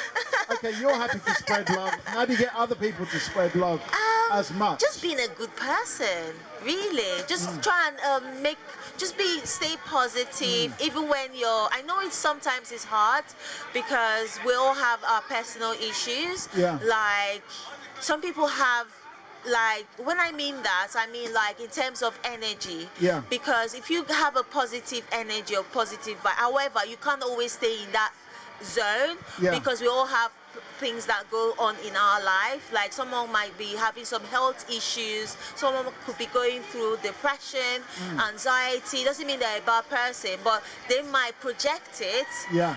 And then you might feel a certain way and say, oh, hang on a minute, why are you that kind of, you know, not so nice person? So there's so much to talk about, but I don't know. Yeah. Well, I mean, you've definitely given us the flavour, and you know, I think it's like how to keep it as positive as possible. I'm going to sum that up as. Final thought. Final thought about how to keep things positive is actually meditation and learning how to handle your emotions during difficult times. So, can you give us a very 30 seconds crash course on how to meditate?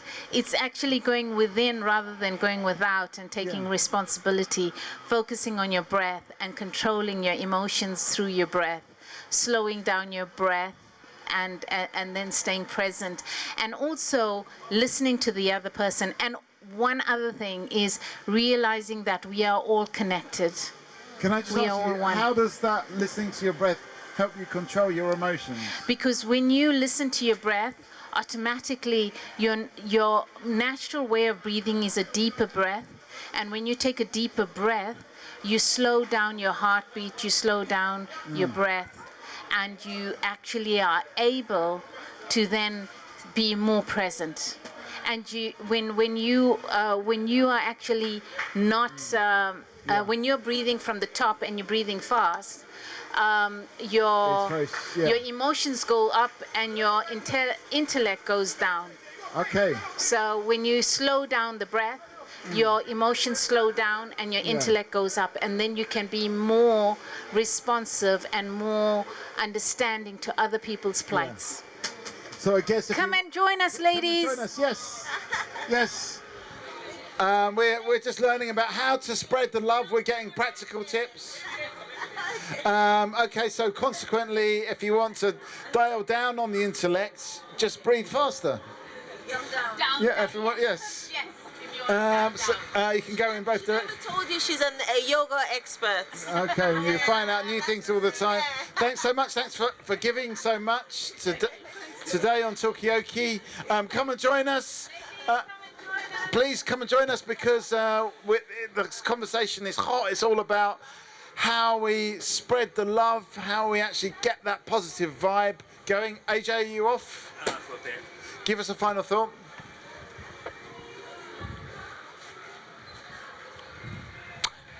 That was a thought. Oh, it was a thought. Okay. Can you tell us what the thought was? If people were psychic, they would have heard it. Okay. Well, I'm not gonna spill the beans. Don't worry, AJ. Okay. So where do we go from here? Spread the love, positive vibes. Theatre on the cinema screen outside. Would it work? Maybe like a big, you know how in the football match. Hang on. Yeah. Now's your chance. Come and join us. 2 minutes. Yeah. Okay. Yeah. Go on. You know how they have adverts during football matches? Maybe they should have like a meditation, like a mass meditation. So it could be like a mass meditation instead of like bombarding people with adverts of drinks and stuff like that. Quite like that. Meditation. Mass meditation. I mean, could that work in a cultural event as well as a sporting event? Yeah.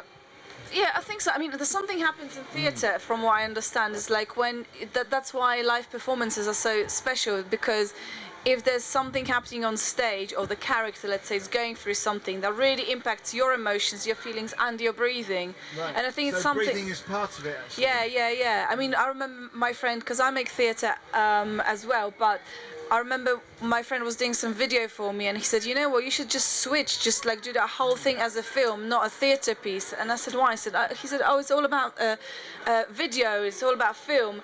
And I just can't get on board with that at all. For me, it's about the live experience, which you can't get with the flat screen, unfortunately. It's about the roar of the grease paint and the smell of the crowds. Yes. Yeah. Isn't there like a Mexican wave? It's a bit like having a breath. Yeah, I think I've seen it all kind of, at music venues. They have like a moment of, breath, and everyone stands up and does this Mexican wave all the way around. And it's like having a calm. Yeah, well, it's like a calmness. Everyone's in unison together, and it's kind of a really good rhythm. Have you ever done a Mexican wave? No. Okay. Yeah. I think Mexican wave has the opposite effect on me, because I'm just waiting for the moment when I have to be ready to do my bit, my split second of fame. So I just get more tense, actually. It's the opposite. Join us, yes. Yes. This is Talkaoke Pop-Up Talk Show. We have got Margot, we have got Mike, we have got Kim. I'm Mikey. What's your name? Name's Billy. Billy, welcome. I'm going to hit you with a round of applause. If I can get the right button, yes. And we're talking about how do we actually spread the love in this community. Have you got any views on that? Oh God, I'm far from a lover, but. You're a fighter? Do we need to spread the fighting skills as well? Well, fighting for love. Okay, fight for love. Do we need to fight for love? Come and join us. 2 minutes. What about on this side, Kim? Yes, we're talking about. We've been talking for hours and hours and hours here on Talkaoke, but what we've boiled it down to is how do we spread the love? Billy here has said you've got to fight for love, but does that make sense? Anyway, we've got Billy, we've got Margot, we've got Mike, we've got Kim. What's your name? I'm Hector. Hector, I'm going to hit you with a round of applause. Do you believe in fighting for love? Is there a contradiction? I think it might be. Yeah? I think you got to take the more peaceful route, Yeah?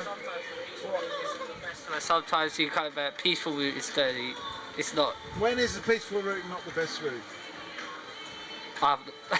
Okay, I'm going to pass this around to the other side of the table. What do you think? Do you believe in spreading the love on this side? Kim, you've not said much. Are you a believer? Oh, am I a believer in love, spreading the love?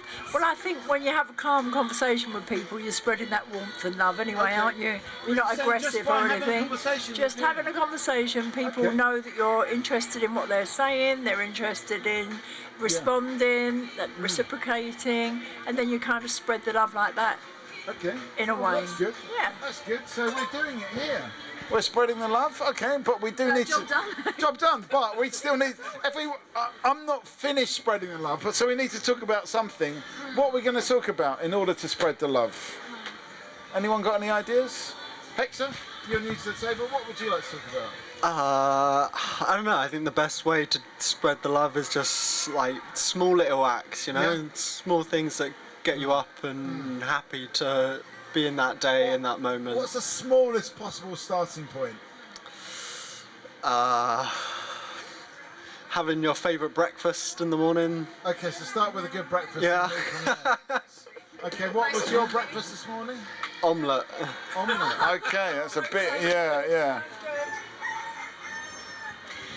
I had an omelette bun from Pret the other day, and they've done it again. I thought it was just like the airport vibe where they serve you almost a raw bun with omelette, but no, they do it across different outlets. What is with that? It's not cooked enough. It wasn't cooked enough, and I just want to take it up with Pret because I thought it was just one venue Can you issue. do it in a way where you're still spreading the love? I could say it in a loving way because it's about like expressing that, he's got a plant. He's not our plant though. No, but I think like you have, like, how do you let your thoughts known to somebody? Maybe you disagree with them. How do you do it in a loving way? It's like, And can we love? A raw dough. Or pret-a-manger? Can we love the company pret-a-manger? There's a simple act. Every day, every morning, I take my partner a cup of tea in bed. Yeah. That's it. She loves it. Okay. Okay. Just a nice cup of tea. Could be how to spread the love. Apart from conversation, which you've already identified, Kim, any techniques of how to spread the love? Well, you could always make yourself a nice cup of tea as well. That's always a bonus. Yeah. Okay. Yeah, nice cup of tea, spread the love. I give myself a coffee first. Yeah. Always get your caffeine in first. Give us a final thought. Hector? Oh, there's a lot of pressure here, isn't there? No pressure, no pressure. There's only us four around the table anyway. Yeah. Oh, hang on. Sorry about that. No pressure. Give us a final thought. Could be anything, you know. It's just what the previous person's given a final thought didn't even articulate their thought. They just thought the thought. So, no pressure. No, you cannot sing it. There's only 2 rules on Talkaoke. No fighting, no singing. What if you're fighting for love? Yeah. And singing your final thoughts? No. Okay. Anyway, Hector. Hector. My closing thoughts. I would say the best way to spread the love is by finding the right person to spread that through. Oh. You can't do it on your own. Okay. Okay. And how easy is it to find that right person? Is it? Pretty hard. It's quite hard. Okay. So you've. You have to do it on your own as well. That's Yeah. why you've got to spread it on your own as well, Yeah, right? spread that love And on waiting your own. around for someone else, God, you'll have no love left, will you, to give? Okay. Can you afford to wait to spread the love? I mean, we are kind of, this love thing and partner thing keeps on coming up on Talkaoke. Should we have like some kind of a dating service here on the corner? Yeah. Should that be, you know, something like that? Just like really, there's the talking about spreading love and there's the actual. I mean, I think it's a very good point, Margot, and I think we should look into it because I think it is. We talk about spreading the love, and as Kim mentions, actually sometimes talking is a way of spreading the love, but maybe we need to go further and actually practically assist people like Hector in finding that person, that person to spread the love with. We're talking about spreading love. Come and join us. You look like you know something about it. About what? Spreading the love. How do we spread the love? We've got Kim, we've got Mike, we've got Margot. What's your name? My name is Sahid. Sahid, I'm Mikey. We're talking about how to spread the love. It's just because that's what we've boiled down to as the kind of essence of this festival. But how do we, come and join us, how do we spread the love is the question at the moment. Yeah.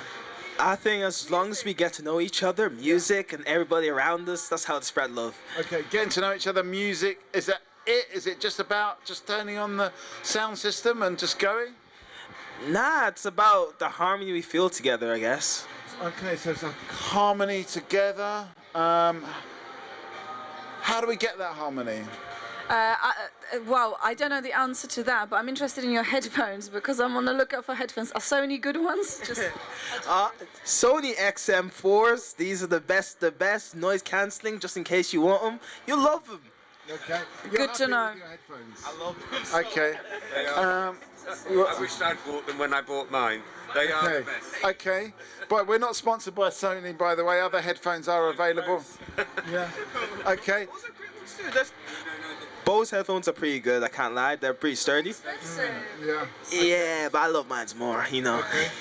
All right. So, is it just about just turning on the sound system? Maybe not with the headphones on, but actually, you know, how do we get this sense of harmony? Because you mentioned harmony. I think that's a big word, and I think it. Even though there's no singing allowed on this Talkaoke table, we certainly would like some sense of harmony. I mean, I don't know, it's like, it's about the rhythm as well, isn't it? It's about the beat. So even if you've got like your noise cancelling headphones, you can still like, you know, if you've got like a bassy, well, if you go bass line and it's like really big, you can feel it in your body, and I think it's something quite amazing about that, and I think you get that when you interact with people. It's a different kind of, I don't know, sound wave, some kind of different vibration. I think that's really powerful. So it's talking, but it doesn't have to be. That's why music is so powerful. It can be non-language based. Earlier on, someone was saying about like, let's go beyond words when we try and connect with people, because for some reason today we've been talking about connecting with people most of the day.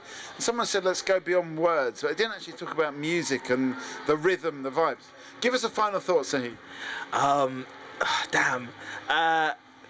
again, music is like you don't need to use language to get music around. So that music is everywhere. Music is in us and without. I don't know, bro. The final words is love everybody, be everybody. We are all awesome people, and I'm gonna be out of here. Yeah, okay. Thank you. We've got some people carrying a mattress and 2 large cushions. We're just never going to find out what that's about. Maybe it's an act that's happening, some kind of acrobatic. Come and join us. This is your last chance. This is Talkaoke. Yes. What are your names? What is it? Ian. Oh yeah, we have. Oman. And have you enjoyed the festival today? What was the best thing? Football. There we go. Yeah. Well, yes. Okay. Well, the football was the best thing. Okay. We've got some returning faces. Any final concluding thoughts before you go? Oh, just on the whole festival and today. Has it made you think anything? Yeah, it's been really good. I think it's made me think like it's a big community and like loads of different people. But yeah, it was good that everyone seemed to be having a nice time, and it was good it was all free as well. So yeah. Okay. And what was a highlight for you? I really enjoyed this. And I also enjoyed the football and the food. All of it was great, thank you. Okay, so nothing to complain about today. Thank you for your great input today, and we hope to see you again. Yeah, any final thoughts? I think this is a wrap. I think it is. It might be a falafel wrap. Yeah. Yeah. Okay, well maybe we should get some final thoughts and just find out what those final closing thoughts are. On the subject of music, we could do some vinyl thoughts and. Oh, that's definitely. That's my contribution. Okay. Have you got a favourite vinyl? Vinyl Countdown is my favourite track. Yeah, is it? Okay, right. Let's get those final thoughts then for today. What are we thinking? Where do we see next year's festival, next year's Regent's route? I mean, obviously this has been really great for making space for people to see each other, hear each other, you know, have a good time together. But it is interesting about the kind of differences of opinions, and maybe, you know, how do we work through things that we don't agree on in an active way, and maybe this is not the exact forum for it, but you know, this festival, because it's more about celebrating positive things. But yeah, I'm just picking that up, just maybe from the world and a little bit from the conversation as well. How do we deal with differences of opinions, maybe? Okay. How do we deal with differences of opinions, and how do we, I guess, encompass all of those things, I suppose? Kim, final thought? Oh, final thought. Well, differences of opinions, that's a whole different subject, isn't it? I mean, sometimes people give me their opinion about things and I take it, you know, I get emotionally wound up about it and think, oh my God. But just taking people as they are is just the norm, I think it should be. Okay, just take people as they are and leave that as your final thought. We're doing final thoughts now because we've been talking all day, but you come here at a good moment because we're trying to sum up this festival today, what's happened, what's it all about, and we're just looking for some words to, you know, to close out. What's it been about for you? For me?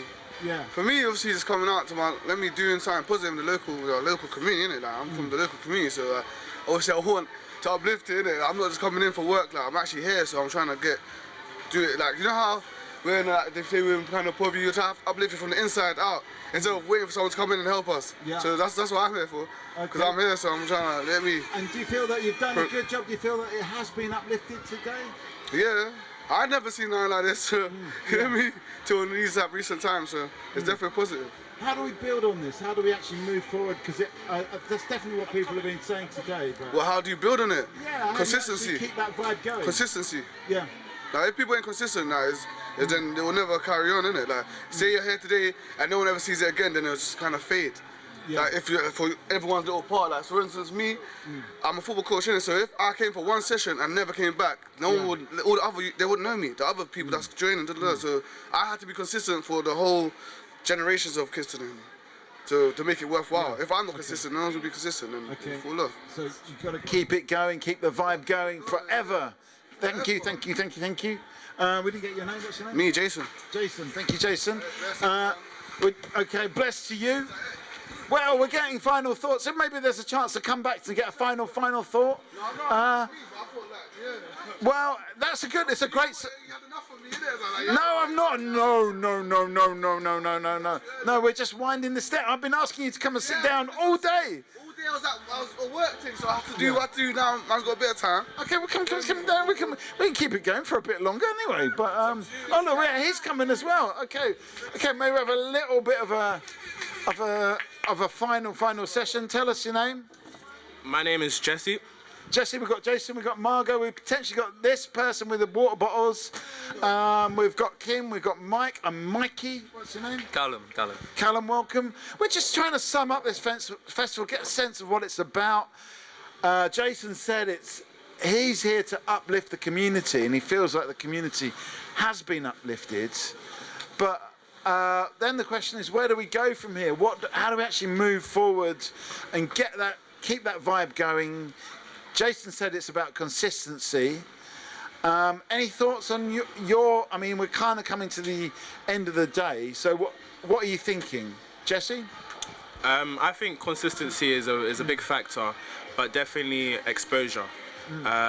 So in terms of policymakers, governments, those that are in control or in power, I should say, to expose what is going on, because a lot of the things that's done here is only done because of the community, actually. So a lot of things that are set up are because of the community. And what do you think those people from the government could actually learn, or what would they be picking up they don't know, or they're not aware of? I guess everything stems from funding, you know. A lot of things that we do here, we have to show through stats, reporting, why we need funding to do certain things. But because there's a lack of those people in power to actually observe or see, I feel like there should be some dedicated people in those positions to come down, to actually be involved in the community that they say they're changing, and that will be beneficial. Okay, I'm going to hit that with a round of applause. Yeah. Callum, any thoughts on this?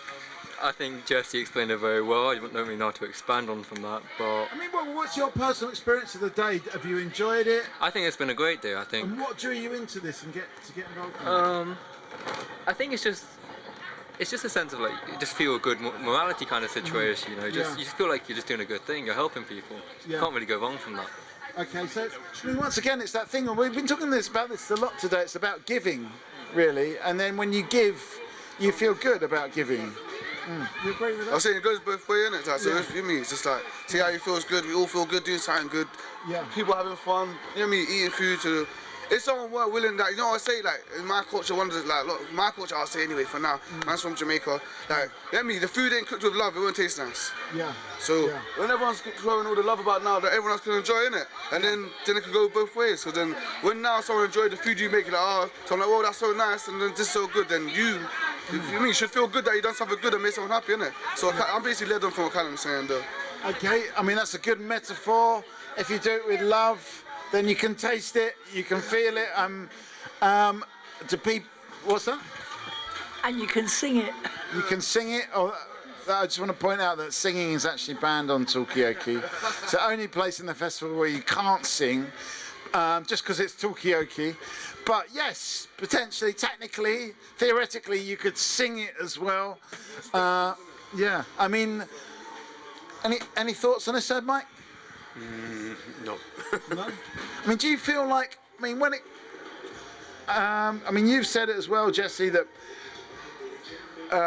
representatives of the government should come down, that actually this is a good place to find out about people, but then potentially people would invest more in governments.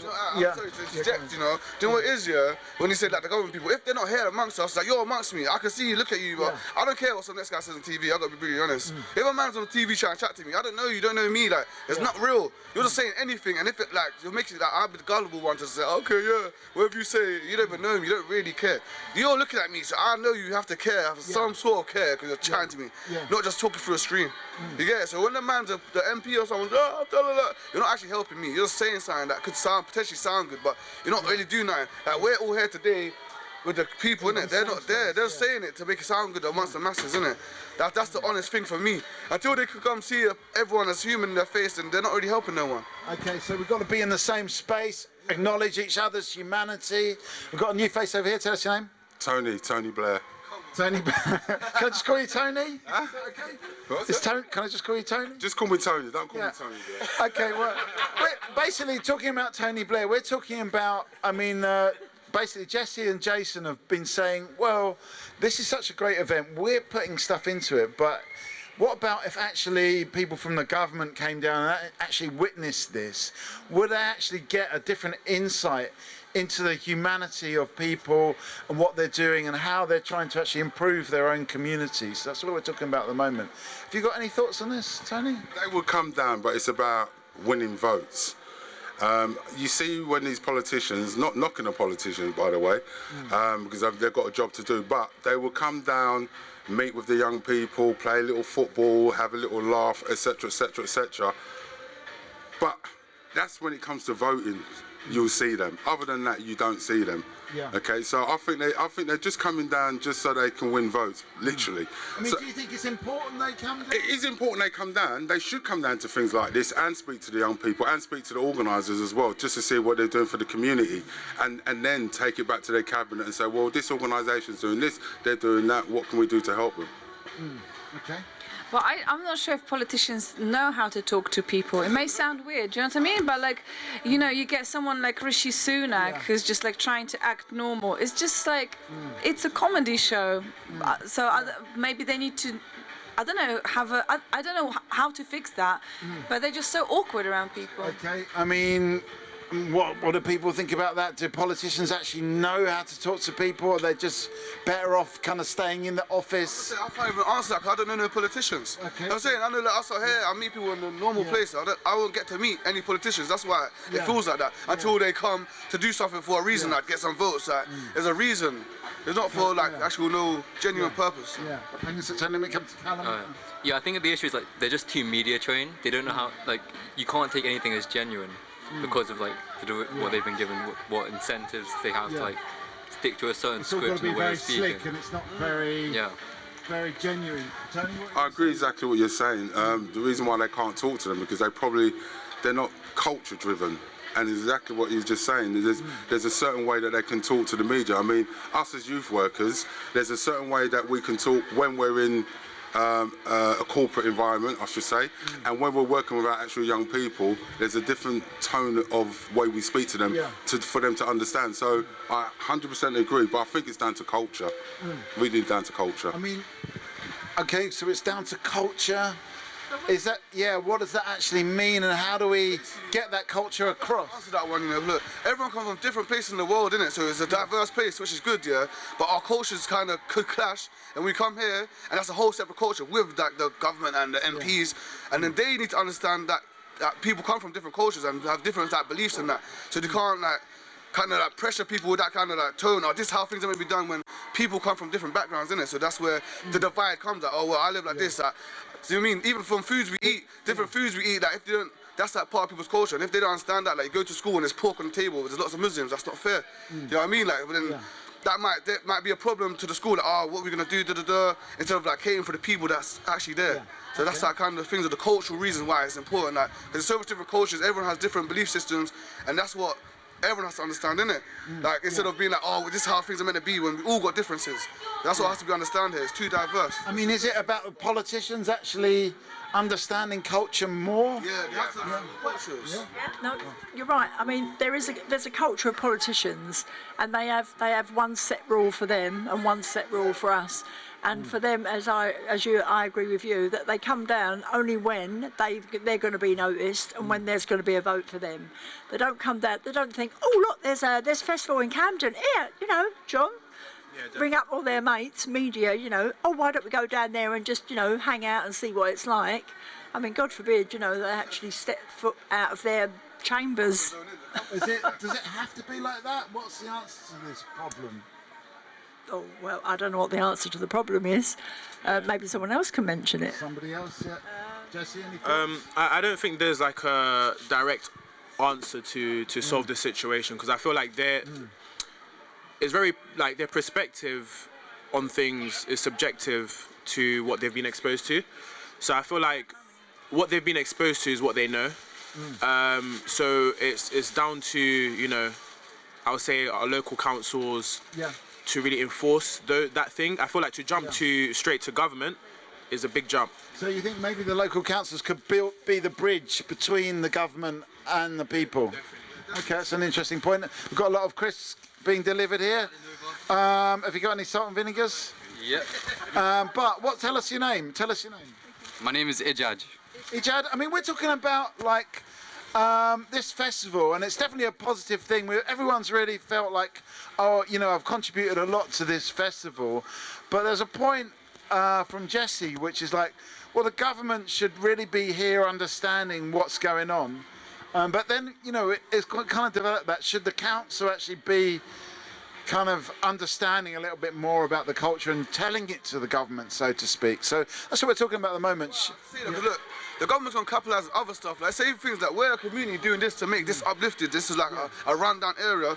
If not, and it's crime, they will put it on the media, and then and then someone else will profit from it, basically. So instead of making positive changes, instead of positive off the negative, why don't they do something positive to make profits? They only want to profit off negative stuff. That's what's going on, really truly. But if something crazy happened out, everyone will see it on the news. Look, something bad happened, but this ain't going to be on the news. They only promote positive for their own gain. This will only be on the news if something bad happens. Touch wood, it won't happen. And we're kind of nearly to the end, so it probably won't. But what do you think, Ijad, about all of this? I mean, do you think the government needs to know? Yeah, of course, because without the government understanding, how else would they know what exact needs or wants? How else would they do that without the government? Okay. Different. So these ones are less out of touch? I think potentially they are. I mean, we've got to remember that this area is in Keir Starmer's ward. Okay, and he's Prime Minister now. Okay. So there is a connection. Did you know that? There is a connection that can be made. Yeah. But I don't think getting the government here is what is needed. Yeah. I think we need to see more from the council here. For the record, I work for the council in the culture team. I mean, what do you think about Jesse's idea that the council could actually be a bridge to the government? They should be a bridge to the government. That's exactly what they should be. They should be a bridge to the government. They're not the government, but the local council plays an important part of meeting the needs of local residents. Maybe they don't do it right, maybe they don't do it well. That's for you to say as residents, not for me to say. I'm not a resident here, so I wouldn't know. But that's their job. The local council's job is to work with residents to meet the needs of communities and residents within that community. I think what's here, and you said this was a rundown space. Actually, probably not when you think about the community spirit, because there's a lot of great stuff. This I know from inside the council, working for the council. We hear about what's happening on Regent's Park Estates from the community champions and the work that they're leading. I don't know where you sit within that forum, but actually that's really positive. That for me isn't. You're getting a lot of positive stuff. I hear a lot of positive stuff coming out. I talk regularly with ODAC and the people that work with ODAC, Daniel and co. I talk regularly with them about cultural stuff and the things which are happening here that are cultural, like the art trail and stuff. I don't hear so much about football. Sorry, it's not my bag. I don't work in the sports. So, but that's fine, you know. That we should Is hear there more somebody about that it. hears about the football? Well, the sports people should hear about Yeah, it. okay, yeah. What's that? See me, obviously he didn't get to hear about that, but football something I think that should be, like obviously for a personal one, should we get to like, as part of what Camden and everyone's listening to, innit? That's what the youth need, innit? If anything, like to give youth the opportunity to develop and give them a chance basically. Because like, do you know how, especially for the borough, compared to other boroughs, like someone from Camden has so much less chance. Because you have to go out of the area, go so far to play football. I had to do that. I had to go all the way to like Kent to play football and Boreham Wood. Why did you have to go out? Because no one's local that's going to give, like say now if I want to go to university, there's a good university just there, for example. So you could be in central London, but to play football, I can't. Okay. So that takes it out. That just leaves me one chance down to succeed in life, innit? Like just leaves me the university. Where everyone else has the options, basically, one chance. Okay, so not enough football in Camden, not enough... So like make it just about football, because I'm into football. But just sports in general, like basketball's popular, but basketball they don't. Like that'd be a myth. If I want to play basketball, that is impossible. Basically, any sports, like if sports is an option for someone, there's not like I feel like England in general don't focus on sports. Like there be countries that actually give people more chance in sports to get that leverage to do something good. Like Cuba, they focus on boxing, like, or another country like say China, they have gymnastics proper good. Like every country should have at least one sport they focus on. Yeah. Like, I think England in total, England don't even win like gold medals right now in the Olympics. Yeah. Okay. Okay, we've got a new face to the table. So we've got Tony Blair, we've got Margot, we've got Callum, we have got Jason, we've got Jesse, we've got Kim, we've got Mike. I'm Mikey, tell us your name. Steve. Steve, welcome. A moment, yeah? I'm really Give us a final thought. I'm really sorry, I have to go. I've got a train to catch. I don't mean to be rude. It's a really interesting debate. I'd love to hear more about what you're saying. This festival is a brilliant festival. It needs to happen. It needs to happen with the community, and the investment from the community that comes into it makes it a really special event that is second to none in this borough. Okay, so this is the best festival in Camden? In my view, yeah. In my view, but I'm only one small person, so the claps should be for you, not for me. Okay, are you thinking anything as you go to catch your train? What are you thinking? What has today been about for you? Any puzzling thoughts or any? Well, one of the things that I'm here for is because we're currently consulting on a new cultural strategy. That doesn't include sport. Sorry. Well, in terms of how we're structured, it doesn't, but it does in so many ways. There's more theatre on a football pitch than there is on the Royal Shakespeare stage, perhaps. More tragedy, anyway. Well, yeah, perhaps. But no, what I'm taking from it is, it's thinking about how a cultural strategy going forward might help festivals like this grow and develop and become even more important to communities. But that sort of stuff. Anyway, really sorry. Train to catch. All right. Enjoy. Thank you. Thanks for Joining on that. Did you have a question? Goodbye. Oh, okay. Right. Okay, so we're talking about. Mr. Blair. We're talking. I guess where are we going to go with this? We're just kind of closing it all up, and we're getting those final reflections. Yeah, we've got to go with the flow, and we're happy to do that. But I guess we're sort of reflecting on the day, and we've kind of asked everybody, apart from you, Steve. So, what has the day been like for you? Well, it's been very busy, of course, like every year. I wish I could have come here a bit sooner. Keep getting absconded to do different things. I was helping that guy with the wheelchair get up the ramp there. So firefighting, putting signs out, and generally helping people as a steward. And I mean, one of the things we've been hearing recently is that people actually get a buzz out of helping people. Did that actually give you a buzz, or that excite you to actually be able to help people?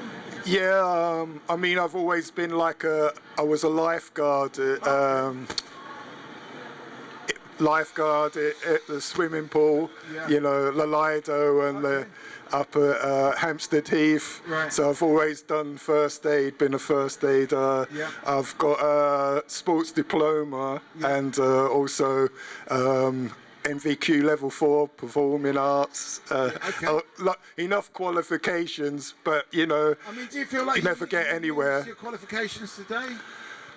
Yeah, of course. But we're always learning, right? Because you know, this guy's opinions, I just got on the end of it. But he's saying not enough opportunities for sports. And in some ways, I agree. But you have to put yourself out there and like find ways. Any way, if you're passionate enough, you will find a way. You could join Arsenal Sports Academy. Doesn't know what team you support, but you could go, even if you couldn't get into Arsenal, you could get into Spurs or West Ham. So just keep going down the list. I mean, I was a champion and a sports coach in like Humphrey Long back in the day. He was the national coach for basketball. So I did basketball. Was this in Camden? It was in Hackney actually, but they knocked it down and built the Hackney, the Queen Elizabeth Arena. But so I was a badminton leader, lots of things in art and music, sports. Is there a connection between art and sport, would you say? Well, if it's dancing is classed as a sport, so you can get funding through sports if you're a dancer, you know. Okay, so maybe dance is the connection, Tony? Because we've got one more session left, this is going to be our goodbye. He looks like a sportsman. No. Let's maybe just get final thoughts from everyone and we'll pack this up. I love this forum. I think I was on it a couple of years ago when you guys were over there. I think this is excellent. I really do like it. Shame I couldn't come earlier. But no, it's been a great day. It's been a great day. I've got one of these as well. Oh, you got one already? I've noticed that you're holding on to your mic, which is what you should be doing. Instead of giving it away. It's optional, you know. You look trustworthy enough. It's been a great day, and I do, like I said, enjoy this forum and all the discussions that you have in there about the culture, the politicians, the sports. It's all relevant. But I do agree that somebody important should come down and have a look at what we're doing down there and what we're doing for the community. I mean, that's definitely, I'm going to hit you with a round of applause. We can send that video out there and just, you know, put it to the local MP here, Sakia Starmer. Would you even watch it? Well, I don't know. Kia, just let us know. Put in the comments if you watch this. Okay? Right. Still MP for this area if you're Prime Minister? Are you both? Wow, I didn't know that. Yes. Come and join us. We're just getting final thoughts. I want final thoughts. Final thoughts? Yeah, this is all good. I mean, so we're gonna try to keep it up because we here doing it. So we're gonna keep it up. And if they don't, they don't. We're gonna keep it going, innit? We're gonna be here. So this is just the beginning. That's gonna. So I'm gonna read that. One last thing. Final thought. Jason, I mean, I'm going to show my age now. I used to coach Jason when he was about 14 to up until 17, 16. And what he was saying about because after 16 there wasn't nothing for us to give back to them. So that's why they had to go elsewhere. But 4, 5, 6 years, 7, 8, 9, 10 years later down the line, he's come back and he says, Tony, I want to give back to the community what you gave to me, and that's what it is. Yeah. That's another good one for Kia. So hopefully you're watching that, Kia. Coming back to the community. Oh, me again. Go on. Man. I've got it from you. Which is keep this going. This is just the beginning. Final thought. I don't have much to say, but I feel like on another hand, I feel like there's a necessity for more progressive things regarding academic and career paths. I feel like in terms of sports is great. There's a need for it, but I feel like more support for young people to have exposure to career paths. There's a lot of young people that don't know what they want to do, that are not going to university because they don't have a clue of what they want to do in the future. And what's the way to entice them into? I feel like, you know, events like this, festivals like this, having a stand that people, you know, we have a lot of financial you know, headquarters around here, being Santander around the corner, YouTube around the corner. You know, people from these places coming down, exposing to all of us, actually, not even the young people, but everyone, how you get into certain, you know, areas of life. That's a really good point, Jesse, and definitely hear that with a round of applause. We're going to have to put this out to Santander and YouTube as well. Come down, come and see what's happening at Regent Streets. Final thought, Callum? Yeah, I agree with what Jesse had to say. Certain stores providing like ideas for different opportunities for young people would be very good. All in all, I think the event was for the community. The community's happy, so I think it went well in the end. Yeah, I think it went well. I think we can all agree it went well. Final thought, Steve? Yeah, you got to keep busy and do what you're passionate in doing. Like, if you've got a passion to do something, use your voice, get people involved, and get out there and, you know, demand your rights to be heard and to get the things that you need. Because I think Camden is trying to do something, but it always takes time. So you got to tell them, and then it might take 5 years. Maybe you haven't got 5 years. I haven't got 5 years, but things don't happen overnight, you know. Well, I mean, that was one of the messages we heard earlier on, is about persistence and patience and keep on pushing it forwards. Any final thoughts, Margot? I mean, we didn't get a final thought from you, but No, thank you. It's been amazing. It's been really great to be back for third year running. Some familiar faces. Thank you so much, and well done, Mikey, in the middle. And it's okay to talk. Talkaoke. It's okay to talk. It's okay to talk. And my sound effects machine. Oh no, there we go. Let's get a final thought, Kim. No, I think it's just onward and upward now.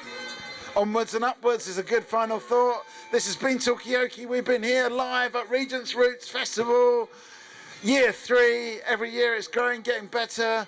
We'll hopefully see you in year 4, but maybe sometime in between. We can come. We don't have to just come in August. We can come anytime. But so it's been good. I'm going to eat my packet of salt and vinegar crisps now. And that's it. Thank you very much. See you next time.